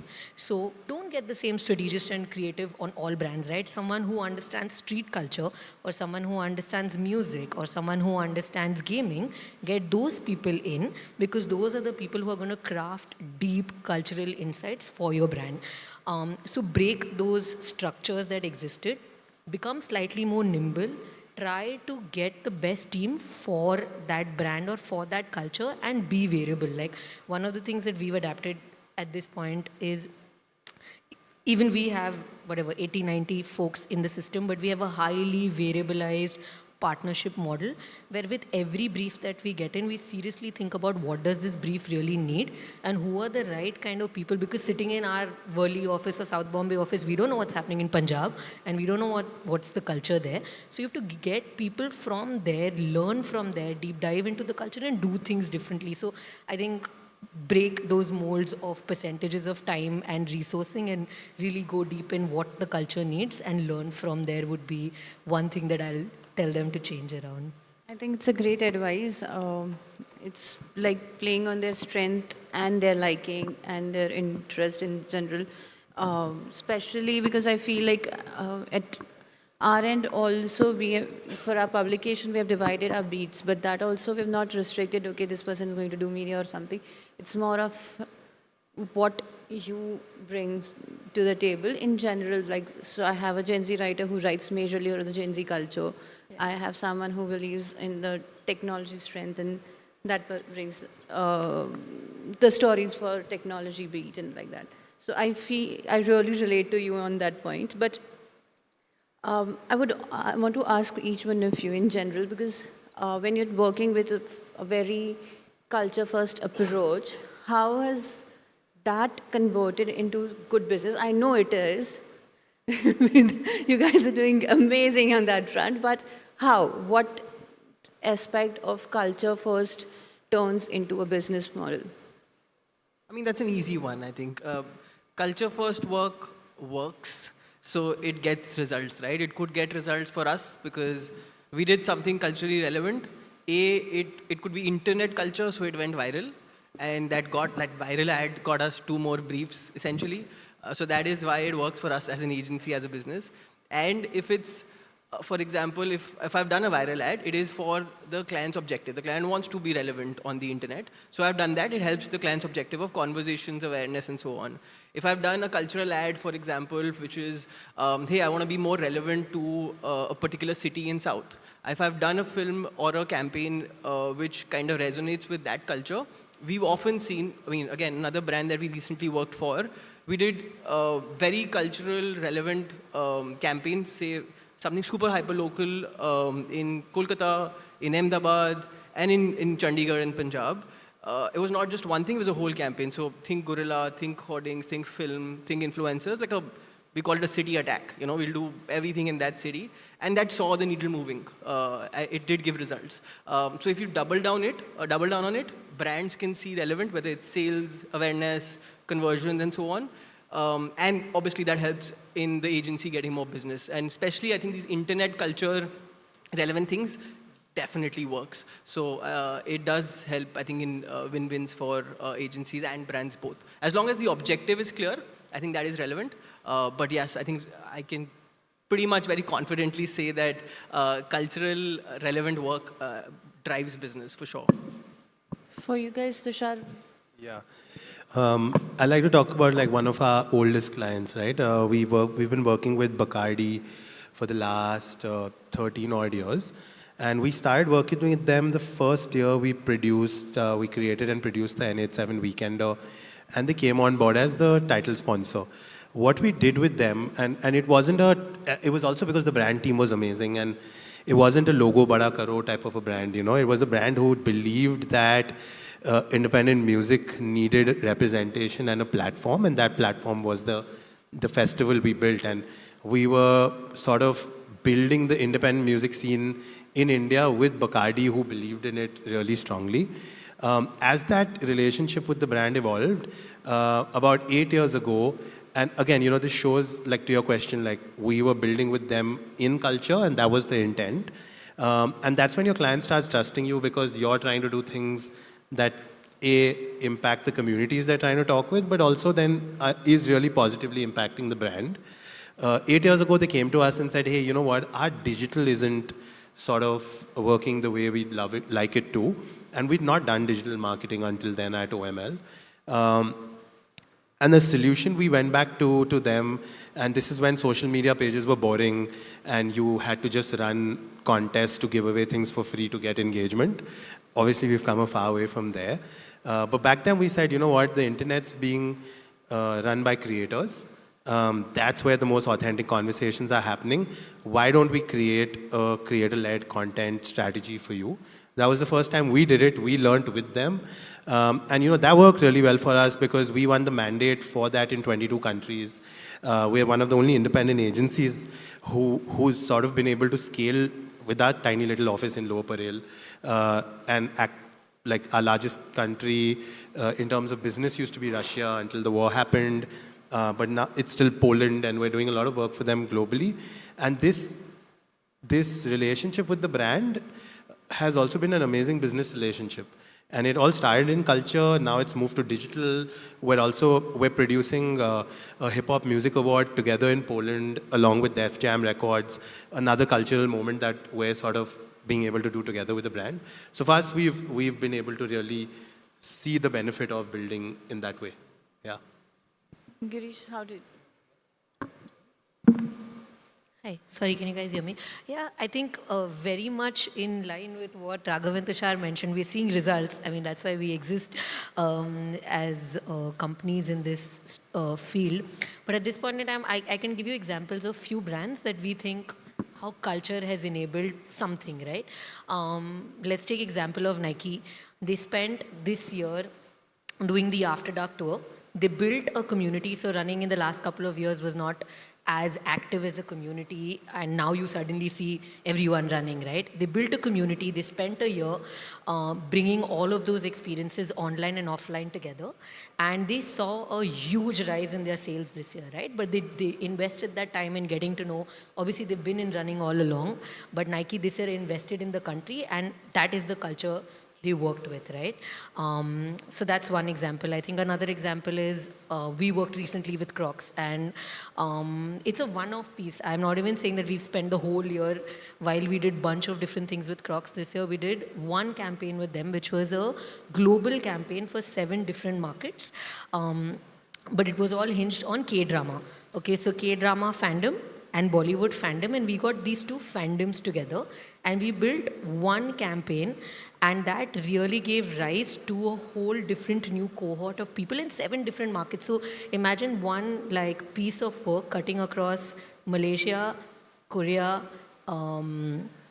India, Singapore, Japan, and all of these markets all felt something with that piece, right? And it was very spoken about, but what Crocs saw the needle move was the K-drama fans really took to the product, right? And that conversion happened. So that's another example of how culture from a content lens moved the needle. I give you an example of how culture from a community sense moved the needle. I want to give you another example of so Lego opened their first store in the country. It's a piece that we worked on. Big fans of Lego, but this is the first time ever in 2025 they have opened their first ever store, right? Our only outcome with the brand was they are like line देखना है हम लोग को. Apple जैसा crazy line देखना है हम लोग के store के बाहर. We've seen people go mad about Apple. We want the same craze to come for Lego. We built a whole campaign, but for us success was when we saw 1 lakh people standing outside the Lego store when it opened, right? That's what culture can do, and the power and the impact of culture. So here are some examples of how we look at outcomes. They're very well-defined business outcomes. I don't think culture exists in the realm of fluffy outcomes like, oh, metric बढ़ रहा है या follower count बढ़ रहा है. You can see real business outcomes with culture. But like Raghav said, you have to be clear with your brand on what do they really want. And once you know that, you can chase it through different avenues in culture. Okay, we discussed about the culture and culture first things, but I want to understand how do you guys decide that this is the culture I want to tap onto, and because there are a lot of culture or there are a lot of trends that are very short-lived also. I mean, right now we are seeing a matcha culture taking over the internet and every restaurant in Mumbai and across everywhere, but there is also like a repercussions that are also happening, and it feels right now it feels like a short-lived trend or short-lived culture. But how do you decide, okay, this is a temporary bit, whether I can still tap on it, or do you think that, okay, no, this is not what aligns with my brand, and maybe let me give a pass? Girish, Okay, fine. Yeah, okay. That's a very good question. Yes, so I feel the relevance to the brief and the objective is very important, right? We do hold this belief that just because it's trending right now, you have to do something about it. That we believe that's not the case. It has to be relevant to who you're talking to, right? What the objective is, what is your product, what is your service, if this aligns. So that definitely is the case. So that's where we stand in terms of whether we should tap onto something trending or cultural or not, right? What else? That's it. Yeah. That's it. Yeah. Relevance. It is also if does the brand have a unique POV on this becomes important. If my brand has a POV on a matcha trend, then why not, right? It is, although that is trend hopping, which is one. I think a lot of it is also to try and make the brand part of culture. You've seen Bacardis, Tinders, Zomatos, Netflix, Jägermeisters. These are part of culture, right? Jägermeister is not a drink. It's part of culture. When you're done with your rounds, you're going for shots, like let's have Jäger. That's culture almost, right? That's not just a drink. Same with all these relevant brands. That is creating the brand as part of culture. That's a long-term exercise. But in terms of hopping, if your brand has a POV on it, on Labubu, on Matcha, or on whatever, please feel free, right? But it has to be relevant. It can't be that, okay, hey, moment marketing, let's jump on, create a post. That doesn't work. I mean, at one point it did, but now it's just internet clutter. It won't work, so yeah. I think, too, yeah, adding to that, the fresh take I definitely agree with, because, and that's something that we did recently that really worked out, which was what we did for YouTube with Gen Z Tutorial, right? At that point, it was already cluttered, and we knew that it was already cluttered. So, which is why we took a very conscious decision of going for a live action version for it. And we were like, okay, let's do that right now. It feels like something that'll, because the objective was very clear from the client's end as well, that we wanted something that was, that can be a culture content, right? So, and then we thought, okay, if we were to do this, then how can we do this differently? And how can we have a fresh story around it? But then it also becomes that much harder, right? So then timing also becomes very important, right? How fast you do it, right? Which is some other insane pressure. Yeah, which is some other insane pressure. कि अरे अभी देखा क्या ये हुआ है viral, चल जल्दी बना, like आज लिख कल produce कर परसों डाल दे, like it's like that. So that pressure is pretty crazy, right? So timing also becomes very important. But having said that, I would also like to say that there are also brands who are building culture with not just by hopping onto trends. Like culture can also be built and defined by what you stand for, right? And if you do that consistently, right? Again, going back to old cliched examples, like of all, yeah, because that's worked, right? If there's a just do it that has stood the test of time, there's a reason for it. They've obsessively done it. There are current brands who are doing it well. The Whole Truth, for example, there's a brand, very good brand, I'd say, very consistently, very, very consistent with their messaging, what they stand for, right? Very, very, what do you call, fresh in their approach, right? Not just as a product, but also in terms of their communication, right? And they are building that they are part of the healthy eating culture that's there right now, right? And they are defining it, right? Without, like, say, the pressure of a viral spike every 2 months or, 2 mahina ho gaya, agla hit kidhar hai. Like, it's not necessarily that. So you see both sort of ways working, right? And a mix of both can, I think, kind of help. Yeah. Yeah, I think two things. One is that how do you really define what culture should a brand go after? We would see two things mainly. One is that what is the brand's proposition? What are they offering? And then where does our audience lie? And what are their passion points? And is there a match?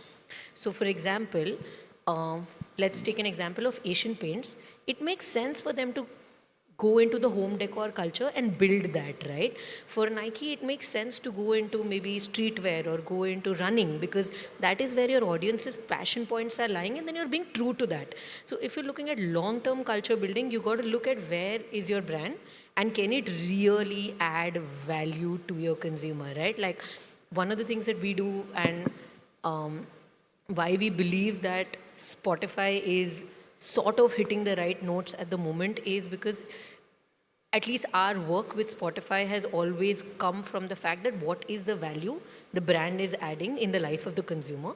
And within that cohort, we're saying that can Spotify enable an artist closer to the consumer? And if that can happen, then we can build a whole music culture on the back of that, right? So it's important to identify where the passion points are and really build that culture out. That's one. Secondly, I think to a lot of what Raghav and Giri spoke about, right? Viral moments are great. They come and go and you feel that sort of high, but actually real culture goes and cuts across many things, right? It's generational, it's shape-shifting, it's future forward, it's looking at what's going to happen next, right? And that takes time to build. So I wouldn't say it's good or bad for brands to do both. It's great if you can do both. But as far as you're being true to your consumer and adding value and actually doing something deep with them is what we would say, is what I would say is adding value to the consumer. Yeah, I agree. I mean, I think it's, at least the way we see it is, it's a little bit of how the media vehicles and the media plan works. You know, like, I genuinely think like that plays an important role. So for example, yesterday for one of the clients we work with, Aether, we did a Dhinchak Puja song resung by Usha ji. And that was, Dhinchak Puja is possibly 10, I don't even remember, 6 years old as a moment. But sort of how do you bring that alive back again with super high relevance to what the brand was trying to say? Versus obviously long-term culture building like what we've done with Bacardi. I think everything has its own place, its own budget, and I think what the brand's sort of trying to achieve at that time. You know, like for example, one of the most mind-blowing culture insights that then turned into something amazing was I think the agency Womb, what they did with Saregama, Caravan, that product, right? The fact that the whole universe was moving from, at super fast speed from pen drives to then Spotify, but then someone realized that, hey, my parents do not like this. They do not want to plug in MP3 player at home and listen to music. And they took that culture insight and turned it into a product insight for the brand they were working with. And I think that's mind-blowing when not only is sort of marketing and communication being driven, but you as an agency partner or help also working with your brand to say that there is something we're onto and can we sort of turn it into a completely new product offering, and that's really cool. Yeah. Okay. And when we're talking about the culture, the internet culture as well, it also comes with its cons like backlash and cancel culture being part of it. So can a culture-first company afford to play it safe in general, that, okay, this is the zone that I would want to stick to? Or we expect them to be more risk-taking and overcoming all these concerns as well? I mean, we've been through our ups and downs and people outside our office with pickets. So I'd say it depends on what stage of your journey you're on. If today you ask us to take risks, absolutely not. We've taken a lot of them and had a lot of fun. But as we're scaling, unfortunately, we're taking smaller risks. But I feel like anything amazing can only be built when you have the guts to take the risk. And to sort of not worry about some of the outcomes that will happen. The simplest outcome is failure, but there are sometimes outcomes, given the current environment, that can be of very different nature. So your risk appetite should be decided by where your business is at. If you need to be in the news cycle and you're ready to take the risk because you really believe in what you're building, and then at least the way I see it is as you scale or what you have to deliver to your employees, your investors, sometimes your risk appetite drops a bit. I wish it wasn't like that, but that's a reality. But yeah, that's the way sort of I see it. Raghav, what do you think? I mean, so they're bound to happen, right? I mean, if you're driving, you will have potholes, especially you're in Bombay, right? So that will happen. So if you're doing cultural first stuff, some of it will perhaps, hit people on differently, etc. So you have to, I think, be ready for it. But I think there is a fine line. There are some topics, pointers we are wary of. We will go bold in general in terms of, hey, you know what, we want to go. It's an interesting one to play. This is, good enough. This is bold, but sort of in the right space. There's always that gray. You try to operate in the gray as much as you can. But I think, there are some pointers that you don't want to play on, right? I mean, in India, you don't want to go religion, you don't want to go politics, and blah, blah, blah, right? So there are certain things that have happened. I mean, we all know what happened with India's Got Latent, right? So there are certain topics you got to be relevant and cognizant about. But apart from that, yes, you will try and go bold. Still, there will be times when you'll not be able to see it, you're too excited about the idea. I think a couple of things that Zomato has done, and I think, great job to them, whether it was the veg, non-veg, what they did, or they did one film with on Environment Day with Lagan and Kachra and so on. They were very quick to take that down, and that happens, I mean, I could absolutely see ourselves coming up with a campaign like that, and would have, been like, okay, fair enough, we made a mistake. Owning it is very important as well, which I think the founder himself did it there. So I think you will have to take risks, sometimes to kind of really create those kind of conversations and so on. But yes, having certain QC steps become important. But again, a lot of times we've also often seen that some brands are too scared and they miss the boat. So you've got to have that balance for sure. So I think boldness with a bit of responsibility, I think, is that you can't just be brash, like, hey, I'm going to go viral without really caring what anyone thinks. So that's perhaps that. Yeah, and I'd like to add to what Raghav said. I think what's bold is to do spark conversations while being respectful and having that responsibility, because you have a privilege of a brief and that space is yours, but you have to be responsible with it. And I think it's an evolutionary journey for everyone. So we would say the internet is forgiving as far as you are respectful, and if you do make a mistake and you put yourself out there, you should own it and make amends on it and come out much stronger. So I think you can take risks, just be wary of everyone's POV, be empathetic, be authentic, be real to what you're trying to do in the guardrails.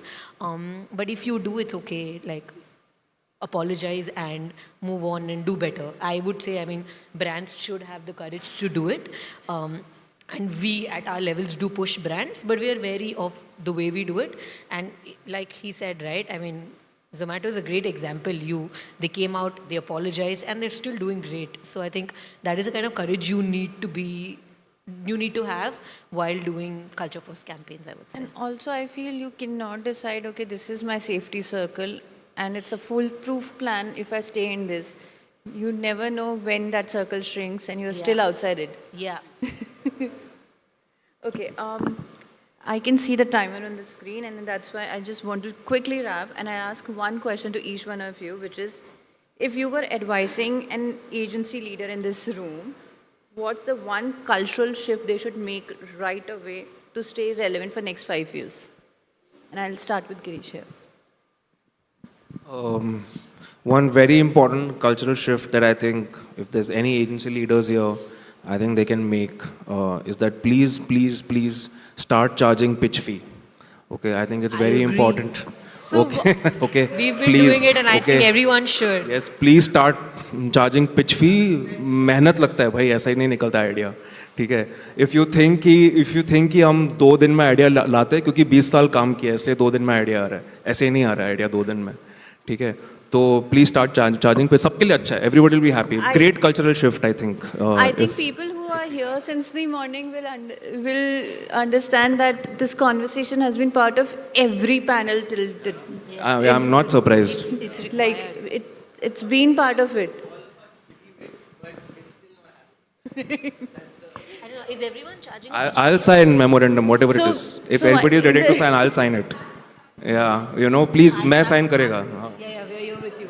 We've already started it. So first panel, Naresh said that this is a distant dream. The conversation started 20 years ago. Yeah. It's still not happening in India, while it's happening globally. But can I be honest, like we, very much like Giri said, I think 2 years ago we got fried. We're doing pitches and so much effort goes into a pitch. Why are we not charging? And then we just took a call. Yeah, it's at the risk of losing business, but yeah, we've now for the past 2 years, we've not done a single pitch without a pitch fee. We not only charge our clients a pitch fee, we also say no if they're not willing to do that. And we also, because we have a highly variabilized partnership model, like I said, on the culture front, we pay everyone a pitch fee. Whoever comes on board with us, it's our mandate to make sure everyone gets paid for the work that they're doing, because a pitch is a lot of work. So yeah, I think everyone should just do it. Collectively, we should. By the time, Hitesh, we come to next AgencyCon, I think we should have a good collective which talks about pitch. That is separate panel. That is separate panel. Yeah. But Raghav, what do you think is that one cultural shift any agency founder sitting here should take away to stay relevant for the next 5 years at least? For the next 5 years is probably to understand meme culture. I think it's very relevant. It is going to stay at least for the next 3 to 5 years. So to understand that, I personally believe spend a lot of time on Reddit. I'm a big fan. If the agency leaders and folks spend time on that as much as they're trying to spend time on AI and ChatGPT, I think they will understand relevancy for sure. I think the other one is, I think we're all going very hyper-local. Regional is becoming big, tier 2, tier 3. To treat it with a bit more respect and effort, I think is very important. Whenever we do, for example, have to do a regional campaign, it's not just simply translating. For example, we will absolutely have a cultural consultant in that city who will guide us through that whole process. So I think that is something which as an industry we perhaps have to treat with a bit more respect whenever we're going hyper-local in a particular language and a city. I think these two things perhaps from an internet culture and India culture, if I can say so. So, yeah. Great. Tushar, what do you think? One shift. I think I'd like to say two, right? One is don't feel FOMO with all of the AI conversation going around. Just like when social media started and it sucked for a really long time till now, it got better. I think there's a long time before what we can do with AI actually becomes a reality. The AI culture happening. I think it's a culture, but I think everyone's just getting worried. It's so buzzwordy and just drop AI and everything. But what the real, yes, we get more efficient and things like that, but don't feel FOMO to build in AI because the craft of the brain is still going to be very valuable. So that would be one suggestion. And the second would be, and the realization for us, start pulling the youngest employees into the strategic jam before you start working on the brief. It's been transformational for us. And I feel like that's something I totally recommend everyone does. Manati? Oh, that's a tricky one. I think everyone said, everyone said two. But I think two things, and I think this is stuff that the previous panelists also spoke about. I think it's very true to our journey. I think in the last 12 years, we've transformed and reignited ourselves multiple times. So I would say don't be scared to just transform yourself again and again and again and again. Just be hungry because things are changing. Stuff will change and you will have to be nimble enough to be able to go through the change. So I think that's one. Second thing is don't be scared of the AI conversations, but don't be behind as well. I think nothing should stop you from thinking and doing. And with a new platform, the possibility is so much that start anywhere. Use it in your workflows, use it in your sort of creative visualization, use it in amplifying your creative ideas, and make sure that you're doing a lot of that, because in the coming years, that's the skill that you're going to keep honing, right? So it's a new tool, a new platform, and don't shy away from it. Just deep dive into it. It's new for everyone. We're all still figuring what it means, but yeah, just get into it. I think the two different approach towards that AI is, he's saying that don't force fit it into everything that you do, but you are saying you make AI as a friend in general. Yeah, I think like he's talking more from the work perspective that you do for a brand in general. I mean, AI is a long conversation. I think both. I'm saying that use it to make your work better. Yeah, why do you want to do donkey work when there are tools that are doing that for you? Use your time wisely. So use it in your everyday workflows. Use it to create magical stuff. You can do it. And now you can push the boundaries. What you couldn't do, what would take 20 lakhs and 30 lakhs 2 years ago, now can happen within 2 lakhs. So, I mean, basically, this is the time where your creatives can shine, irrespective of the money. So try and build that inculcate that culture within your agency that everyone should be doing it, like not just the creative team, like every single person in your team should be using AI to build creative ideas. And I think that's what is the perspective I'm sharing. And what I was trying to say is, I've met a lot of people who are now just getting bogged down by the fact that they must build in AI something new. Yeah. That's nothing to worry about. This we're already doing, and this, like I feel like He's that's... talking about making that AI as your colleague, and you are on a different sense. Yeah, I get. Thank you, guys. I think we delve into what it is to be a culture-first company, and what it is to live on the internet, live with trends, but still work with what generally aligns with your brand, and just be more experimental and take new challenges, I guess. Thank you so much. It was fun talking to each one of you. Thank you, guys. I'm sure my audience had a great learning session. Thank you so much. Thank you so much, ladies and gentlemen. With that, if I may request all our panelists to please step forward. Mrinal, do us the honors of giving the token of appreciation to each and every one of them. Of course, starting with Tushar Kumar. Tushar, thank you so much for joining us today. Let's give him a big and a mighty round of applause. Girish, thank you so much. Let's give Girish a warm, warm round of applause. Such great insights coming in from all of them. Manoti, thank you so much for joining in. And thank you so much, Raghav, for joining us at the 5th edition of AgencyCon. And with that, if I may request the entire panel to please step forward. In the center, allow us an opportunity to capture the best frame of you at the 5th edition of AgencyCon.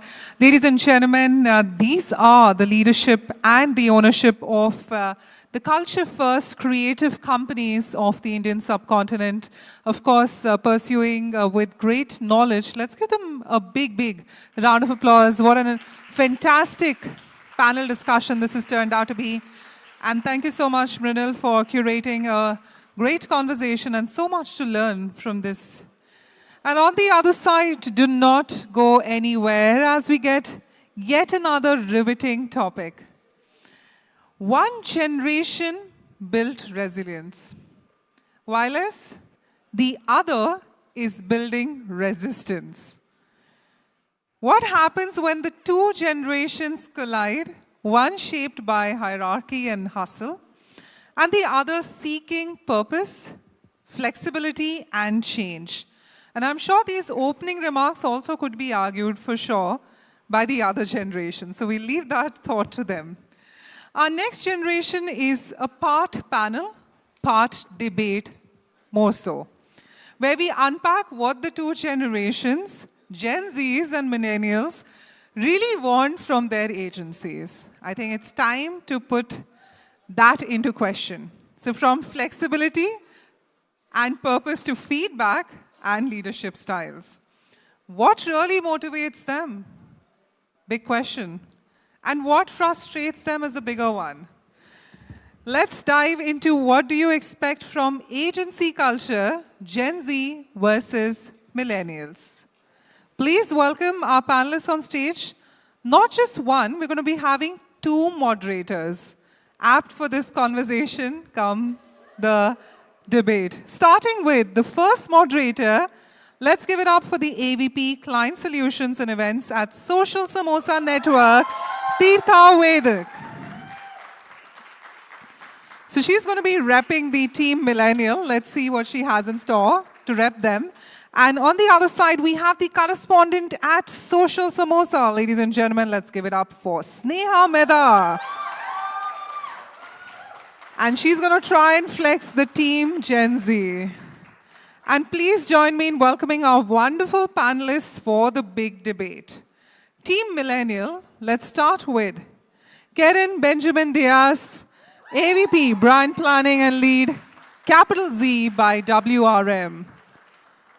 And in Team Millennial, we also have Adya Roy Tomar, Creative Director, McCain World Group. And now for the team Gen Z. Let's start off with Sankalp Grover, Client Solution Partner, DDB, Mudra Group.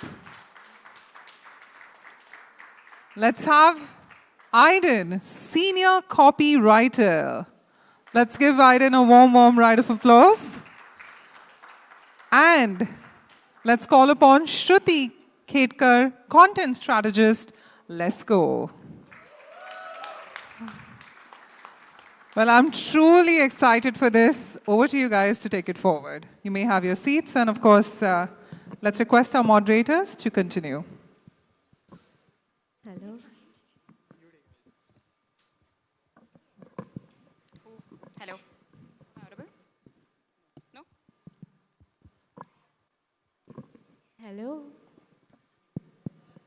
Hi. Okay. Okay, so be for real. Agency culture, it's giving slay age on the grid, you know, but IRL, it's corporate gaslight, gatekeep, girl boss with a side of, you know, we are a family, but like no HR policy inside. Hold on, Sneha. Just go one thing at a time. For people who are actually working in 2012, can you say that into like a more millennial style, please? Okay, so what I'm trying to say is agency culture, yes, it's fun, but half the time they're just, you know, meeting deadlines or pitching for decks and, you know, pretending that coffee is compensation. So like... Now I get you. Now it actually simplifies for us millennials a bit more. So before we begin, Sneha and I can take this battle somewhere else and in our conference room, but it's actually time to hear from this amazing panelists we have today. But before we actually start the session, can all the millennials in the house give me a cheer? Okay, where are the Gen Z folks at? Louder, guys, louder, come on. We know you're louder, guys. Amazing. Doesn't that sound like a battle waiting to happen? Absolutely, and I'm ready for it. So guys, welcome to Agency Face Off, part panel, part roast, and part existential crisis. Yeah. So think of both of us as like referees of a very stylish generational WWE, except the spandex, of course. The only thing that binds us together here is the work-life balance trauma. Absolutely. So we've got these seasoned warriors, Karen and Agdasha, from the millennial land, born in the age of Orkut, shaped by unpaid internships and raised on log kya kahenge. And facing them, we have the amazing Gen Z stars, Sankalp, Aiden, and Shruti, who champion in mental health, canvas slides, and boundary setting, but without zero guilt, right? Obviously, also, we have our chaotic moderators with one core questions. Are we working for a culture that actually serves us or slaps on a filter and calls it vibe check past? Right. So, buckle up, guys. This is Gen Z versus millennial expectations from agency culture. But a point to remember, nobody gets a raise here, but everybody gets an opinion. All right, so here's how it's going to be. I'll be asking the questions to our millennial panelists, and Tirtha here is going to grill our Gen Z folks. We're going to keep things fast, honest, and a little bit spicy, so... Yeah, are you let's ready? do it. Are you guys ready? Yes. Yeah, let's go. So, starting off with our team millennial, Karen, you've seen both the cultures, agency and brands. In your view, what is that one agency culture that was right back then, and we've kind of lost it today? And what do you think we need to bring back? Sure. Firstly, thank you for having us here, and it's an incredibly exciting opportunity to be able to repping the millennial crowd, and I'm sure in a lot of things that we are going to be talking about today, there'll be a lot of echoes from millennials around who have been struggling to work with their Gen Z co-workers. So we're hoping to do our best. A lot of my job revolves around representing, talking to Gen Z folks, and understanding their consumer behavior as well. So I'm going to try my level best to put the millennial hat on and represent the POV right. So I think the first thing that I'd say is slightly missing based on how our industry is currently shaping would be the idea of creativity. So if you're someone like me or like Adyasha, who's been in the business for a slightly longer time than you guys, and also bhool chuk maaf to all the seniors who are in the room. So I think we came in a time where joining the advertising business was almost like anti-culture in a way, like a counter-culture or anti-establishment stand. So you would have a rebellion mindset, and you would feel like, okay, maybe I'm not fitting into the school of becoming a doctor or an engineer or whatever else the traditional mindset would be. So I'm looking for an avenue or a space to channelize that creativity, and advertising became that space. So the agency would foster, nurture that mentality and that mindset. You would meet individuals who are incredibly talented, and their ideas would give you goosebumps, and you would be like, one day I wish I'm able to think like that, or being able to impact lives like that. But I think slowly and steadily, we are today in an age where we are working with a lot of Gen Z folks who come in already as creators, because they are presuming so much more. They're creating, they're also people who consume, they're also people who produce. So in this environment, how are we be able to support them or nurture their creativity? Because they are not looking at it as a space or a permission to be able to launch their creativity. They are looking at it as an expansion of their own identities. So how then are we able to support them in a certain way that creativity still, thrives? So I think something to be able to bring back for sure is, despite the speed, the agility, and everything else that we chase, the ability to nurture thinking and not just delivery. That's something I truly believe is something that we need to stand by for sure. Amazing. I think you guys have really started on a very high note. Shruti, this one's for you. As someone who's working at a fast-growing new age agency like Let's Go, where Gen Z culture is pretty dominant, what's that one non-negotiable thing you would, as a Gen Z, expect from the leadership that maybe your traditional agencies don't offer? So the one non-negotiable thing would be the feeling of seeing and being valued. So whenever, if I make a content and it bangs, my team members make sure that they at least give me a shout out on work groups, and they hype each other up when certain content gets banged. And for me, it was even a magazine feature that I got. So it's like appreciation is real and credit is loud.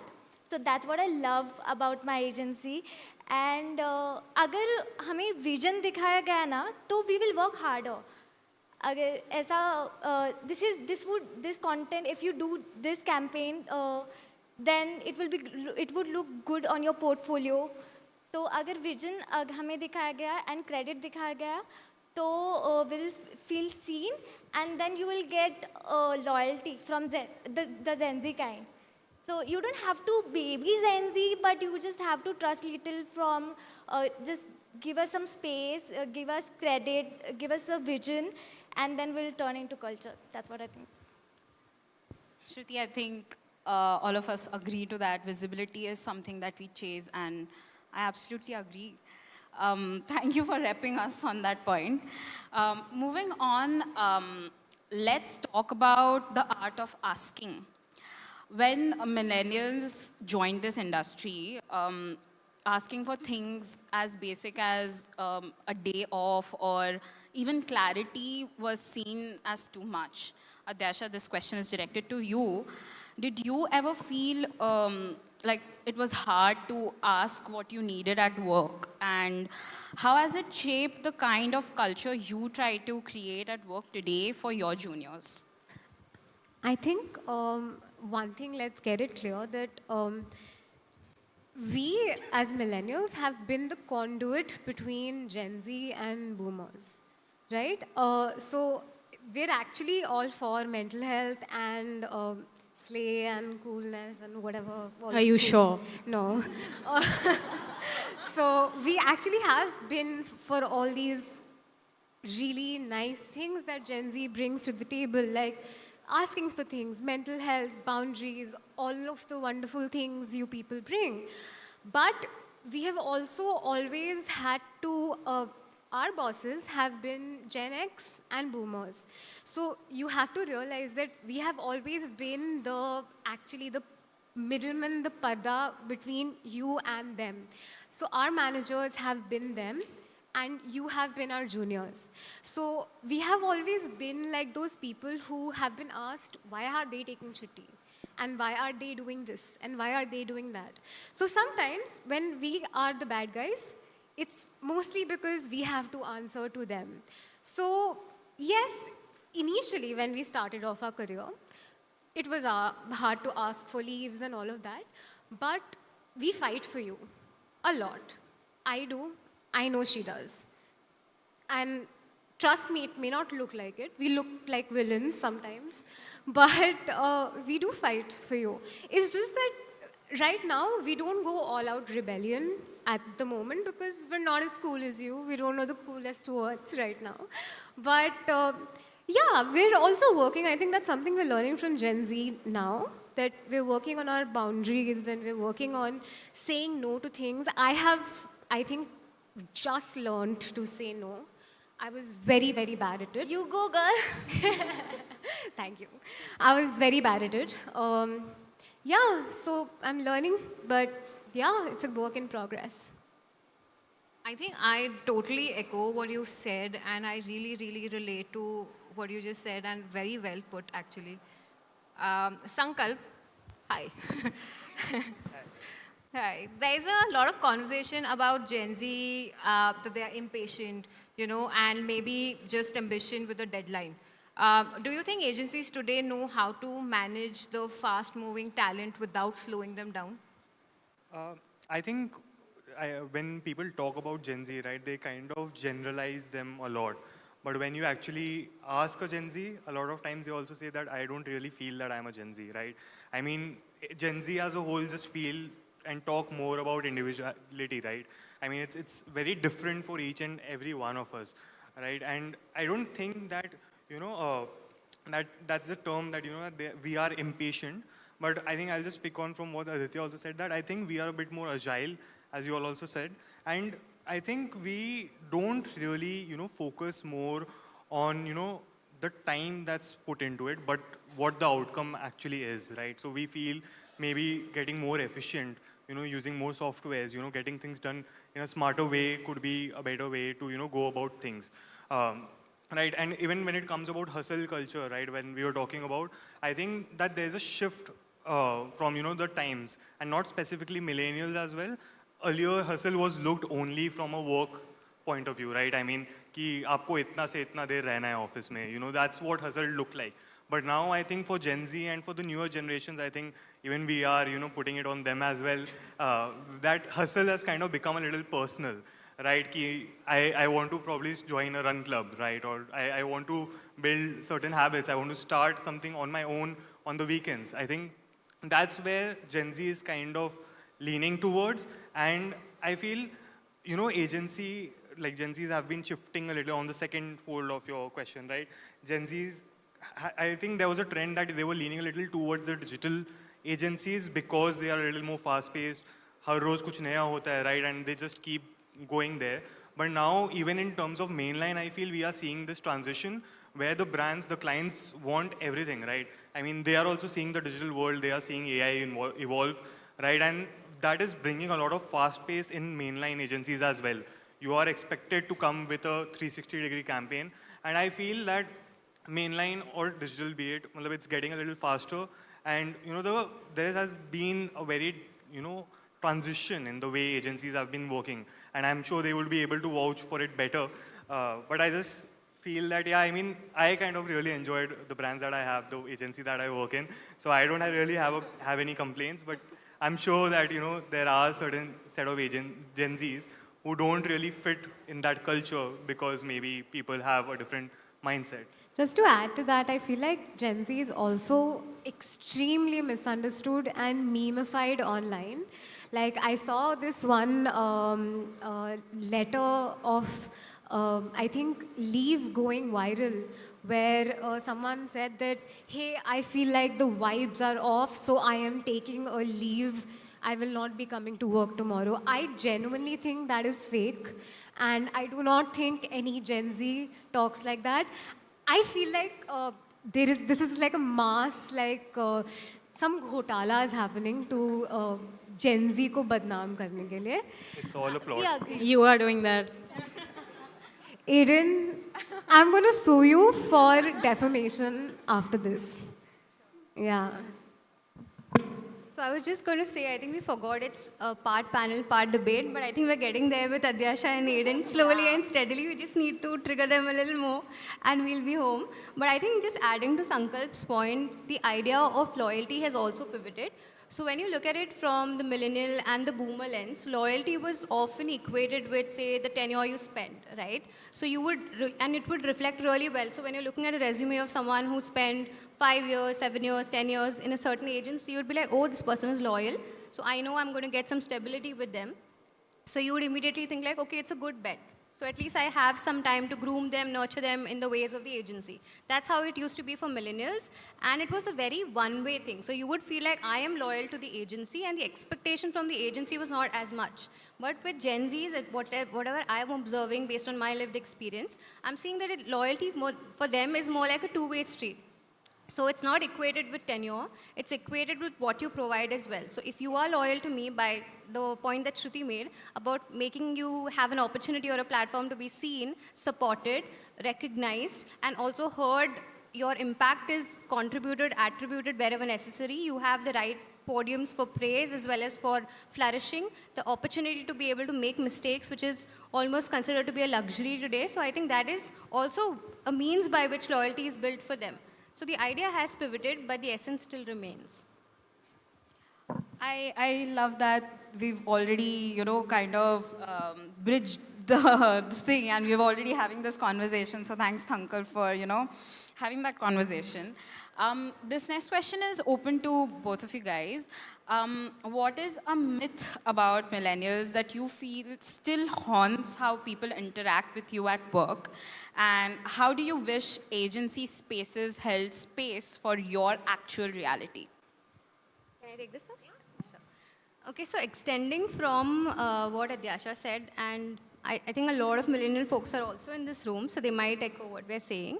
We are considered to be one of those, and I'm sure the boomers don't agree because we were juniors to them at one point in time, but I'll still go ahead and take the luxury to say that I think millennials were often looked at as the generation who would get it done. So you always had the pressure to be resilient and to say that, okay, no matter what it takes, I'm compromising what I feel, maybe it's somewhere I'm crossing my boundaries. I don't know what boundaries are at this point because I'm still a junior learning, walking my way through an agency. And a lot of it was that we had a certain baton that we were passed on, and we are guilty in some ways to pass that on to our juniors as well. We're trying our best, as Adyasha said, we are really trying our best not to pass it on to our Gen Z juniors because we know we did not have the awareness or the ability to say that, okay, maybe I need to draw a boundary or maybe I'm not wanting to be resilient all the time. It's not necessarily always a choice. It's also maybe a result of conditioning, that's how we turned out to be because we were told that that's the only way to do it because we saw our seniors do it. We saw our seniors hustle really hard and they turned out to be kick-ass people. So we thought maybe this is the way to do it. So we continued to do that. But we also are very cognizant of the fact that maybe that's not the way. You are asking the right, you're reclaiming the right things. So we are trying to be as supportive as possible. But the myth surely is that sometimes it also happens, but I do have to say that there's a Gen Z person, Gen Z individual co-worker.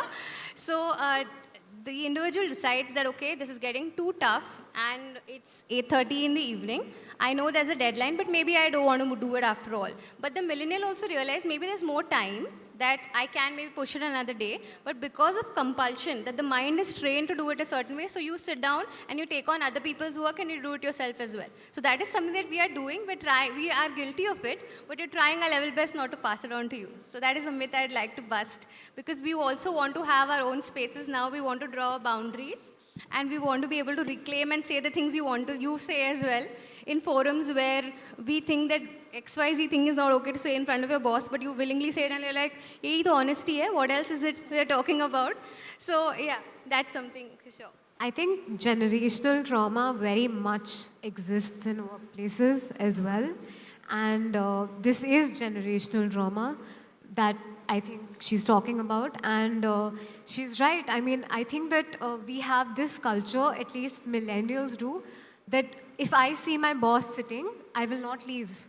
I will dare not leave, but I'm sure, and I can speak for you guys, okay? If you guys see me sitting and I'm your boss, you will walk right out in front of me. So I think so. So I feel like that is a generational thing. It's something I've seen.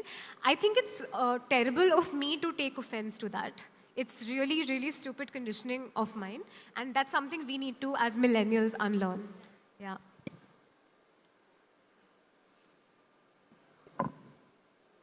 I think lovely thoughts. I think a lot of us in the audience as well echo to whatever you guys said. And it's very true. Like even as a millennial, even I feel that. So like great points to put. Aiden, your writing style, your writing is unapologetically personal and rooted in identity. What does safety look like to you at work? Not in theory, but in practice. Is there any moment where you truly were felt seen? I feel like safety for me is the time when I don't have to think about my identity all the time. Because if someone misgenders me, oh, by the way, hi guys, my pronouns are they, he, just for context.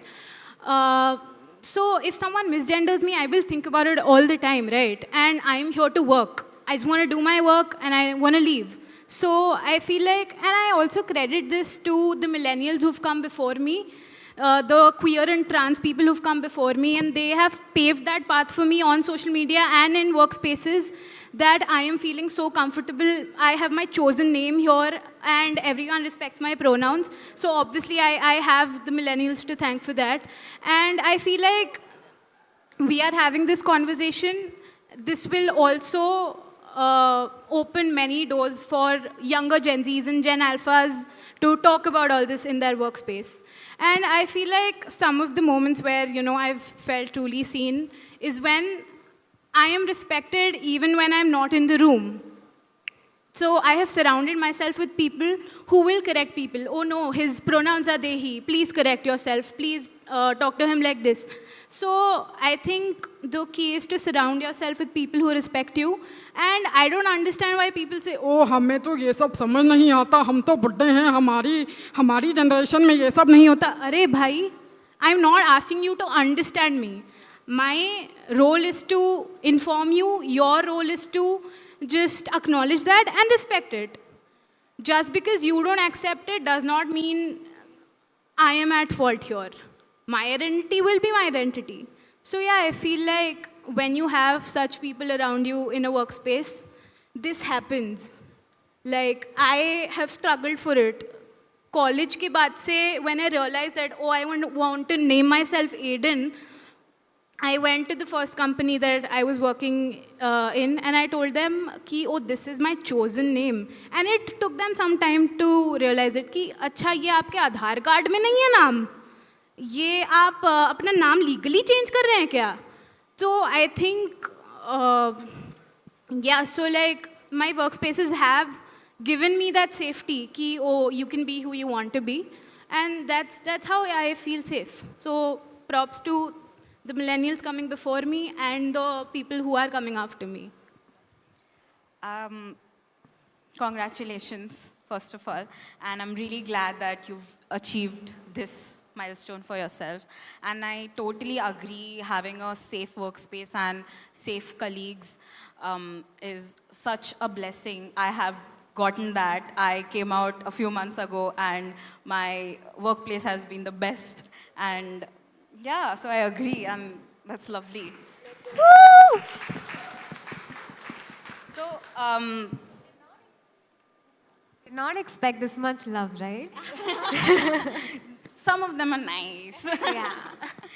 My folks are nice. So this is for the old school romantic generation. Looking back, do you think millennials romanticized burnout as well? And do you resent how normalized that became? Absolutely. I think that looking back, yeah, today, I romanticize it, and I think I'm extremely self-aware, and I will speak for my generation. Late nights are looked upon like a badge of honor still. They're looked upon like, oh, look at my dark circles, you know, I have not slept in nights. Oh, look, I worked till 4 a.m. yesterday. My generation thrives on, oh, I have not eaten, I have not slept, I have not bathed, I have not showered. And they have thrived on this energy for, I think, years and years.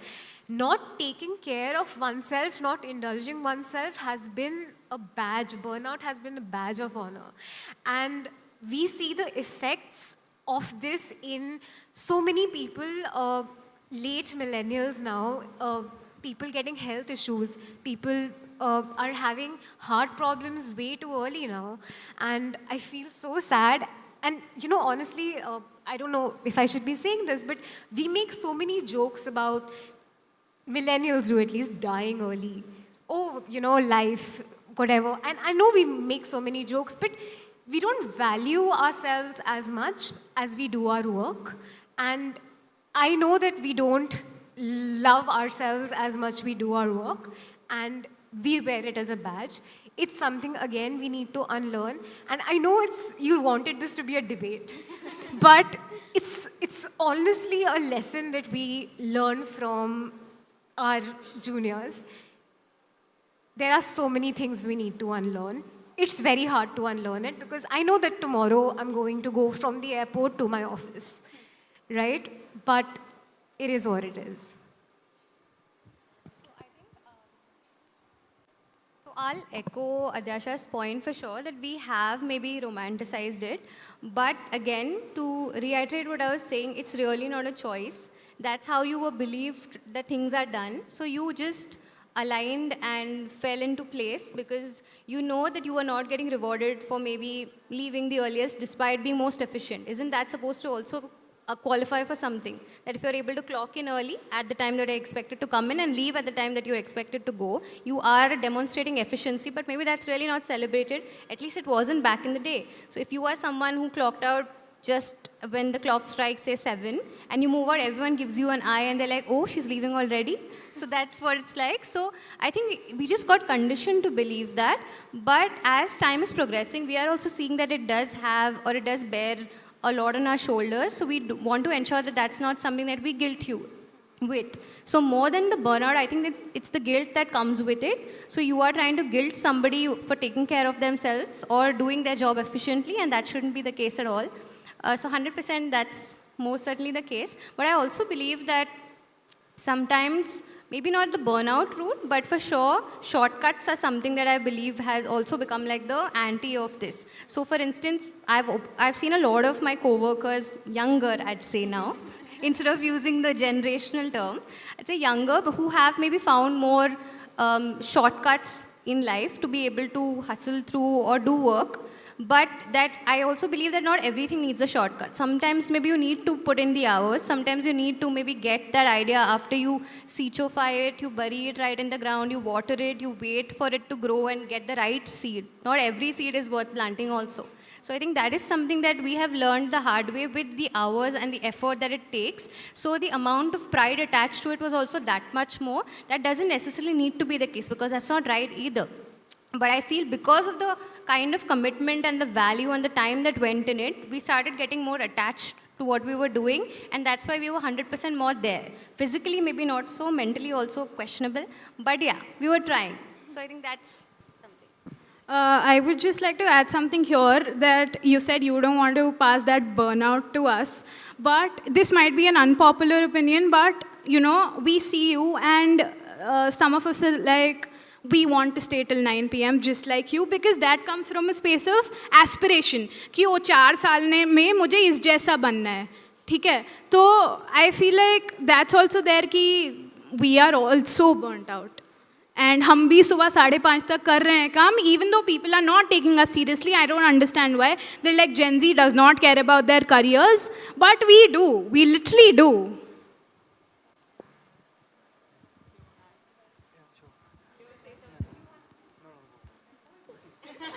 I mean, डर मत इनसे बोल. We want to do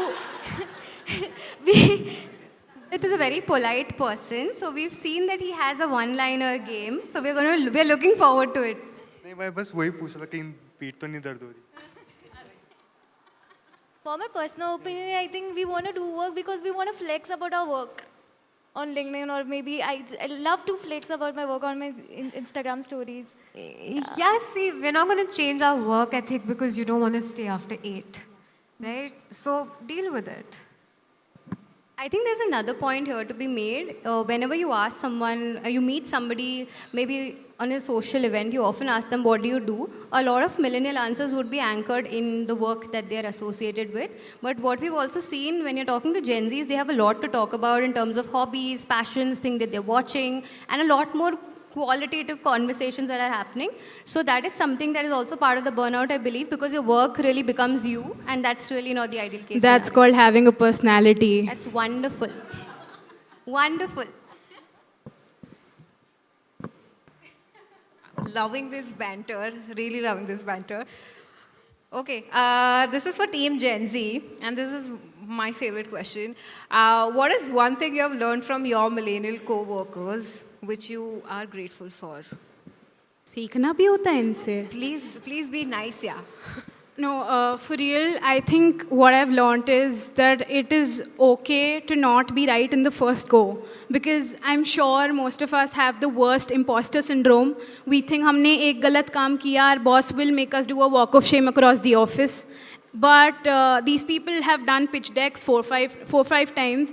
They've got rejected. And they're like, हाँ तो क्या हो गया, हमेशा ऐसा ही तो होता है, चलो फिर से करते हैं. So I think we are very scared of rejections, very scared, and these people are not. I think that comes from experience, but like I really want to learn that. She says these people with so much disgust. These people are not. These people. I actually like what Eden said. I think one thing that I learned from millennials is like they taught me it's okay to panic, but just not get stuck at it. I mean, अगर कुछ important task हुआ, तो it's important to delegate a task and focus on what could be done अभी, and actually look at the perspective कि क्या हो सकता है. And now it's like I panic, but I panic with a plan. See, I know what I need to do. Also, I think just to add on to the points, I mean, you are right. You know, when you said कि, you know, you have been thinking about us as well. You know कि जो हुआ है हम लोग के साथ, maybe इन लोग के साथ ना हो. You kind of have that barrier, and I think, like for me especially, my closest friend in Bombay is 10 years older to me. He is like you, and we have a lot of banter. But I think He's an old person like me. Dagabaz. He's a senior citizen. But yeah, I mean, while he's 10 years older to me, but we still jam so much. We have a lot of You fun. will get old too one day, Sankalp. I mean, it's 10 years only, but yeah, I mean, it kind of helps us a lot, because I think what we get from you is that we don't really want micromanagement, right? I mean, what we really need is some mentoring, and you being like, you know, like just an elder sibling, it kind of helps us understand from a different perspective. It kind of gives us a little clarity of thoughts, is what I have been, you know, really grateful and thankful for, at least, you know, with my closest friend or any other millennial I pick brain of, right? But yeah, I think that's all.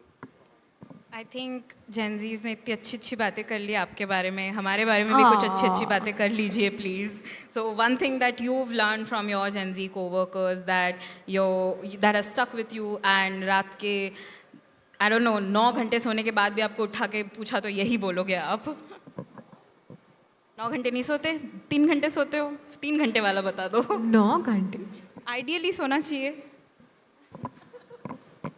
Okay, so just right off my head, I think one thing that you guys have 100% taught us that when we were growing up, skilling was often associated with, say, an institutional badge or certificate. And I'm sure it would have been a millennial who said upskilling is the next thing to do. But then we walk into a room with Gen Z folks and they are like, skilling has nothing to do with a career or a job. It is about finding a creative toolkit to navigate through life, and it is about earning a sense of autonomy and freedom to be able to make choices and not being waited in a waiting room to be chosen by someone else just because I have the right degree or I'm coming out of the right institution, which is something which is like a real wake-up call. And I think that's also associated with the kind of strength and empowerment it comes with, right? Because you are not looking at learning new things, which is going to get you into a better place, a better pay grade, or at a better agency. That's not what you're thinking about. You're like, okay, I need to be able to make my decisions more freely. I need to be able to get a job which lets me travel, live on the mountains, maybe work for 3 hours. And that's exactly why I need to skill myself, because I need to be able to live my life the way I want to. It takes us maybe 15 years in a system. We grind through that system and we're like, okay, maybe now it's time to chase my passion. But you are not tied by that. And that's what's uplifting about the Gen Z decision towards skilling. You're welcome. My answer is a little more specific. I think one thing I've learned from Gen Z and literally my Gen Z juniors is asking for what I'm worth in terms of money. I think I was extremely scared of literally asking for money because I think what we do as, I don't know, middle class mentality or I don't know what it is, but asking your worth in money is something I think I was very scared of going to like a boss or someone and saying, मुझे इतना % hike चाहिए या मुझे इतने पैसे चाहिए. Gen Z literally taught me कि you can go to them and say कि मुझे इतनी salary चाहिए नहीं तो buy. And I think that is a very important lesson that I've learned. Ask what you're worth for in money, not in respect, not in titles, not in designations, because that doesn't matter. That doesn't pay your bills, that doesn't pay your rent, that doesn't pay your Netflix subscription. And that is a very big lesson that I think I've learned from you guys, so thank you.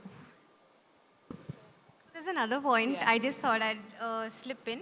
So I think the ability to be able to ask your managers to be a certain way is something I think is a real refresher, because we were never able to do that to our managers and say, you know, this is how I need to be managed, or this is how I respond better, because these are emotional needs that I have, or this is what my creative inclination is like. You have been able to tell us, look, these are my challenges. You said X, Y, Z in terms of feedback on that day, and that upset me. I'd rather have you say this to me, this frequently, and then I'd be able to respond better. So I think the ability to shape your managers is something that is really inspiring, because we were always like, okay, this is the templatized manager you get, you just take what you get.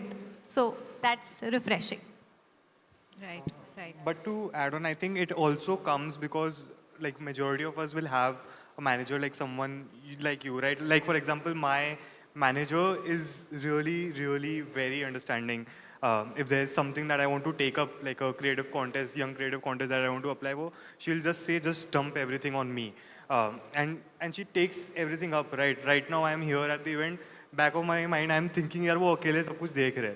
But it kind of helps, I think it's a two-way thing that kind of helps us all. तू हमारी team में इनकी team में No, but great points. So this is my last question to Team Gen Z. If you had the mic in front of the agency leadership and you had to pitch just one change that could dramatically improve the Gen Z life, what would that be? I feel like, so most of us have been working for 2-4 years and advertising में पढ़ाई करने से कुछ सीख नहीं पाते हो तुम. So I feel like for Gen Z, access would be their currency. We want access to whatever the senior management is getting access to. We want interns, junior copywriters, senior copywriters to be in the same room as the CCO brainstorming. We want to do the workshops that you are doing. So I think exposure से ही तो हम सीखेंगे ना, वरना तो हम कैसे बनेंगे अगले पीयूष पांडे, है ना? तो I feel like access is very important for us. I think they really need to understand, matlab, one change can be the fact that they think the client is always right. And client ne jo bola, that is the ultimate thing. That I think agency people need to change, because in my agency it's kind of different. We value professionalism, but we have fun with clients. We joke with them. But it's also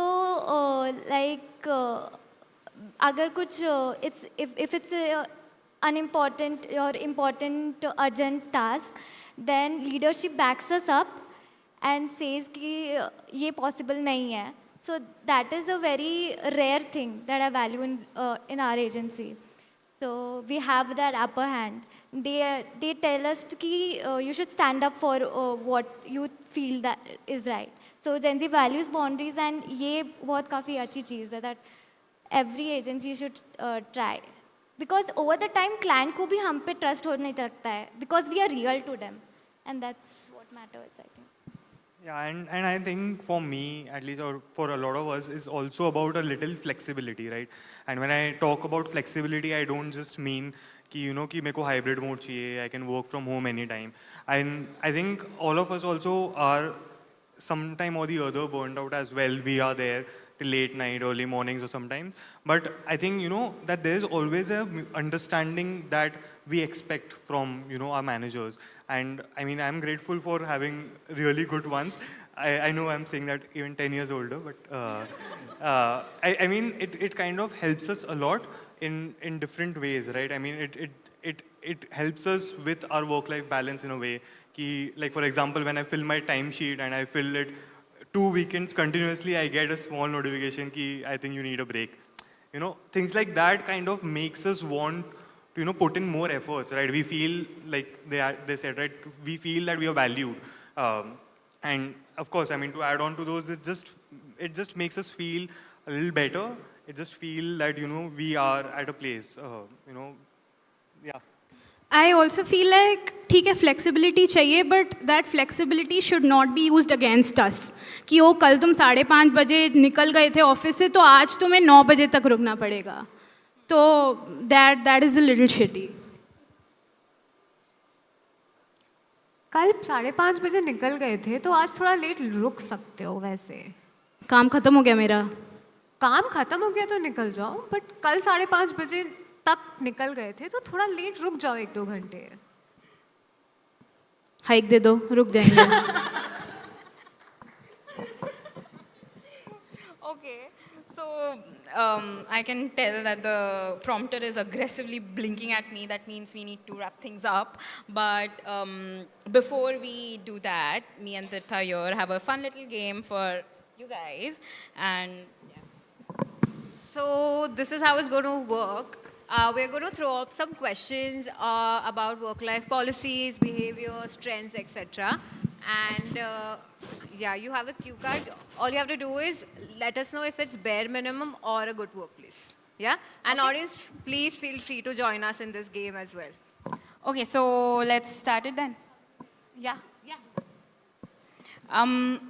Paid mental health leave that doesn't require you to prove burnout. Is it a bare minimum, good workplace? Oh, okay, interesting. Do we have anything from the audience? I like switching. Yeah, beach mein hai. Hum beach mein hai. All right. Being promoted with a raise, not just a new title. Okay. Audience, show of hands. How many of y'all think it's bare minimum? Okay. घर का ration senior copywriter से थोड़ी आएगा, पैसे से ही तो आएगा. What about how many of y'all think it's a good workplace? It's same. Yeah. Okay. Period leaves that are beyond your PLs, CLs, and SLs. You don't have an opinion because you don't have a uterus? Okay. Okay, you can have an opinion, it's okay.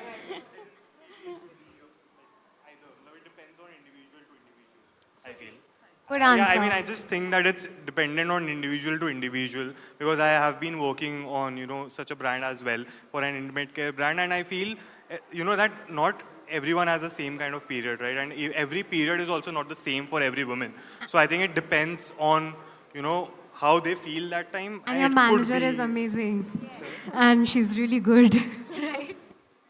Just want to give quick shout out to my agency because we have period leaves. Nice. Okay. Managers trained in emotional intelligence, not just excels. What was the question again? Managers trained in emotional intelligence, not just excel. I feel like there's some people who cannot train in emotional intelligence. Yeah, there's some people who don't have the propensity for emotional intelligence. They're untrainable. I think I'd also say that maybe some people often say that you really don't leave an agency, you leave a boss or a manager. So this certainly it seems like a root cause of that because we are unable to train the managers in EQ. So this should become a bare minimum. I agree. Not being expected to make it work with toxic clients because they bring in money. Because they bring in money.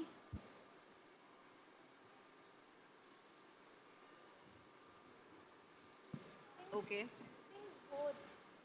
Okay. Colleagues who know your pronouns without making it a quiz or a joke. I think solid bare minimum here. Yeah. No questions asked. Not having to prove your hunger by clocking in extra hours until your manager logs off. Okay. रुक Audience, जाओ 9 what do you बजे तक. feel? How many for bare minimum? Come on, guys. Y'all have never felt this?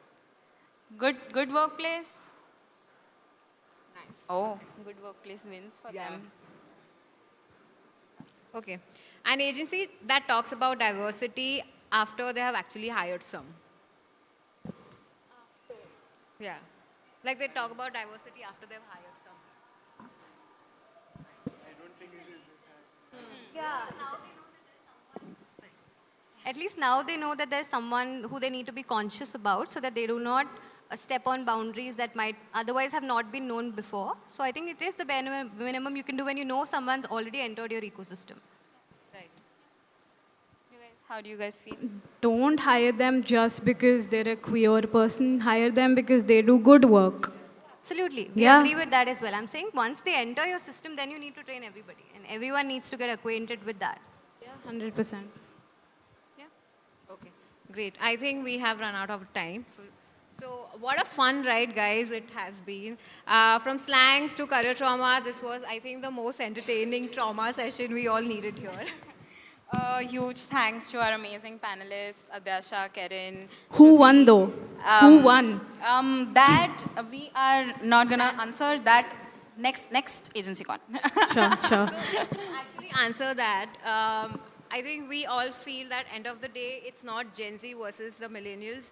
It's all of us versus the unrealistic deadlines, the chaotic briefs, the continuously buzzing Slack messages. It's us versus the even older people. We decided that. So we were certain. It's Gen Z and millennials versus the boomers. That's what we discussed. That should be a different. So let's just not talk agency culture. Let's rebuild it and, candid conversation at a time. So, yeah. Thank you for being part of AgencyCon and the chaos. I am very sure Sneha and I have been more chaotic moderators here. I'm sure we have. So I will see you all guys at the bar. Thank you so much.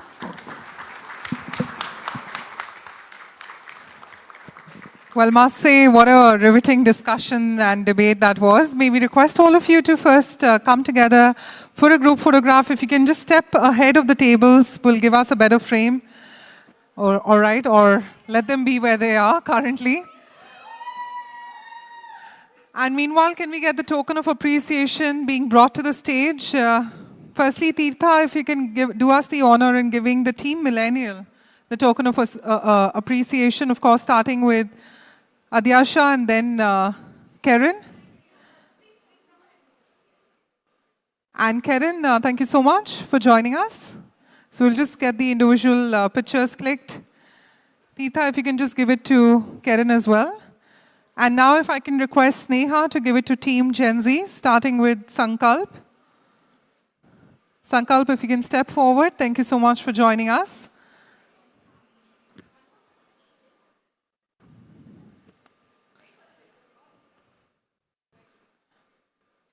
If I can now request Sneha to give it to Aiden. Aiden, if you can step forward. Let the claps continue, everyone. And thank you so much, Shruti, for joining us today. Well, a true great discussion this has turned out to be.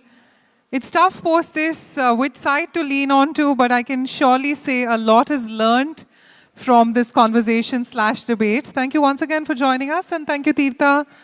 And thank you so much, Sneha, as well. Would you like one more photograph? All right, let's get them this time ahead and get that final click in place. Ladies and gentlemen, do not go anywhere, as on the other side, we have the awards waiting for you. But for the time being, can we once again give a humongous round of applause to all our speakers, panelists who are present here today. Thank you once again, Karen, Adyasha, Sankalp, Aiden, Shruti. And what a fun, fiery debate that was. A big thank you to each and every one of them. So thank you once again. And ladies and gentlemen, this brings us to the end of AgencyCon, the 5th edition, I think. Give yourselves a big, big round of applause. And to the entire team of Social Samosa. Come on, everyone, you can be much more better with your applause. Social Samosa Network has been brilliant with the 5th edition. But my dear friend, it is not the end of the night. And if I may say, it's just the beginning of the celebration. We've reached the time of the day which you've all been eagerly waiting for. Let's now present the Indian Agency Awards 2025. Are you guys ready? But before we move ahead, I'd like to tell a little bit about the upcoming projects at Social Samosa. At Social Samosa, we're always on the lookout for fresh voices and the bold ideas.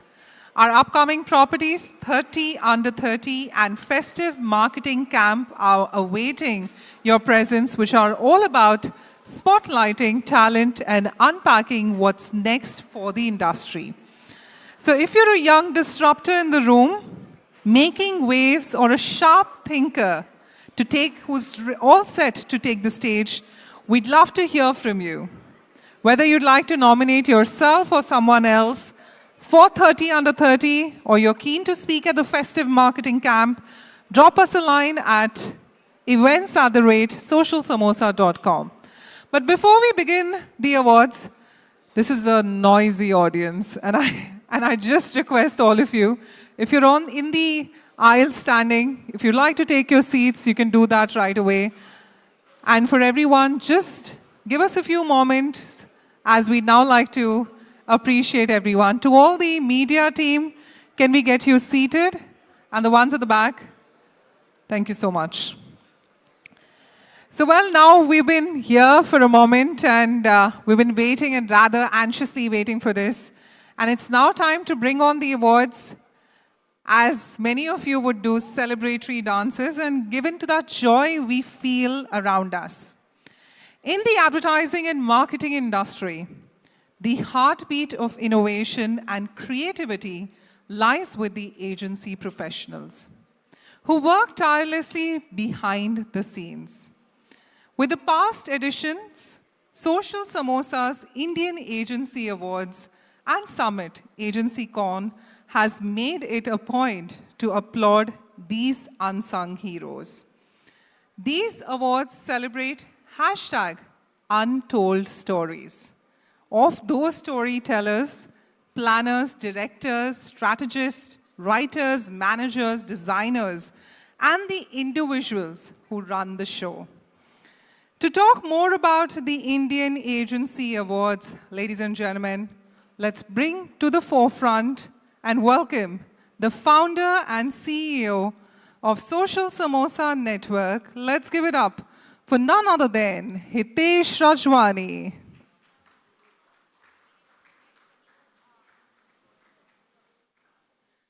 So I was just brought to my notice that Hitesh is just going to be joining us in the next 1 minute, but allow me an opportunity to remind all of you that towards the end of today, we're going to be requesting all of you to stay back with us for a group photograph wherein we celebrate all the individual wins. And right now in the room, Hitesh has just walked in. Let's give him a big, big round of applause as we welcome him.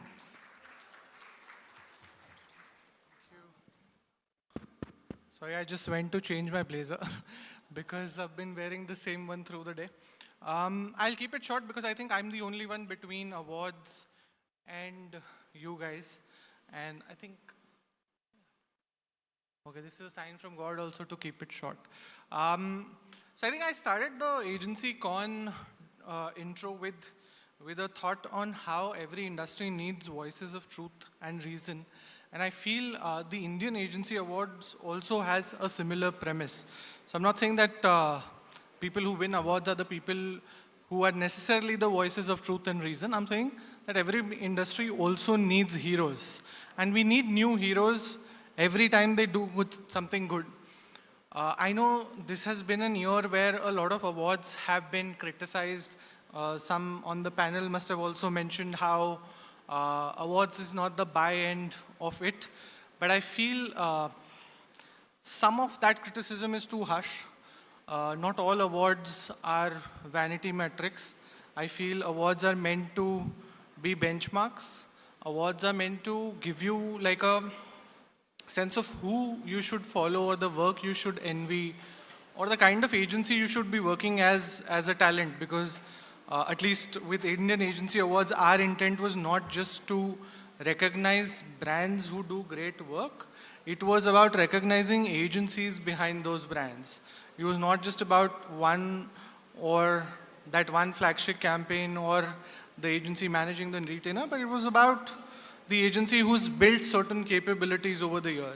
Same with individuals. So I think a lot of forums would recognize an agency head of the year or would recognize a CMO of the year, but very few look at people across designations, from a copywriter to a strategist to an account director and so on. So the intent with bringing together this forum again is to make benchmarks for people to follow year on year, because heroes also change, because not every year is the same for everyone. So I know a lot of winners don't know that they're winners, so congratulations to each one of you in advance. I'll meet you after the announcements, obviously. And I want you guys to take this time, this moment, as that moment of glory, that you are not attending this event, you are the event today. That being said, there is a lot of responsibility that would come with this title to you. A lot of people will start looking at your work from a very different lens. They'll start expecting a lot of inspiration from you. So make sure that you carry that badge of honor and you make justice to the titles or the awards that you win today. And I hope that this new relationship or this new connection that you build with Social Samosa, you take this title to new highs and you make each and every title worthy of aspirations for people to follow. Welcome to the Indian Agency Awards show. I hope I hope each one of you have a great night, and I hope you all celebrate till the morning tomorrow. Thank you. Thank you so much. Can we get more volume? Thank you. All right, so ladies and gentlemen, let's get a little more momentum in the room. You've got to have the biggest applause. As Hitesh rightly said, you are the awards today. You are the night today. So give yourselves a big, big round of applause for everyone out here. And as I would like to say that please do stay back for the group photograph towards the end, as we'd like to appreciate each and every one of you. It gives me immense pleasure to inform you that all the agencies were judged across 30 categories. And the agencies, the individuals, were judged across 21 individual categories and evaluated by the esteemed jury panel. The strenuous task of evaluating each entry and creating a list of the winners was done by our esteemed jury panel. which consisted of Alok Agarwal, CMO Orient Bell, Dr. Ashish Bajaj, Group Chief Marketing Officer, Narayana Health, Avi Kumar, CMO FNP, Binda De, Group CMO Knight Rider Sports, Kiran Giratkar, CMO BN Group, Pritika Shah, EVP and Head Marketing and CSR, HDFC Life, Rajiv Jain, Senior Vice President, Corporate Marketing, DS Group, Soumitra Prasad, Chief Marketing Officer, DOMS Industries Limited, Shelly Rajwani, Senior Vice President, Group Communication and Brand at Aditya Birla Group, and Sumit Bedi, Vice President, Marketing, Make My Trip. I think let's give all our esteemed jury panel a big and a mighty round of applause. Thank you to all our jury members for your constant support. This night wouldn't have been possible without your guidance and efforts. Now, ladies and gentlemen, to present the awards. And the first set, and we're going to be starting with the individual awards. May I take the honor of calling upon Mini Sood, Assistant Director and Head of Marketing and Training at Amor Pacific Group. Let's give Mini a warm, warm round of applause as we welcome her.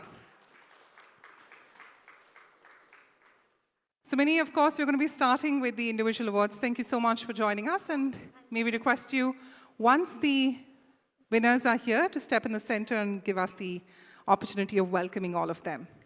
So ladies and gentlemen, starting with the individual awards, let's get set as we start with the Designer of the Year. And that goes to, first up, Tanveer Chadav. Congratulations.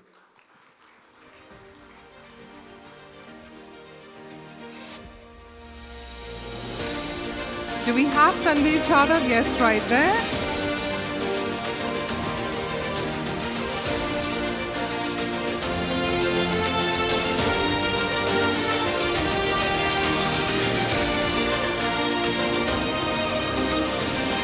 Let the applause continue, everyone. Designer of the Year.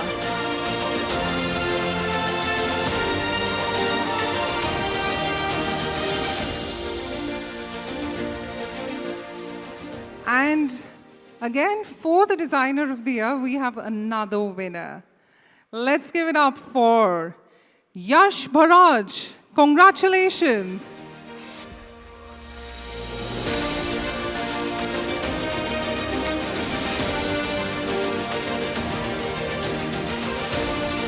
Well, the night has just begun, Mumbai. Give us your maximum energy. Let the applause continue in the room. Congratulations.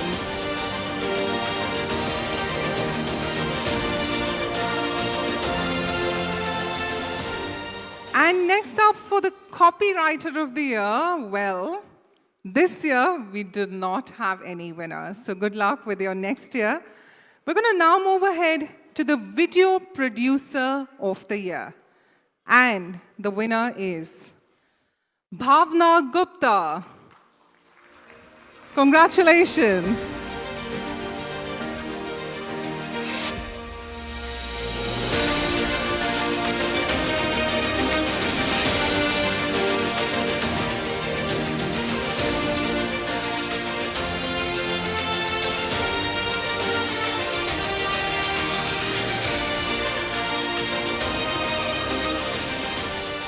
And for our next individual award, we're talking about the HR Professional of the Year. Well, this year, once again, we do not have a winner in this category, so good luck with the next year. But we move ahead to our next category, which is the Corporate Communication Professional of the Year. Once again, in this category, we do not have a winner.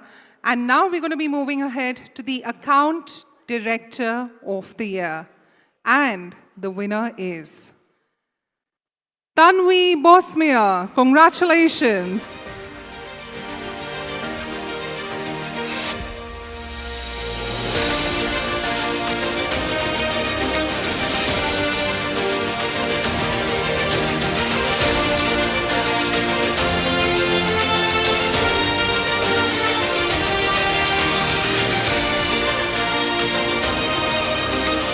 the applause continue, ladies and gentlemen. Account Director of the Year, Tanvi.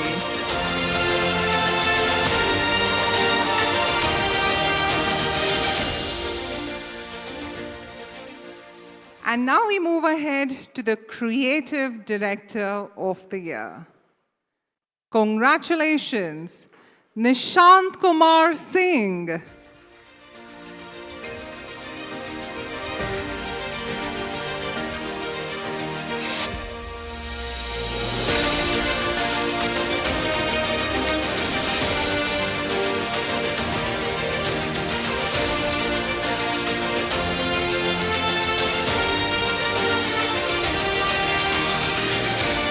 Let's give a big round of applause. I believe someone on their behalf has come and taken the award. Congratulations to Nishant.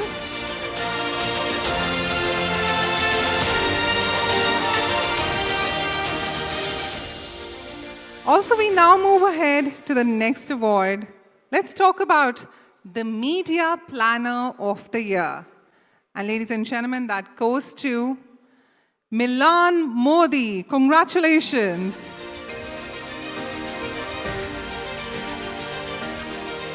Well, it is said that if you clap for someone, they're going to be clapping back for you. So let's continue with that applause, everyone. The night has just begun. Indian Agency Awards by Social Samosa Network.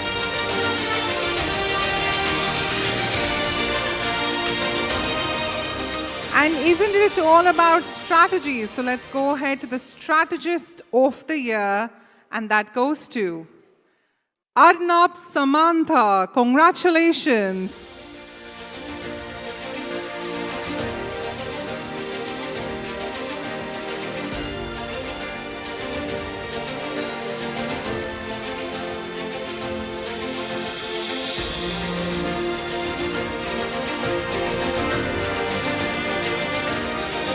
A true spotlight moment right there. Congratulations, Arnab.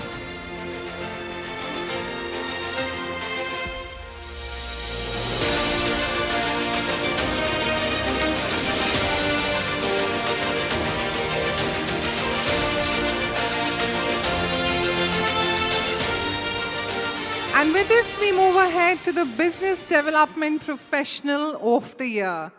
This year, there is no winner, so we're going to be hoping that next year we find the due recognition.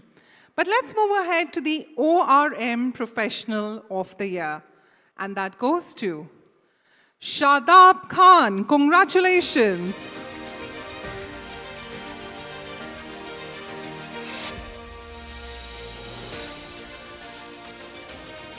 Do we have Shadab out here? All right. Looks like the person is not in the room, so we're going to be moving ahead to the SEO Professional of the Year.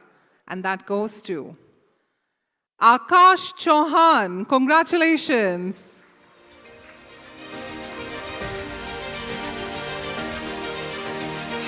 Come on, Mumbai, you're a vibrant city. Let's continue with that applause.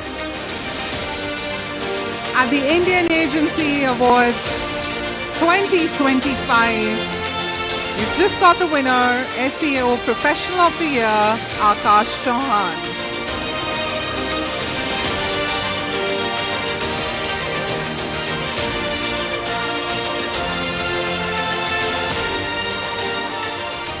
And well, before we go ahead to the next one, we'd just like to humbly thank Minnie. Thank you for joining us. But please stay back with us on stage, as we'd also like to give you a token of appreciation. And for that, if I may call upon Dhwani Gandhi Shah, Business Head of Consumer Marketing and the Snackverse at Social Samosa Network, to give a token of appreciation. And can we have a token of appreciation? Thank you so much, Minnie. You've been so kind with your time. Let the applause continue for our presenter. And of course, these moments are pivotal to capture, as it's all happening right here at the Indian Agency Awards 2025. Thank you so much. And with that, let's move ahead and call upon our next presenter. With a big round of applause, let's call upon the founding partner at Urbanic. Let's give it up for Rahul Dayama. Rahul, thank you so much for joining us, and a big hello from our side. And let's continue with our individual awards as we move ahead to our next category. Let's talk about the Social Media Professional of the Year. Well, this year, we do not have any clear winners, so we're hoping that next year you get this award. So we're going to be going ahead to something which we all love. Let's talk about the Meme Marketing Professional of the Year. And that goes to Yajin Sharma. Congratulations.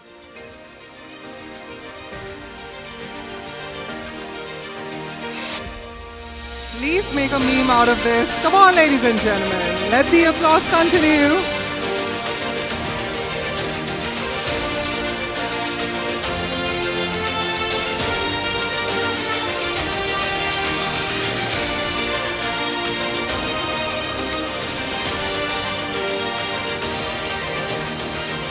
And we move ahead to the next one, which is Influencer Marketing Professional of the Year. This year, we do not have any winner, so we hope that in the next year, somebody bags that award. And moving ahead, we go to the next very pivotal award, which is the Content Marketing Professional of the Year. Ladies and gentlemen, and that goes to Sriya Kota. Congratulations.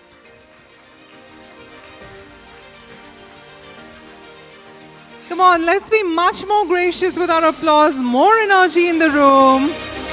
Content Marketing Professional of the Year.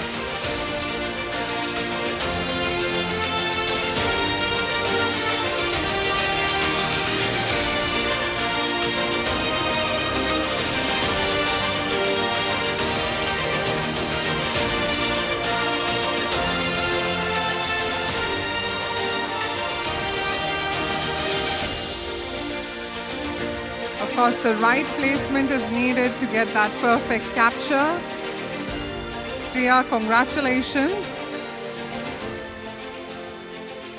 And let's move ahead to our next award. Ladies and gentlemen, the Performance Marketing Professional of the Year. And that goes to Shailendra Mehta. Congratulations.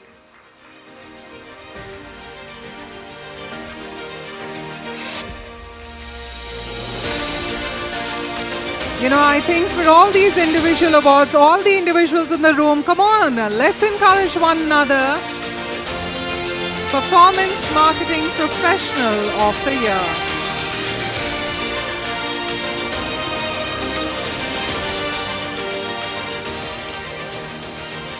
And let's now head towards our next award, which is the Digital Marketing Professional of the Year. Ladies and gentlemen, that goes to Chirag Shah. Congratulations.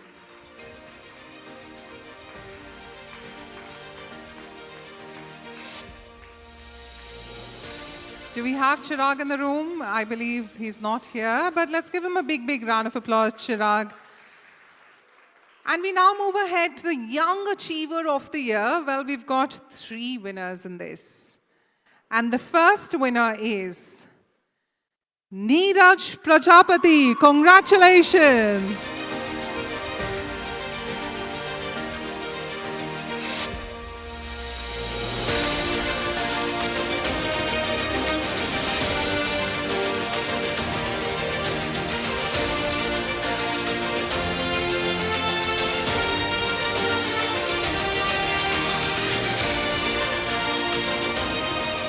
And for our next winner, Young Achiever of the Year at the Indian Agency Award, and that goes to Sneh Chheda. Congratulations. Well, the Young Achievers bringing the young energy to the room. Congratulations, Sneh.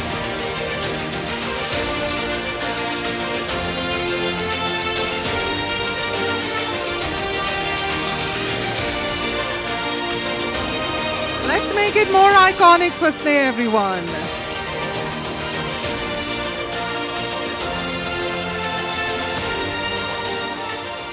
And once again, for the Young Achiever of the Year, the winner is Mahima Surana, congratulations.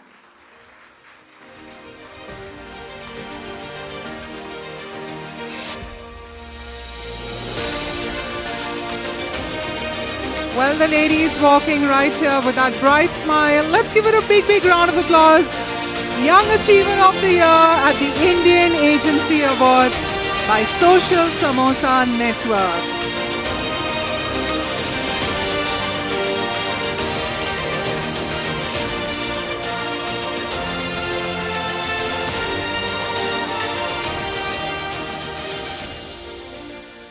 Well, celebrate those wins as we move ahead to our next one, being the Agency Head of the Year / CEO. We've got two winners in this. The first winner is Prashant Puri. Congratulations. Agency Head of the Year / CEO, Prashant Puri. Well, Prashant couldn't join us, but we've got somebody from the team collecting on their behalf. Doesn't want the picture, just won the award. So well done on that. But do give our congratulations to Prashant from our side. And let's move ahead to the Agency Head of the Year / CEO. Our next winner is Prem Kumar Iyer. Congratulations.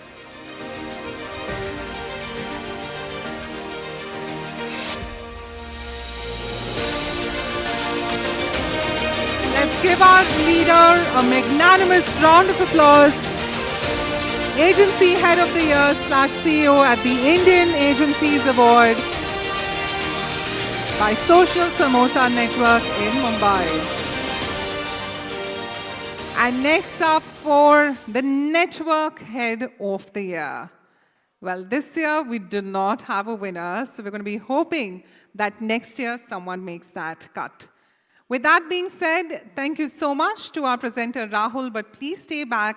Allow me an opportunity to call upon the social media lead at Social Samosa Network, Gurleen Bhopal, to please join us and give a token of appreciation to our presenter. Ladies and gentlemen, let the applause continue. And thank you so much, Rahul, for your valuable time and gracing us on this occasion. And Gurleen, if you can request you to give a token of appreciation, both of you give us your best smiles for the paps in the house as well. And thank you once again, thank you. And as we now head towards our agency awards, first off, let's call upon the lady leading it from the front. As our presenter, the editor-in-chief and managing partner of Social Samosa Network, let's give it up for Mrinal Mathur Rajwani. Well, Mrinal, we've got some great awards, which is the agency awards. On the other side, let's start with the Hyperlocal Agency of the Year.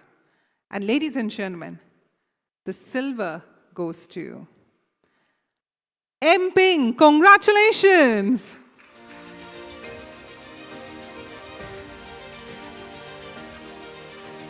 Well, do we have the agency here? Unfortunately, they don't seem to be in the room right now, so let's give them a big, big round of applause. And let's move ahead to the Video Production Agency.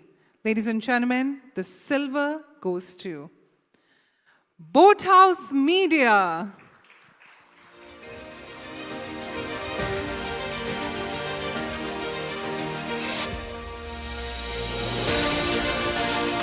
Come on, to all the enthusiasts in the room, let the applause continue as we move now towards the Agency Awards.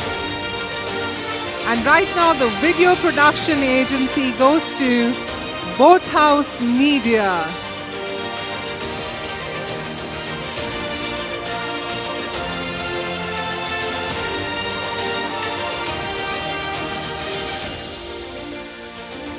Let's make the moment even more special with your applause for the Video Production Agency, Boathouse Media.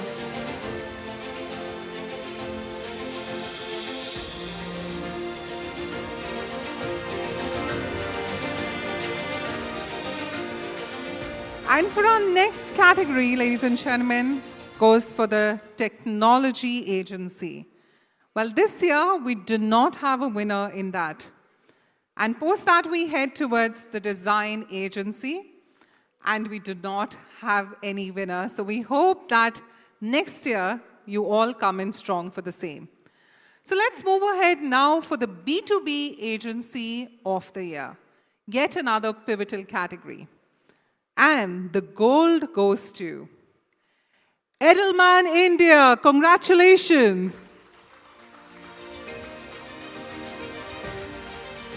The first gold today in the Agency Awards, Indian Agency Awards 2025, B2B Agency of the Year, Edelman India.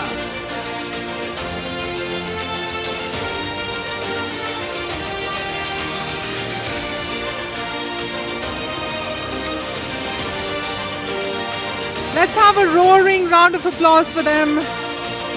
The first gold today, Indian Agency Awards by Social Samosa Network, Edelman India for the B2B Agency of the Year.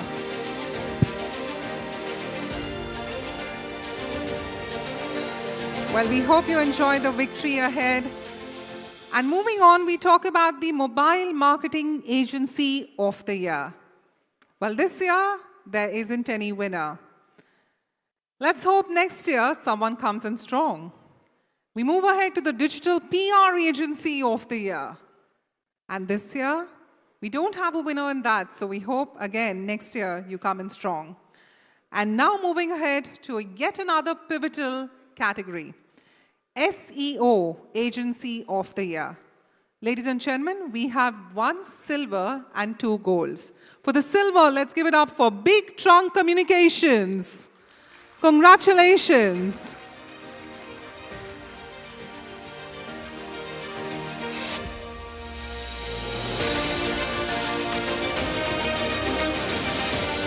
Come on, Mumbai, you can be much more encouraging with that applause. Let the energy only go up.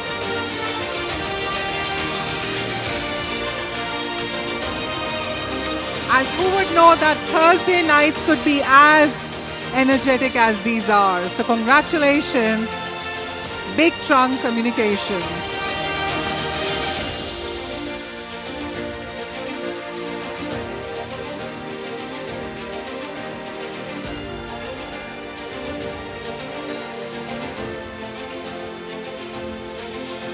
Can I request everyone in the room, come on, give them a big, big round of applause.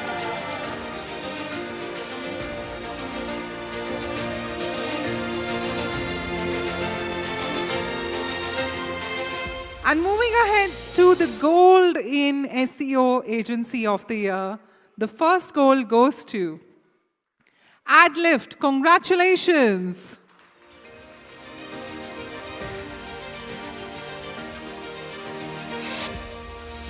Let's lift their spirit with a big round of applause. Come on.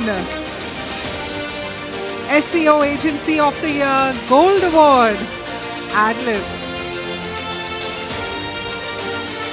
Well, truly in sync right here.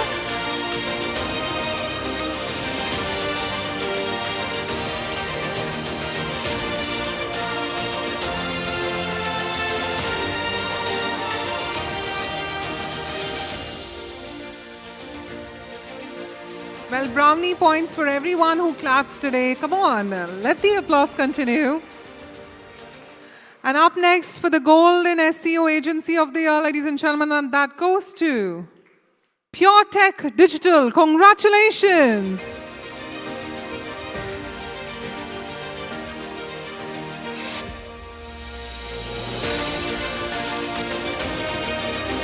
Joining us for the spotlight moment, Pure Tech Digital bags the gold at the Indian Agency Awards 2025 by Social Samosa Network in Mumbai. Let's continue that applause for our gold winners. Pure Tech Digital, congratulations.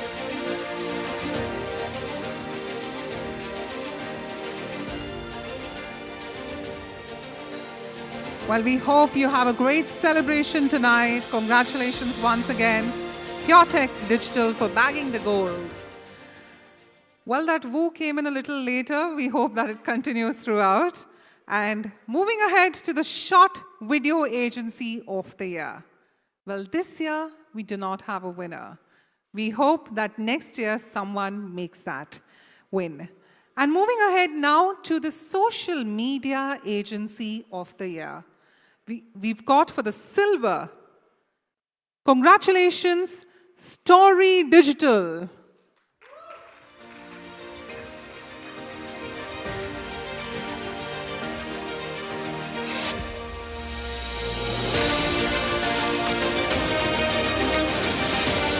Let's give it for the team, ladies and gentlemen. Story Digital bags the silver. Social Media Agency of the Year at the Indian Agency Awards 2025.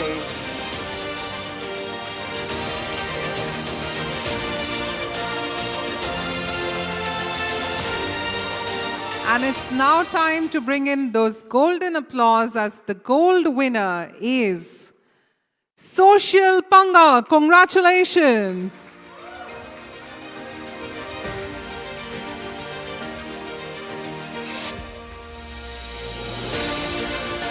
Well, Social Panga has got the gold at the Indian Agency Awards 2025 for the Social Media Agency of the Year. Congratulations to all the ladies joining us on stage. And audience, can we have a bigger and a mightier round of applause from all of you? Winners of the Social Media Agency of the Year at the Indian Agency Awards 2025. Well, a great team taking that award, and congratulations to Social Panga on bagging this great win. Moving ahead, we go to the AI Agency of the Year. Well, this year, we did not have a winner. So we're going to be moving now to the Content Marketing Agency of the Year. And the gold goes to AdLift. Congratulations.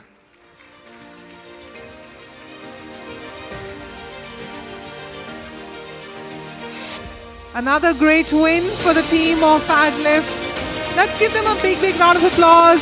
They're truly rocking at the Indian Agency Awards 2025. AdLift, congratulations.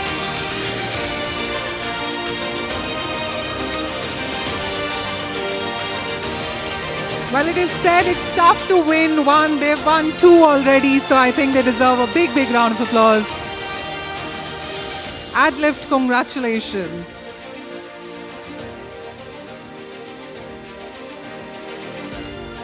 And now for the next goal in the Content Marketing Agency of the Year, and that goes to Magnan Group. Congratulations.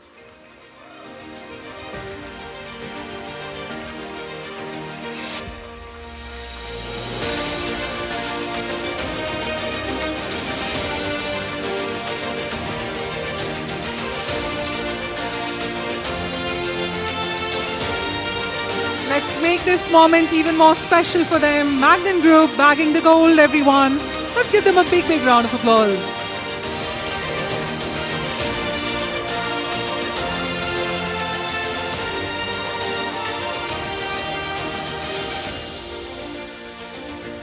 And as the celebration continues, so does the spotlight moment. Moving ahead to the Influencer Marketing Agency of the Year. And the silver goes to Mad Influence. Congratulations.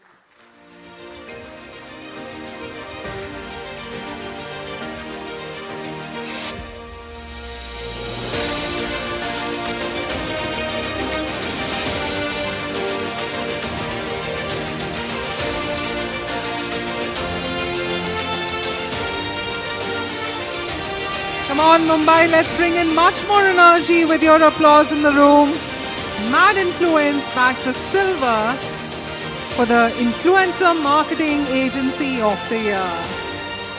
And now it's time to find who bags the gold. Ladies and gentlemen, let's give it up for Cloud Pocket Aces. Congratulations.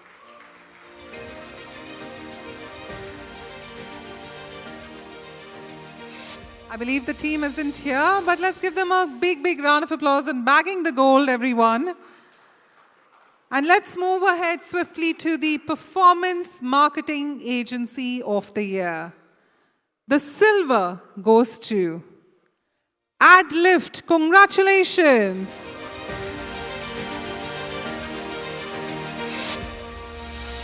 Well, AdLift truly bagging a lot of great awards, this time for the Performance Marketing Agency of the Year.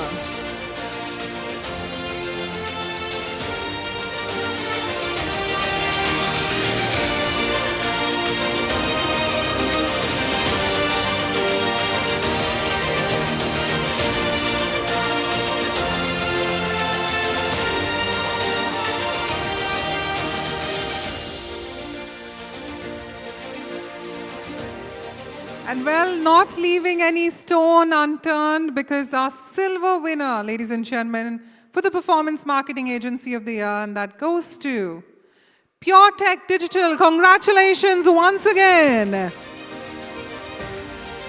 Bagging 2 incredible awards already, Pure Tech Digital. And you got to be more happy than this. You've already got your second award at the Indian Agency Awards 2025. Let's give it up, ladies and gentlemen, Pure Tech Digital.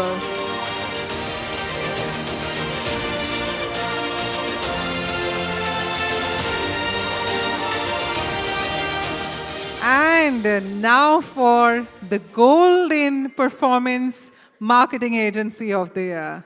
And that goes to Sokrati, a Dentsu company. Congratulations.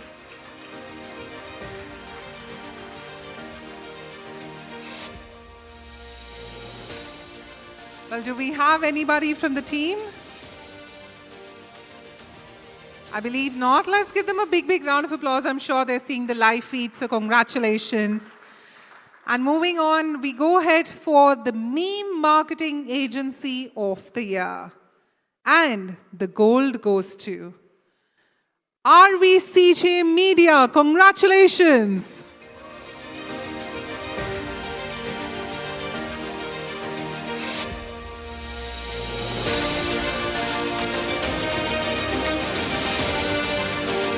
Well, do a meme-worthy moment right here. Come on, ladies and gentlemen, a big, big round of applause. RVCJ Media.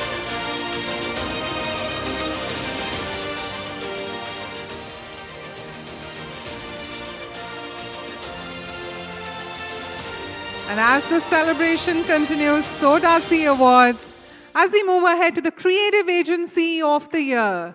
Ladies and gentlemen, this year, there isn't any winner. And moving ahead to the Media Agency of the Year. This year, we do not have any winner. But at the Digital Agency of the Year, we've got 1 silver and 1 gold. The silver goes to mighty congratulations, AdLift. Digital Agency of the Year. They're on a winning spree tonight.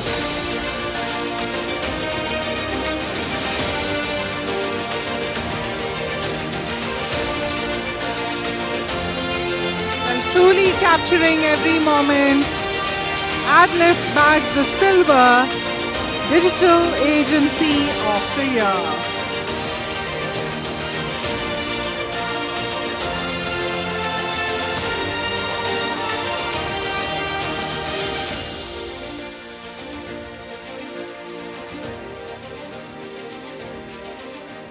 And once again, joining us in the spotlight, ladies and gentlemen, the gold winner is Social Panga. Congratulations.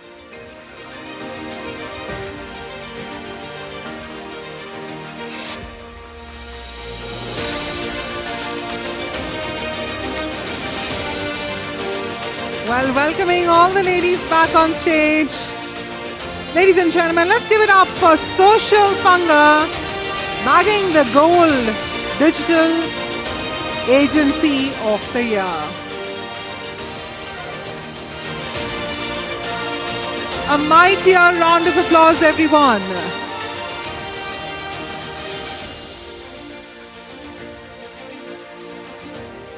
Well, yet another pivotal win for Social Panga right here at the Indian Agency Awards 2025. With this, thank you so much, Mrinal. Let's give our lady a big, big round of applause. And thank you so much for joining us. And towards the tail end, let's give it up, ladies and gentlemen, for none other than the founder and CEO, Social Samosa Network, Hitesh Rajwani. So with that, Hitesh, we move ahead to our next award. Let's talk about the Integrated Marketing Agency of the Year. And the gold goes to SW Network. Congratulations.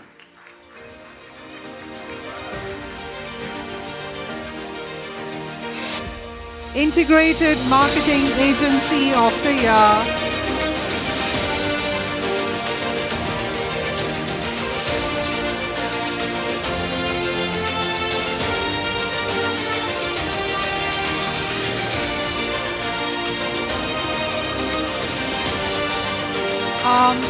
Apologies. If you can just come back on the screen, there was another creative in the background. So, do we have the creative? Can we just put Integrated Marketing Agency at the back, if you don't mind? Can we just put the previous slide? Yes. Ladies and gentlemen, let's give them a big, big round of applause. SW Network, congratulations.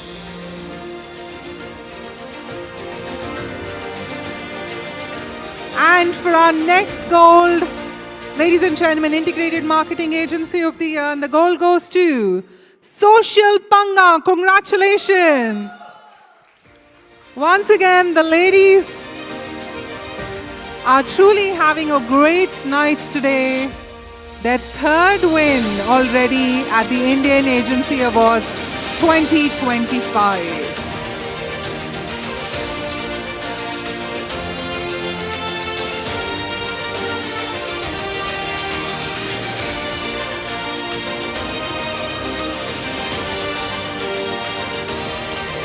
Let the applause continue, everyone.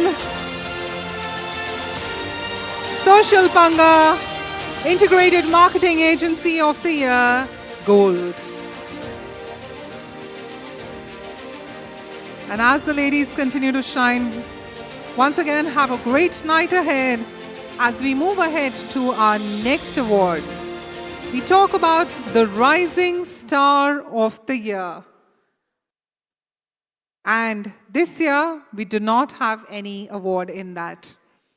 But we move ahead to the Disruptive Agency of the Year, and the silver goes to you. Mad Influence, congratulations. Their second award for today, Mad Influence. Congratulations once again.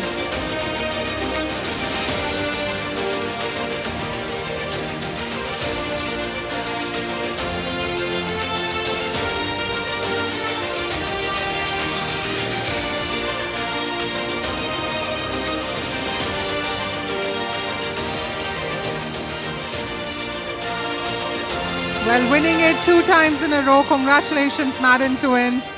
Making an impact tonight. And now for the Disruptive Agency of the Year, Gold.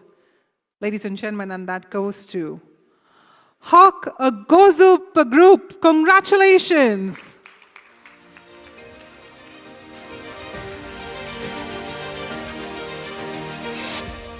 Disruptive Agency of the Year, Hawk, congratulations.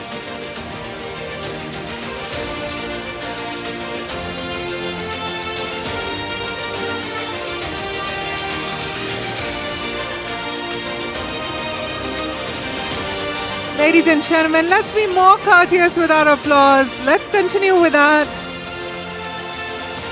As a Disruptive Agency of the Year at the Indian Agency Awards 2025 goes to Hawk, the GoZoop Group. Congratulations.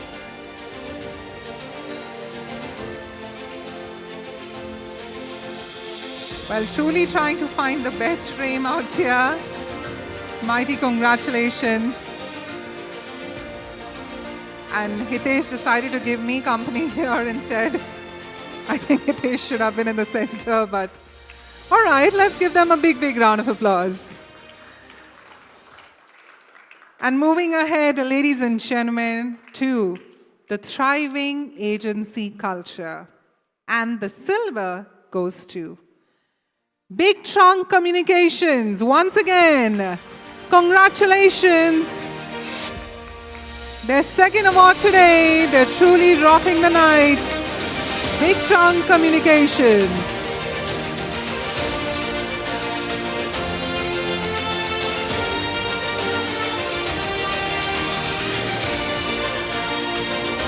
And you've got to have better smiles as it's your next award out here.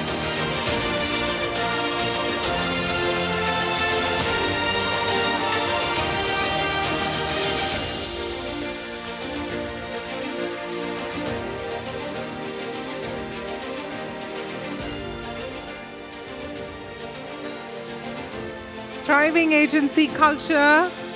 Congratulations, Big Trunk Communications. And moving ahead to the gold of thriving agency culture, and ladies and gentlemen, that goes to Cloud Pocket Aces. Congratulations.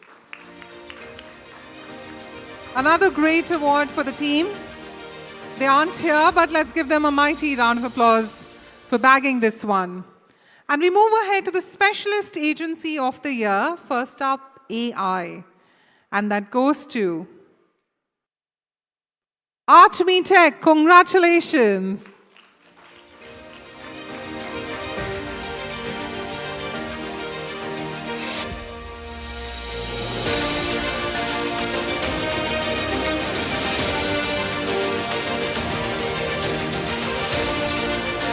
Well, one thing I know, the night is very young. Let's continue with that applause, everyone.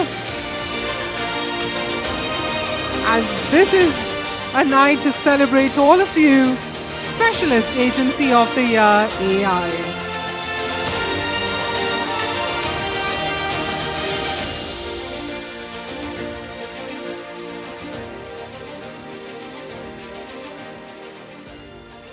And now we showcase the Specialist Agency of the Year performance. And the gold winner is, congratulations once again, AdLift.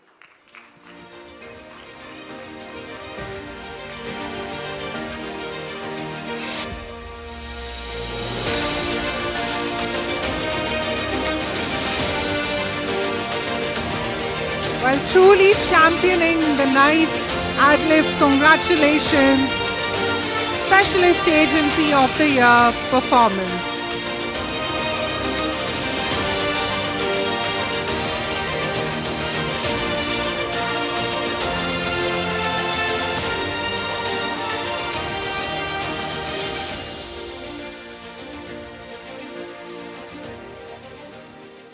We'd just like to once again capture the moment. I believe the photographer hasn't got that in frame.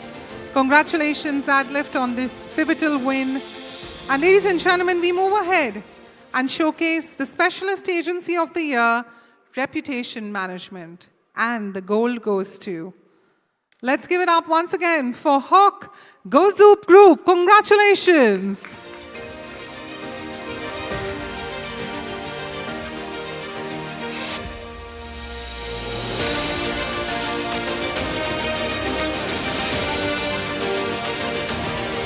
Another great win for the team at Hawk. Congratulations. I'm sure this is only going to make your night more special.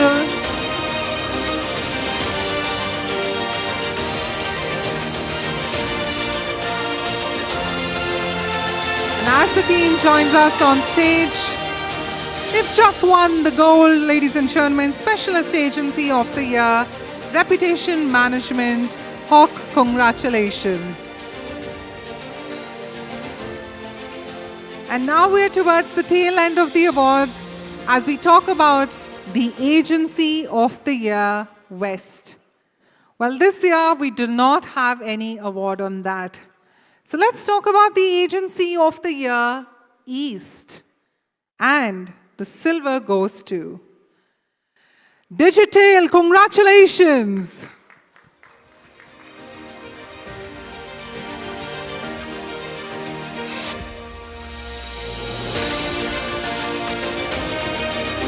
Well, truly rocking the East, Agency of the Year East, Digital, congratulations.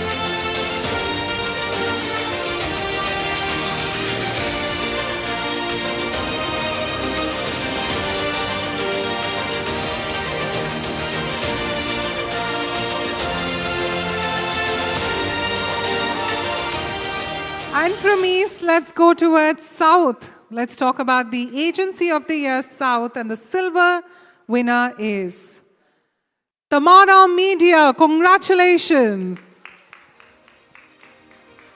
Come on, Mumbai, let's be much more energetic with our applause. Tamara Media, Agency of the Year South, silver at the Indian Agency Awards 2025.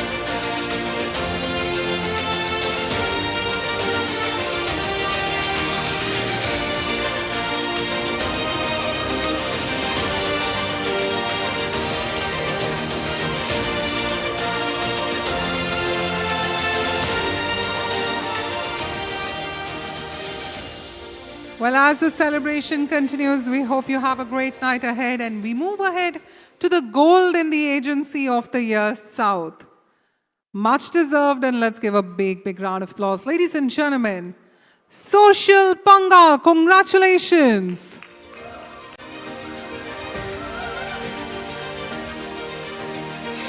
Well, this team is sweeping a lot of awards tonight.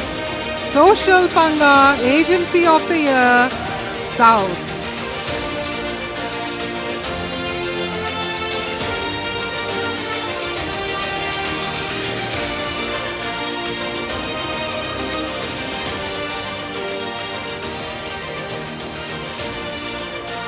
Let the applause continue, everyone.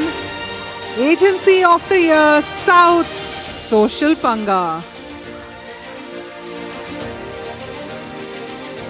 And truly, Hitesh can't leave the frame in this one. No panga with these ladies. Right? Congratulations to all of them. Let's give them a big, big round of applause. What a fantastic night it's been so far for them. And moving ahead to the Agency of the Year North. And the silver goes to Social Panga once again. Congratulations.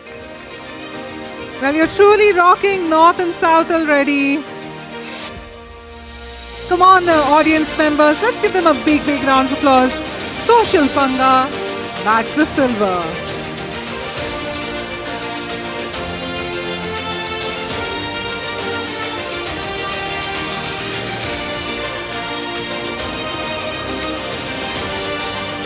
Well, having won 2 regions, the South and North, I think they deserve a mighty round of applause for that.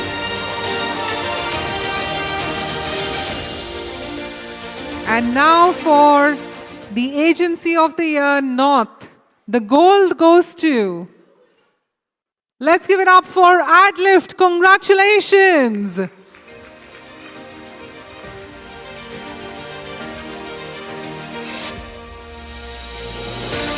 Well, the team truly lifting a lot of awards tonight. Congratulations, Adlift, on yet another pivotal win. Agency of the Year North.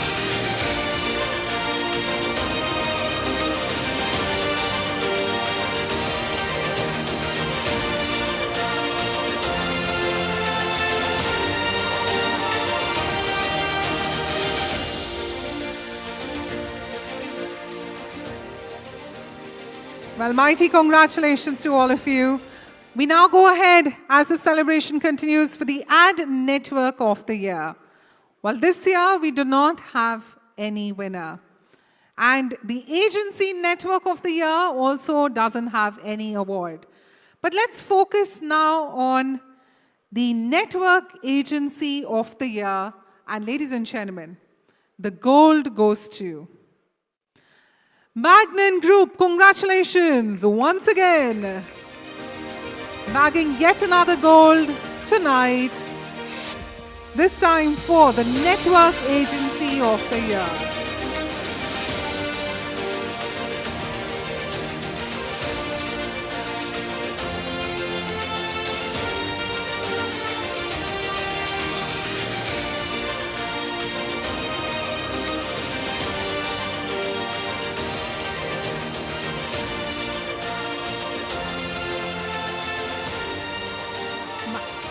Magnan Group, congratulations, 2 golds tonight.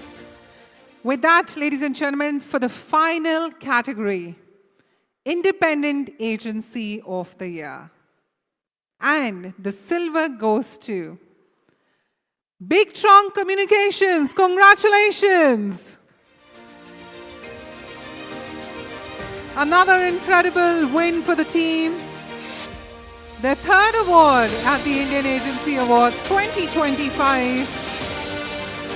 Truly a surreal moment for them. Big Trunk Communications, Independent Agency of the Year.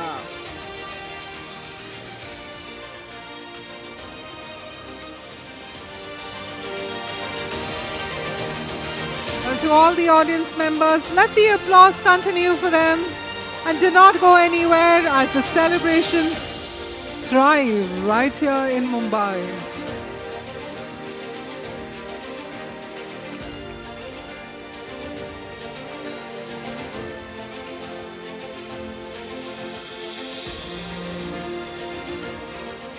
And next up for the silver in the Independent Agency of the Year, ladies and gentlemen, that goes to XP&D. Congratulations.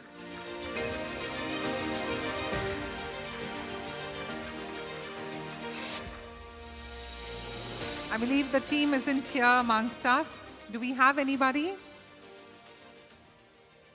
I'm afraid not. Let's give them a big, big round of applause. A much-deserved win. And now for the gold winner.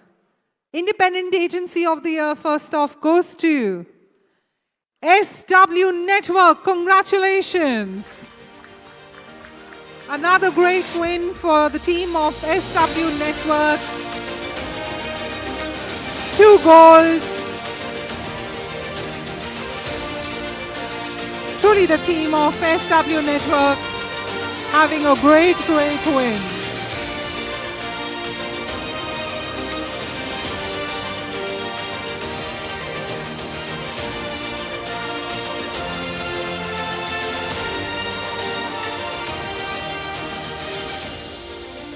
And now it's time to showcase the final winner of tonight.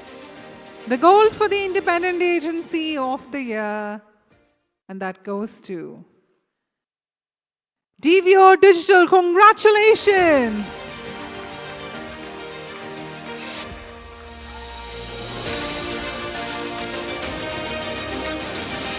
Let the applause continue as we call upon the gold winners. Independent Agency of the Year, DVO Digital at the Indian Agency Awards 2025. Well, it can only be better with your applause, everyone. Let's give them a big, big one. And with this, thank you so much, Hitesh, for joining us. Let's give the man leading it from the front, Hitesh Rajwani. And towards the end, this frame is only going to be complete if we have all of you join us. So can we request all the winners who are in the room to please bring in your trophies, join us for the finale moment. All the winners today at the Indian Agency Awards 2025, may we request you to please now proceed towards the stage. Allow us an opportunity to welcome all of you with a spotlight moment again, this time as a group, as a collective effort. So we'd like to leave you with a lot of applause for the Social Samosa Network team. And I'd also like to give a huge thank you to our partners, gifting partners, Skin Delhi, Exocurls, Raw Bear, Island Japan, Pink Polka, Up Coffee, To Be Honest, and the webcast partner 24 Frames Digital. Once again, requesting all our winners to please join us at the Indian Agency Awards 2025. The final shot awaits your presence on the stage. We're going to give you 2 more minutes because we have a lot of you in the room and we want to make the moment even more special for them. Let's have all the winners of the Indian Agency Awards 2025 with a final shot capturing each and every one. Well, meanwhile, please do join us on the other side for dinner and cocktails. This is me, Bhavna Bhatia, signing off on behalf of the Social Samosa Network team. We hope to see you in our upcoming initiatives.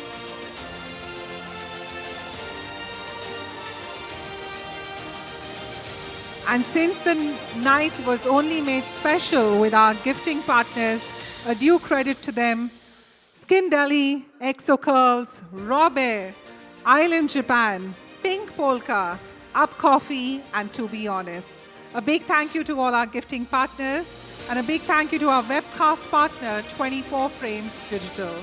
Well, this is me, Bhavna Bhatia, signing off for today, and let's leave you with a shot of all the winners of the Indian Agency Awards 2025 by Social Samosa Network. Thank you so much. God bless. Take care.